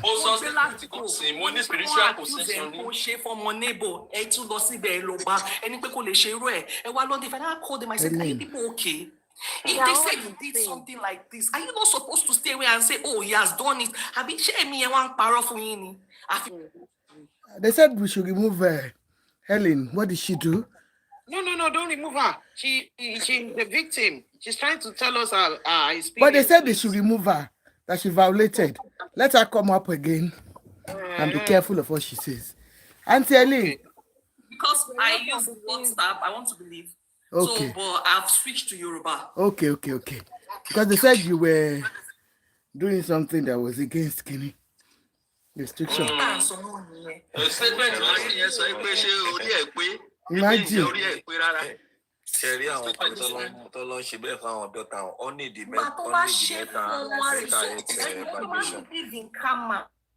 Damage would have happened before karma comes. Okay. A lot of damage, and when you say, oh, it is spiritual, it's all those things.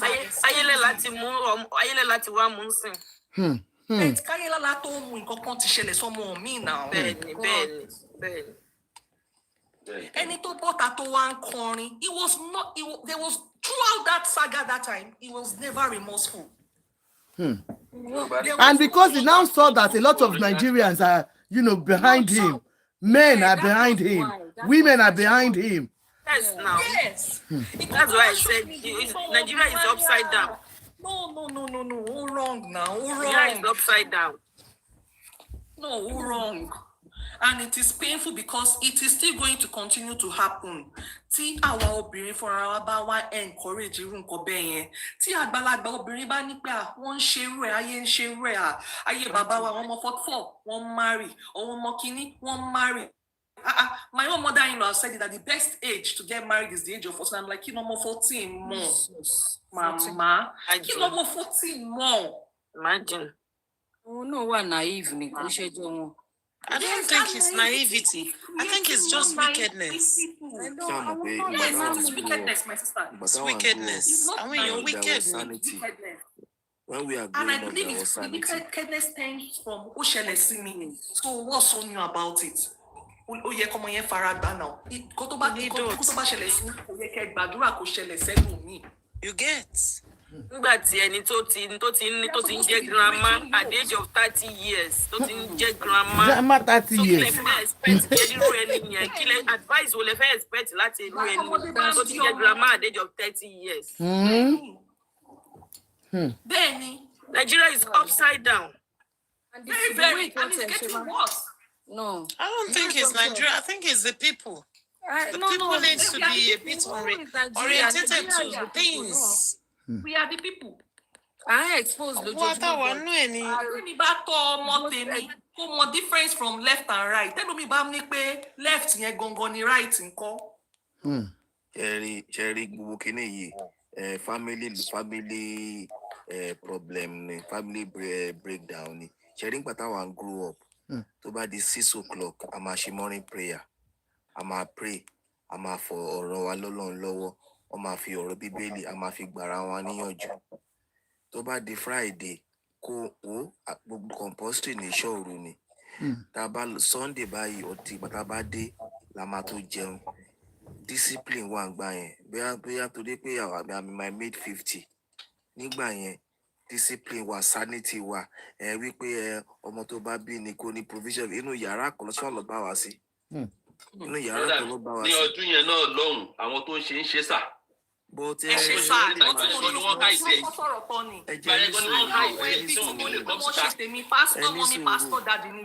Gbogbo kìíní Abọ́kọ́ mi, thank you so much.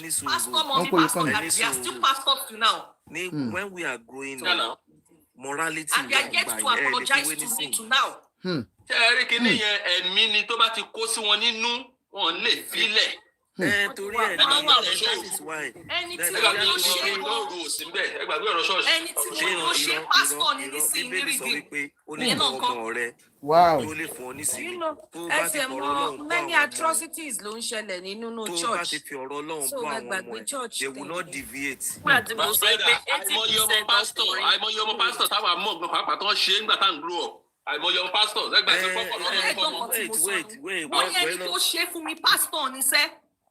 Ó yá náà. Bóyá tó ní kó tún jẹ́ pásítọ̀ gan-an ṣe lọ fi wọ́n tì í pé á tún bẹ̀rù Ọlọ́run láti bẹ̀. Mo rántí ìgbà kan tí mo fẹ́ wọ yunifásitì ẹ̀mọ́kọ́ tí mo dẹ̀ jẹ́ leader set ẹ̀mọ́kọ́ tí ẹni tó jẹ́ bí mentor mi sọ fún mi ó ní Láńre báwo ló ṣe máa lè kọ́ńkà àgbèrè láàrin àwọn obìnrin ó ní tó bá ti rí ẹni lady kó picture ojú àbúrò ẹ obìnrin kó picture ẹ lórí ẹ so tí n bá ti rí ẹni woman ojú àbúrò mi ni máa wò lórí ẹ so ara mi ò tiẹ̀ ní mind mi ò tiẹ̀ ní lọ sí gbogbo bẹ́ẹ̀. Ní discipline tó dáa ni wọ́n nọ́ọ̀ṣọ́ yín dáadáa ni. Bóyá torí pé nísìnyí a lot of distraction advent of internet ó ti jẹ́ kí immorality di because nígbà yẹn táwa secondary school tó lọ sẹ́ bóbìnrin internet gan ló expose wọn. Yes ma. Òun ló expose wọn. Because many things so many things happen during that time too. Ibi táyìn gbé ni iṣẹ́ níbi táwa gbé dàgbà. That we are not hearing about. ṣé gbọ́ sà ibi tẹ́yìn gbé òun ló jẹ́ kẹ́yìn feel bẹ́ẹ̀.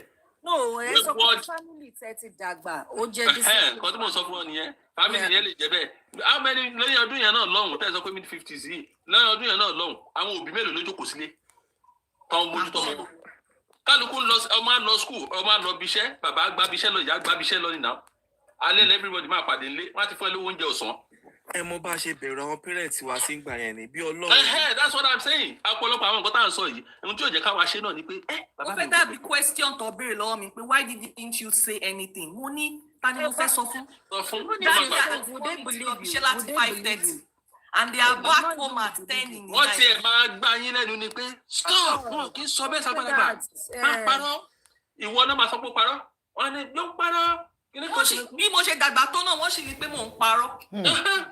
Ìyẹn náà ń kọ́ Atúndé di Ayélálá tí gbogbo wọn bẹ̀rẹ̀ sí ni máa fa Ayélálá. Pásítọ̀ Ayélálá. Àṣẹrá Ayélálá bẹ́ẹ̀ lọ fake. Ayélálá nọ́màtì ni Ayélálá ní ìlú. Àǹtí tó náà lọ ọ̀dọ̀ Ayélálá yìí tí ẹ rí Ayélálá kọ́lẹ̀ lọ ọ̀dọ̀ ẹ̀ wọ́n fi yẹn tu yín jẹ ní o. ọkọ̀ fi dìísí. Ẹ bá lọ wájú ọ̀ríjínà Ayélálá kò lè kó bẹ̀. Wọ́n máa pọ̀ mi sí ní kò lè. Ní ọ̀ríjínà kò lè kúrò bẹ́ẹ̀ mà. ọkọ̀ fi. Ayélálá within 3 days ó máa wú kù ni. ọkọ̀ fi ṣe ń jọ. Kálẹ̀ ní ní sọ́mọ́mọ́. Èmi tí mo sọ̀rọ̀ gan Èkìtì ni mí mo mọ ọwọ́ ẹ̀ tó jẹ́ pé má dán wò ni. Èkìtì ni wọ́n. Ẹ má bàa dún mi jẹ́ ọjọ́ o. I dislike them from the core of my. Sister Ayélálá tẹ̀ ń sọ iṣẹ́ mọ̀ pé wọ́n máa ń da nǹkan téèyàn ò ṣe gan wọ́n lè dá sórí victim ṣe mọ̀ pé wọ́n máa ń ṣe bẹ́ẹ̀. According to gbogbo àwọn. A ní mo tiẹ̀ bọ́dà torí mo mọ̀ pé mo ní máàkì lára rẹ̀ tọ́lé mo ní that's my proof. So bàtọ́ ní pé princess why did she wait? She needed a proof. Ẹ wò excuse me ẹ jọ ṣé mo lè sọ̀rọ̀ ń sìn ẹ bẹ́ẹ̀. Yeah, ẹ go on ẹ yẹ kọ́ ẹ sọ. Ṣé rí tí princess tẹ̀ ń sọ yẹn ẹ mọ nǹkan tó tiẹ̀ kọ́kọ́ jọ mí lójú tí mo wò pé Nàìjíríà ò lè change ẹ mọ̀ pé mo sọ statement yẹn. Ẹ jọ bá gbàdúrà fún Nàìjíríà. Ẹ má bínú ṣé rí part of the world táwa wà yìí. The fact pé o tiẹ̀ wọ́n kọ́kọ́ rí ẹlẹ́gbẹ̀ẹ́ ọmọ kékeré lásán o ti wà ní trouble. Ṣé mo most of àwọn ọmọ Nigerians tó wá máa jẹ́ pé wọ́n wá school abroad táwọn idiot yẹn tó ṣe ṣe àwọn oríṣiríṣi atrocities yẹn tó wá tún lọ sí school wọ́n á máa monitor bí kí wọ́n máa tẹ̀lé àwọn ọmọ kékeré káàkiri. But most of them not exposed online yẹn mo ṣe sọ pé ní time ìgbà tẹ̀ ń sọ yẹn láyé ti ìgbà tá a young yẹn sir Mr. Larry ẹ jẹ́ kí n sọ ni pé gbogbo ìgbà yẹn íńtánẹ́ẹ̀tì ò ṣe nǹkan tó ti expose báyìí tó ṣe expose wọn. Ṣé wàá rí going back to princess báwo lèèyàn ṣe máa worú fídíò yẹn fídíò ọmọ yẹn wọ́n tún wá máa sọ tú ṣe rí nígbà tí mo kọ́ ṣe àwọn gbogbo when that story came out I was like okay we were just hearing ìgbà tí mo rí fídíò yẹn orí mi kọ́kọ́ ṣe gbàngbàm but when I start hearing people tó wá attack Ìyábọ̀ Òjó I was like are they mad? Ìyábọ̀ ṣe mọ nǹkan tó fi ká Ìyábọ̀ lára and that's why I admire that lady. Òun gan ti jẹ́ victim the same victim of such thing. Ṣé most of us most obìnrin ní Nàìjíríà one way or the other ẹ mọ̀ pé sexual kìíní wà sorry I'm so sorry I use that word because kò yẹ kí n sọ and again molestation is something that is normal most is a thing tó jẹ́ pé most tẹ́ bá kó 100% obìnrin sílẹ̀ 99%. Especially àwa tá gbé sàlẹ̀kọ́ nílé agboolé. Ẹ má gẹ ìyẹn ò ń ṣe pé ká mi mo báwo ni mo ṣe lè sọ títí ìbára nílòpọ̀ yẹn tẹ́mi ò fi ní violate gbogbo nǹkan tí àbí can I use that word mo believe pé mi ò ní right àti lò.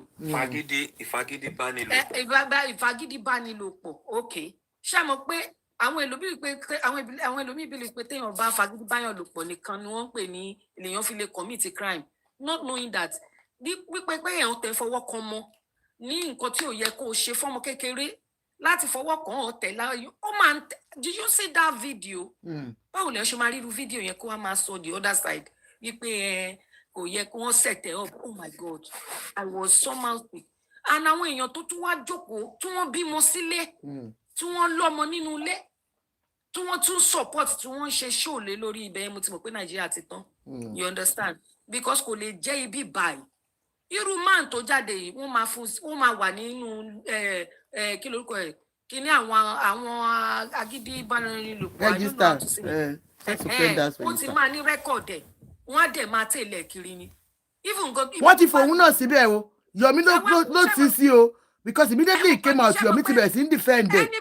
Any offender bẹ́ẹ̀ yẹn níbí báyìí wọ́n máa notify gbogbo àwọn tó bá ń gbébì kan wọ́n á notify gbogbo àwọn tó wà lérí àyẹn láti jẹ́ kó mọ̀ pé èèyàn báyìí ló jẹ́ so that wọ́n á máa ṣọ́ Nàìjíríà mi mọ nǹkan tẹ́ ló ṣe ṣóṣẹ̀ kọrin kan jáde àbí nǹkan tẹ́ ń sọ láti. Bẹ́ẹ̀ ni o ó release orin lẹ́nu. It's because wọ́n fàyè gbà ni ṣé mo rí pé wọ́n tún bully that lady princess go gbé Nàìjíríà mọ́ because of all this bullying up and down ẹ wá ní Nàìjíríà máa change ẹ wo this beautiful lady tó ń sọ̀rọ̀ látàárọ̀ ẹni tó mọ̀yàn most of the time ní Nàìjíríà òun ló ń ṣèyàn jù àwọn tó súnmọ́ yàn ó lè jẹ́ uncle ó lè jẹ́ sister brother àdúgbò àǹtí àdúgbò ọ̀rẹ́ mi kan sọ statement kan fún mi ó ní nígbà tá à ń sọ akọ̀ngist kìíní generally ó ní òun rántí ìgbà tóun kéré wọ́n máa gbóhùn sórí ẹsẹ̀ ni ẹni tóun mọ̀ lágbájá a máa fi kìíní ẹ̀ a máa ní kó máa fi ṣeré you know a lot of things are happening and this is the big awareness to most women especially even men you know and again ká máa bá àwọn ọmọ wa sọ̀rọ̀ because ìgbà míì máa ń wà wọ́n máa ṣẹmọ ẹni tó ń go through that wọ́n á ti kó wọn láyà jẹ débi pé wọn ò ní lè sọ fún àwọn family ẹ̀ kò ní lè sọ fún ìyá ẹ̀ all mothers we should have that you know we need to talk to them tell me anything even if I'm angry let me know let me know mo rántí ìgbà kan tèmi náà gba èèyàn kan sínú ilé wọn stupid idiots báyìí láti Nigeria student ó dẹ̀ wà mo ní yàrá ó fẹ́ máa take kò mọ̀ yí pé ọmọ tèmi ẹ mọ̀ pé àwọn ọmọ bíbá ẹ̀ they are well outspoken ó fẹ́ máa ó wá ń try láti kiss ọmọ mi nínú ilé mi ìjọ yẹn gangan ni mo lè jáde that same day ló kúrò nílé you know so many things are happening if I'm not talking to my daughter he might have warned her you know groom her and grooming yẹn dẹ̀ common nínú church everywhere. They will groom your child. Some even say that your mother is not, don't tell her. Why would you talk to my, even no pastor will call, because possible no anyway. Some people, any little thing, you take it to your pastor. The pastor call him molest àwọn ọmọ ní Birmingham ní bíbá. Birmingham ní bíbá ma. Birmingham just in the UK here. Pastor. Wọ́n àti ìyàwó ẹ̀ lọ sẹ́wọ̀n. You know, mo yẹ nǹkan tí mò ń gbọ́ ní UK mo mọ̀ dáadáa tó yẹ pé wọ́n ní pastor kan náà tó yẹ pé gbogbo àwọn choir member ẹ̀ ẹ wo orú nǹkan tó ṣẹlẹ̀ ní Naija pẹ̀lú pastor tó mú recently. Pastor Chris. Yeah, it's because of wọ́n fún wọn láyé irú pastor Chris yẹn tó bá jẹ́ pé ibi tó ti ní ibi tí a ní regulation tó right Naija kò yẹ kí church yẹn ṣì wà wrong. Just this pastor, this one that we even treated yesterday, what's that guy's name? Agbala Gabriel. Have you not seen our people standing up to support him? It was so disgusting. Even looking at listening to some people, I was like sick to my what is wrong? It's sad. It's sad. If a pastor can be asking for two some, you and your sister, let me do the two of you together. A pastor. Ó sọ bẹ́ẹ̀ fún lady kan nínú wọn tí iye tó bá sọ̀rọ̀. Ó nígbà tó bá òun ṣe tán, ó wá ní kóhun kọ̀wé wọn ní àbúrò òun ní wá ní kò má tà káwọn ṣe é náà. Nǹkan ṣẹlẹ̀ o and that is exactly tí mo ṣe sọ yìí pé Nàìjíríà lẹ ti máa rí àwọn èèyàn máa lo position máa oppress àwọn èèyàn ìlú yẹn I don't know. And people are already saying leave the man of God. The man of God is a man of God. Do my pastor no harm. Ìjọ wo ló fẹ́ bẹ̀ ta? Ìjọ wo? Ẹ kálẹ́ ma Aunty Ṣeun. Thank you so much Lady B. Thank you ma. Tó ń kan èmi tí ní wípé àwa obìnrin kí ni way forward omi tí tó dẹ̀ ń kọ mí ò ju wípé ok wọ́n ní ọkùnrin yìí ó ṣe nǹkan tí ò dá sóbìnrin and àwọn kan wà tán pé àwọn ní women empowerment so and so láàárín àwa obìnrin yìí máa rí àwọn obìnrin tó tún máa rationalize reason tó fi ṣe èèyàn kan ní right láti set èèyàn kan up èèyàn kan ò ní right ẹ máa justify. So kí ni the way forward because mi ìgbé Nàìjíríà but à ń gbọ́ oríṣiríṣi nǹkan Nàìjíríà ẹ imagine the lady senator Natasha ẹ wo bó ṣe ń treat ẹ with evidence there wà bẹ́ẹ̀ tó obvious by. Yes, Auntie, if a whole politician, you know, high-rank politician in Nigeria can say, what is the big deal if a man talks to you and you say no? A married woman. Omi inú tó ń kọ mí gangan nìyẹn. It's not people náà wọ́n ṣe ìlànà ẹ̀mọ́, but àwọn tó ń rationalize ẹ̀, àwọn tó ń support ẹ̀. Ṣé torí pé ó jẹ́ èèyàn yín ni kò tí ì yé mi? Ìyẹn ló ń dùn mí pé okay, what do we do to such people? Ṣojú òtì yín ni wọ́n ní ẹni tẹ́ ẹ mọ̀ ó lọ ti ká bọ́mọ kékeré ń dì í. Ẹ wá sọ pé ẹ wá ń try láti justify. Mo sorry láti sọ òwò Àjọkẹ́. I used to love Ìyá Rainbow. Lórí ọ̀rọ̀ bàbá Ìjẹ̀ṣà yìí, mi ìgbà tí ìyá yẹn mọ́. Because they wanted to cover everything up. Ìwọ tó jẹ́ grandma ò lè máa support nonsense. Àbá, ó ń ṣẹlẹ̀ láyé ìgbà tí wọ́n náà. Wọ́n lè sọ pé kò sí molestation láyé ìgbà ayé àwọn Ìyá Rainbow. Wọ́n lè sọ pé àwọn ò lè experience bẹ́ẹ̀. Àwọn ọmọbìnrin tí wọ́n àwọn protect àwọn ọmọbìnrin wọn. Nǹkan burúkú ò ṣẹlẹ̀ sáwọn ọmọbìnrin wọn. Àwọn léèyàn kan ṣe nǹkan okay àti wá dé level tó yẹ pé wọ́n tún gbé evidence síta. Ẹ̀yin kan sì wá ń sọ pé ẹ̀ ń support somehow. Ẹ jẹ́ ká panupọ̀ ká sọ wípé ká bá rán wí. Pé nǹkan kíní yóò dá nǹkan tó máa jẹ́ kí Nàìjíríà kó progress nìyẹn. Ẹ má jẹ́ ká máa turn blind eye mọ́. Wọ́n turn blind eye sí kẹ̀sì Natasha. Of course. To the point wípé ẹ̀ ń ṣe owó pé for community kíní kan ẹ̀ excluded that meeting. Very ridiculous. Ẹ lọ sí court ẹ dé ẹ suspend ẹ court ní kẹ́ lift suspension with imagine. Ẹ ń bully ẹ to her face. And Senator Ireti, the only senate lady senate there too. Òun náà kò lè stand by her wípé no, at least I am a woman like you, we are in the same boat. God bless you. Obìnrin láti kékeré girl child in some until generation ti wà yìí. Ní generation àwọn màmá wa wọ́n recognize ọmọ obìnrin pé kọ́ ràn lọ sí school ọmọkùnrin náà máa ràn lọ sí school. Ọlọ́run dẹ̀ ń ṣe wọ́n liberate wa díẹ̀díẹ̀. Stage tadé yìí àwọn obìnrin wọ́n tún oppress obìnrin ẹgbẹ́ yín wọ́n molest obìnrin ẹgbẹ́ yín ẹ̀yin ìyá kan ẹ̀yin obìnrin kan tún wà tẹ́tí wọ́n support. No, ó sad. So what's the way forward? Ṣẹ̀gbọ́n obìnrin àǹtí kan ti sọ̀rọ̀ Afọlákẹ́mi Adélékè ó ti ṣẹ̀wọ̀n náà ṣé kó para ẹ̀ ni. No. Àǹtí ẹ̀ máa bọ̀ lókè. Wọ́n fẹ́ bá yín wí. Ṣé ní lack of exposure ń pa wọ́n Nàìjíríà? Ní ìlú tẹ́mi ń gbé yìí, tó bá ṣẹ̀wọ̀n. Ṣé ní ìlú tẹ́mi ń gbé yìí, even tó bá ṣẹ̀wọ̀n lẹ́yìn irú ẹ̀ṣẹ̀ yẹn, possibility wà kó má jáde ní ẹ̀wọ̀n yẹn láàyè. Because àwọn ẹlẹ́wọ̀n ẹgbẹ́ wọ́n hate irú èèyàn bẹ́ẹ̀ yẹn. Wọ́n ò lè stand because tó bá dé wọn. Self-love, of course. Mo ti ṣiṣẹ́ pẹ̀lú àwọn people yẹn rí tó ti yé yín. Out of bóyá carelessness, confidentiality wà dáadáa. But tí àwọn fellow inmate ẹ̀ tó bá lọ gbọ́. Nǹkan tó gbèdé nìyẹn kò save. Wọ́n máa attack ẹ̀ right, left and center ni. Imagine. Okay. Ẹ lọ Google Ian Huntley, ìyẹn tẹ̀sí ń gbóná dáadáa. Ó ṣẹ̀kú, ó remove life support ẹ̀. Wow. Láti kú lẹ́yìn, ó confirm ẹ̀ dead lẹ́yìn. Kí ló ṣẹlẹ̀?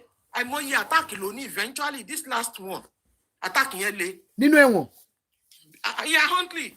Wow. Àjọkẹ́ gbà ń Google it, ó ti kú. Ó ti kú láàárọ̀ yìí. Yes. Bẹ́ẹ̀ wọ́n ti ẹ̀ṣẹ̀ àwọn tó ń sọ pé ṣé bó ti ṣẹ̀wọ̀n. Wọ́n ń gbádùn Nàìjíríà. Tó bá jẹ́ ìlú yìí ni, ó likely kó má jáde láàyè. Because mo fẹ́ lóyún ní ìtẹ́. Torí wọ́n lè tọ́lá rẹ̀ tẹ́ni tó jalè. Wọ́n lè tọ́lá rẹ̀ tẹ́ni tó parọ́. Ṣùgbọ́n ìwọ tó fi ipá bá ọmọ kékeré lò. Ò ní jáde. Okay, tí wọ́n disgust wọn fẹ́ lóyún ètì yẹn. How much more? Ẹ̀yin Nàìjíríà wá sọ pé ṣé kò parẹ́. Ẹ tún wá jóbìnrin. Ọmọ tó ṣe fún ọmọ yẹn kí ni yẹn máa wà lọ́kàn ẹ̀ forever. Ẹ wo lady tó sọ̀rọ̀ ń sìn now, Sister Helen yìí. Is that not what she was narrating to us? Exactly. Imagine this woman now for life, with all the atrocities tí wọ́n ti ṣe fún mi. Báyọ̀ sílé mi ò lè báyọ̀. Mr. Larry, I want to address something to you. Look ni o, ìdílé tẹ́ ti jáde wá. And I want you to put something in your ní ọwọ́ sí. The fact that pé ẹ̀yin turn out ní family yín kò sọ wípé gbogbo ọkùnrin family yín máa turn out bẹ́ẹ̀ o. Auntie. This is a situation to complex. Ẹ mọ̀ tó ṣẹlẹ̀. Ọlọ́run ni ó tún depend lọ́wọ́ ẹ̀yin obìnrin. Tẹ́ bá rí bí ìyá tẹ̀wá ọmọ ọkùnrin mẹ́rin ló ní obìnrin méjì. Tẹ́ bá rí bí ìyá mi ṣe rorò ìgbà tí mi ò gbọ́n mo máa ń pè ìyá mi lájẹ ni. Ìyá mi rorò tó bá níyàn rorò kò síbi tí ó ti lè mú gbájú fún ẹ. Ó mú wa pẹ̀lú àdúrà àti effort. Ṣé gbogbo kíní ìyọwọ́ ẹ̀yin obìnrin ló wà? Ẹ̀yin obìnrin sí. Sọ́rí ìyá rorò yẹn náà jẹ́ kí n fún yín ní experience kan. Màmá dà tọ́. Sọ́rí àwọn obìnrin níṣẹ́ láti protect yàn. Èyí kó wà tí mo mọ̀ dáadáa. Tó ti yé yín. Ọmọ kékeré ò gbọ́dọ̀ lọ ṣe holiday lọ́dọ̀ wọn. Nígbà tá a kéré tá à ń grow up. Ó máa bù mọ́lẹ̀ ni. Ó wá ní àwọn ọ̀rẹ́ ẹ mọ báwọn ọkùnrin ṣe máa ń kóra wọn káàkiri bọ̀bọ́ mi kìnnìkan tó máa ń kóra wọn ní nickname. So tó bá ti délé ọ̀rẹ́ yẹn lálẹ́gbẹ́jẹ́ kìnnìkan kóra wọn nickname wọ́n á ṣe yẹ̀yẹ́ wọ́n á ṣeré àwọn àbúrò wọn náà wọ́n á rán wọn kókò wọ́n á ṣe kìnnìkan. Ìjọ́ tó bá délé ọ̀rẹ́ tí ọ̀rẹ́ ò sí lé àbúrò ọ̀rẹ́ ló máa mú balẹ̀ ọmọ tí ò tí ì jáde lábẹ́ ìyá ẹ̀. Bẹ́ẹ̀ ni ọ̀rẹ́ mi so ara burúkú yẹn ó bá wọn lára mu àṣàkáṣà then àwọn ọkùnrin ní ìwà kan tó yẹ pé wọ́n bì ní pé yí obìnrin táwọn bá ṣe bẹ́ẹ̀ yẹn pẹ̀lú ẹ̀ bóyá yẹn ní ìmọ̀ irú social kìíní tó jẹ́ wọ́n fi ń boost. No, kì í ṣe social ma. I think it's just insecurity. Èèyàn tó bá gbé ìwà ní ṣerú ẹ̀. Ẹ jẹ́ kí wọ́n lè wá growing up irú àṣàkáṣà tó wà lọ́wọ́ gbogbo wọn nìyẹn. Ọlọ́ọ̀pẹ̀ gbogbo àárín ọkùnrin ni mo ti dàgbà. Mo fi kíní ẹ̀ mo fi kọ́kọ́. Ẹ má bínú sàn, tẹ́ bá sọ pé ọwọ́ obìnrin ló wà. Lásán wà lọ́wọ́ ọmọbìnrin. Àwọn ọkùnrin àti obìnrin ni no. It's a responsibility kẹ́ máa sọrú ẹ̀. Ara àwọn nǹkan tí mi ò kì í fẹ́ gbọ́ ni ọkùnrin àti obìnrin ló bí ọmọ. Ẹ jẹ́ kó bẹ̀rẹ̀ kó tọ́ ọmọ. I quite agree. Mo agree pẹ̀lú nǹkan tẹ́ sọ yẹn. Gbogbo wa la gbọ́dọ̀ tọ́jú àwọn ọmọ. But nǹkan tí mo fẹ́ sọ ní pé ìgbà tẹ́mi bẹ̀rẹ̀ sí ní bímọ ọmọkùnrin ni mo kọ́kọ́ bí tọ́lọ́run yọ̀ǹda fún mi ọmọkùnrin mi tiẹ̀ láì kéèyàn bóbìnrin torí operation tó ti fún àwọn obìnrin tí má ti lóyún báyìí lọ́dún nǹkan kó má ní kí ló fẹ́ máa lọ́kùnrin ni mo fẹ́ mi ò fẹ́ because obìnrin wà oppressed. Àbúrò mi náà sọ bẹ́ẹ̀ nítorí bẹ́ẹ̀ ló fi di ọlọ́kùnrin nìkan. Ṣé rí ọjọ́ tí mo ti bí ọmọ last baby mi tó jóbìnrin ìjọ ẹ̀ mo sọ pé ọkùnrin kan wọnú ilé mi mọ́. Ọ̀pọ̀ tí mo fẹ́ rò pé mo ya wèrè ni because this one I must protect her. Ìrírí ayé ló dé jẹ́ kí n máa ṣe bẹ́ẹ̀. Àwọn ọ̀rẹ́ àwọn kíní kan wọ́n wọnú ilé ìmọ̀ ọ̀dẹ̀ wọ nìyẹn. Ẹni mo fi agree pẹ̀lú pé ẹni tó sọ pé obìnrin ní ṣẹ̀ṣẹ̀ I must protect this one. Ọ̀ gbọ́dọ̀ mess up pẹ̀lú ẹ̀. Ẹ mọ̀ pé mental health yẹn náà. Can I quickly chip in something? Right. I mean, when I did my scan and I saw that it was a girl, from that very day, the motto is I must protect this one. God bless you. I would like to ask you. I'm sorry to interrupt you, please. Kò kì í ṣe nítorí pé bóyá ẹ fẹ́ protect ọmọbìnrin nítorí ìrírí tẹ́ rí ni. I was coming to that. Can I quickly ask you something, Ellen? I'm sorry, I'm not trying to. No, it's fine. I hope you've been for therapy and you've taken care of yourself. Yeah, that's what. And I would like to correct something. The mommy that spoke now, she sounds a bit older than my generation. So I quite understand. I want to understand your generation and how you felt about protecting your child. But I would like to correct something. When we speak in public places like this, we need to be careful and choose our words wisely. And why did I say this? When we keep hammering on women have a lot to do, this is part and parcel of the genesis of why we are here today. Exactly. We push so much responsibility on the women that these women are having a mental breakdown and the kids are not even getting the best from them. Why not just have this conversation of as parents, whether you're a man or a woman, I'm coming there. We both have a part to play in the children's life. I understand, I work with children and I'm coming there. I work with single parents families where you have just one parent. It could be the mom or the dad, having the parental responsibility on that child. So I would like to break it down. If your partner is no longer in your life, but he wants to play a part or is playing a part, we don't have to live under the same roof for us to parent and bring up children. Am I making a point? It's a different thing. It's a different thing if you are no longer together. and he doesn't want to be in the child's life, then by all means, you step up as a mom. But if you're a couple, we both have a part to play in raising children. And if you're no longer together and he's outside, I always say this to men. I don't care what happens between you and your wife. What matters to me is the safety of the child involved in such relationship. You can decide not to speak to the mother again, but do yourself that responsibility of raising your child. The world has gone global. You can raise your child from anywhere. You can be in prison and parent your child. These things need to be taught to people. Communication. You don't need to physically be in the house with that child. You could put a child on the phone and go through an homework with that child. That is why we've got all this technology. It's not about sitting on social media all the time and not knowing what to do with it. You could be on a business trip and you are so present in your child's life. But the problem we have is that we've been raised with this mentality that, oh, the women has a big part to play. And when men hear this thing, it's like you're handing them a reason to be laid back and be lazy. That is what you're doing. Good morning, ma'am. We are not the one even saying it. Good morning, ma'am. No, I'm not saying you. I'm just saying generally. When we throw comments like this around, we've got men online. So it's like we're just giving them a pass that it's the job of the women. Women are the super women. Yeah, I understand your point. Most of the time we put the responsibility on women. And that is why a lot of women struggle and they can't even speak out. Because we've raised them to believe that yeah. it is your job. They are the ones to take care of the child. Anyway. So it is because we've made them believe, look, it's your job, you have to do it. So even when you fail at that job, it's your fault. Yes. So it makes women take up too much responsibility. They're struggling with. I've had to feel at fault.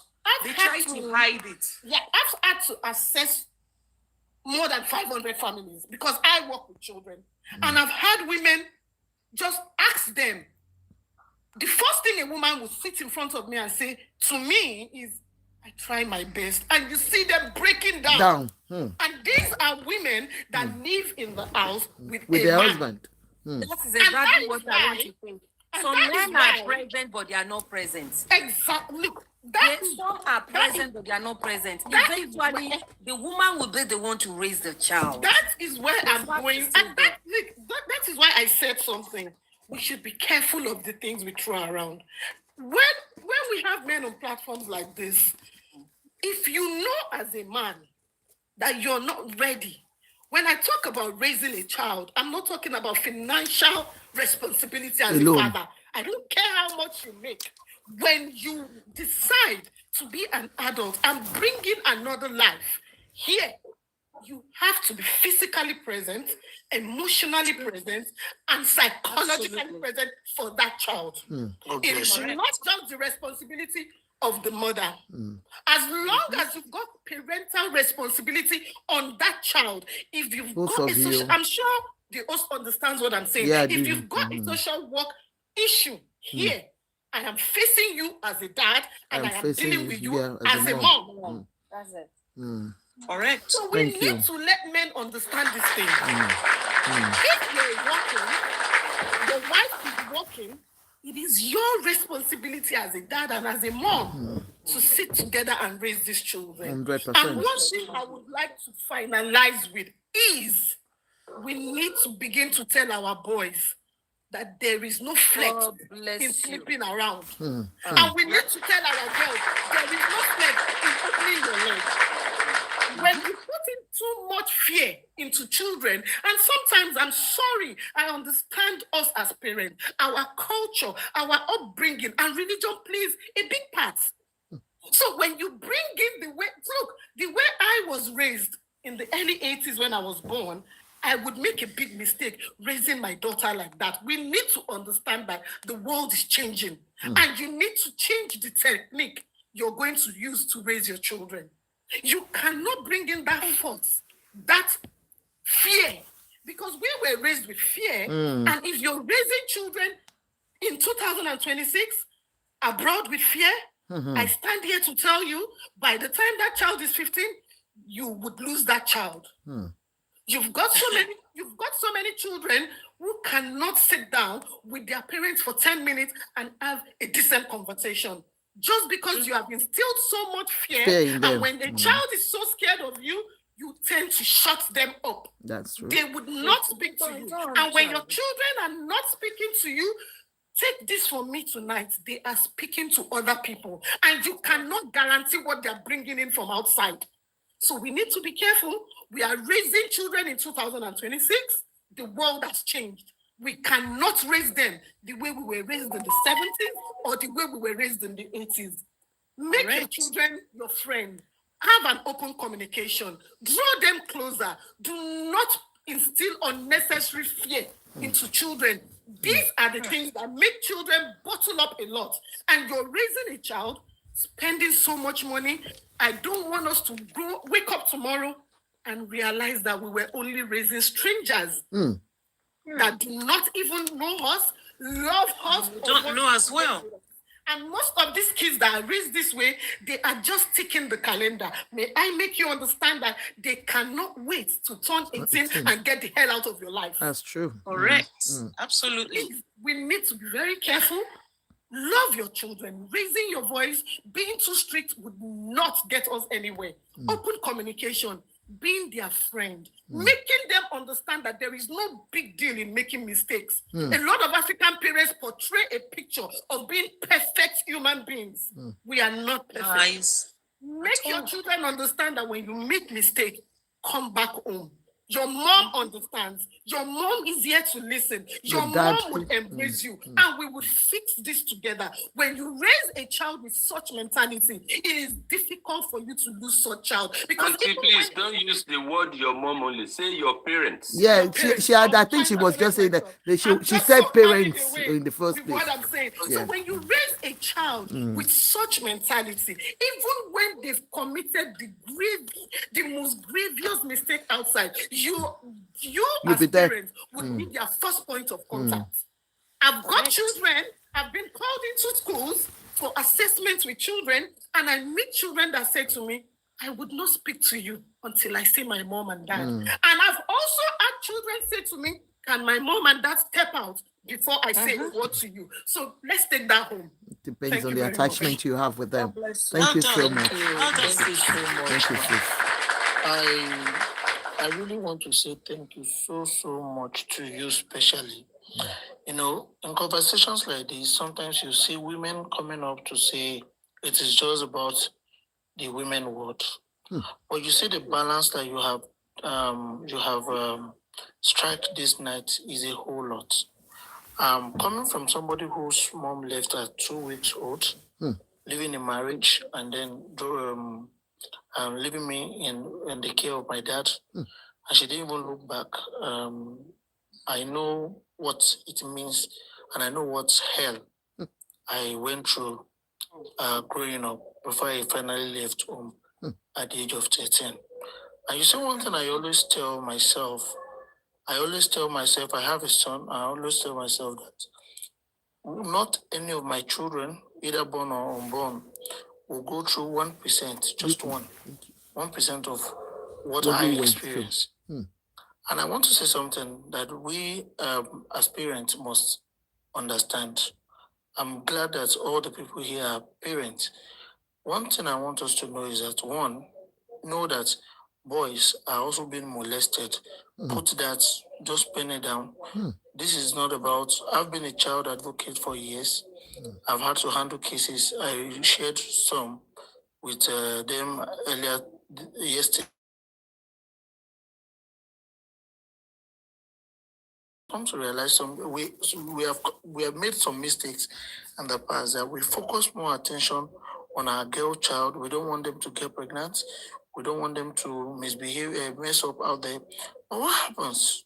What happens when the boys we refuse to raise, go out sleeping with the girl that has been perfectly raised by their own parents? What happened?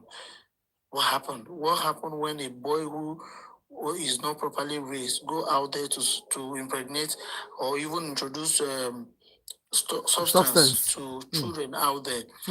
And then I've come to realize that the African type of parenting is really killing a lot of children, physically, mentally, and then in other aspects. And also, I want us to say something. I want us to know something, which I'm going to say. You see, some of these conversations should be a thing that we want to have for intending couples. See, there are conversations you should never hide from. The person you want to end up with, ask questions. And questions, some of the questions you should ask is to ask them, what picture of a family do they see? What do they see as a family? Some people are not family oriented. You cannot fault them. They're coming from somewhere. I was telling a friend, I said, I never grew up seeing any adult telling another adult, I love you, especially in a couple, in a family setting. It will be very hard if I have not trained myself and raised myself in love to see me love somebody else genuinely. Because you never grew in love. You never witnessed it while you were growing up. I remember that one of the awful moments I had while I was growing up as a child was somebody, we were about 3 that went to visit somebody, and then they told the other people, oh, you're looking handsome, you're looking good. And then this person never said it to me. In fact, okay, the comment this person made was, see you, your own teeth is very big. I held that for as long as I held that. And then I look at myself in the mirror and I say, so I am ugly. Killing your whole self-esteem. So I am ugly. And see, I want to tell you something. This lived with me for years. For years until I started growing. So one thing I want you to know, I would like to work with Madam Ruthless. Sincerely, I would really, really like to work with you. I'm a child rights advocate here in Nigeria. Okay. I am starting a community to school advocacy on children, the rights of children, and then the role of parenting in Nigeria. So we may need to really collaborate. This whole thing streamlined down to adult, what's the name? Young people who were not properly raised, growing into adults. You cannot expect more than that from them if God had not helped them. You now see what our religion setting does. Let me quickly share a story with you. So a couple was about 3 years ago, I worked in the church, and then this couple were going to get married. And then, one way or the other, the church was counseling them. And then the lady had been abused. Shared it with the husband. With the husband's pastor, redeemed. There is always one way or the other. Pastors are linked to each other. This pastor went back to tell the husband that don't end up with this one, no. Don't end up with this one, no. And then, and that single step, the lady later got to know that the pastor was the one who she entrusted such into. Was the one who told the husband, and the same person who abused this person was from the church. Kai. Today, I can tell you that this person does not even go to church again. Of course. Let me give you another one. I was in a group. I was almost supporting this church group and all that, and a lady got pregnant. And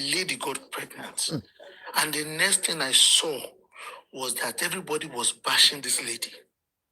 Some people came out, so you are even pregnant and then you are borrowing money from me and all that. That's their job. That's what they do. And then I asked a question. I said, all of you that pack yourself and put yourself in this church group, do you even know what the Bible says about stuff like this?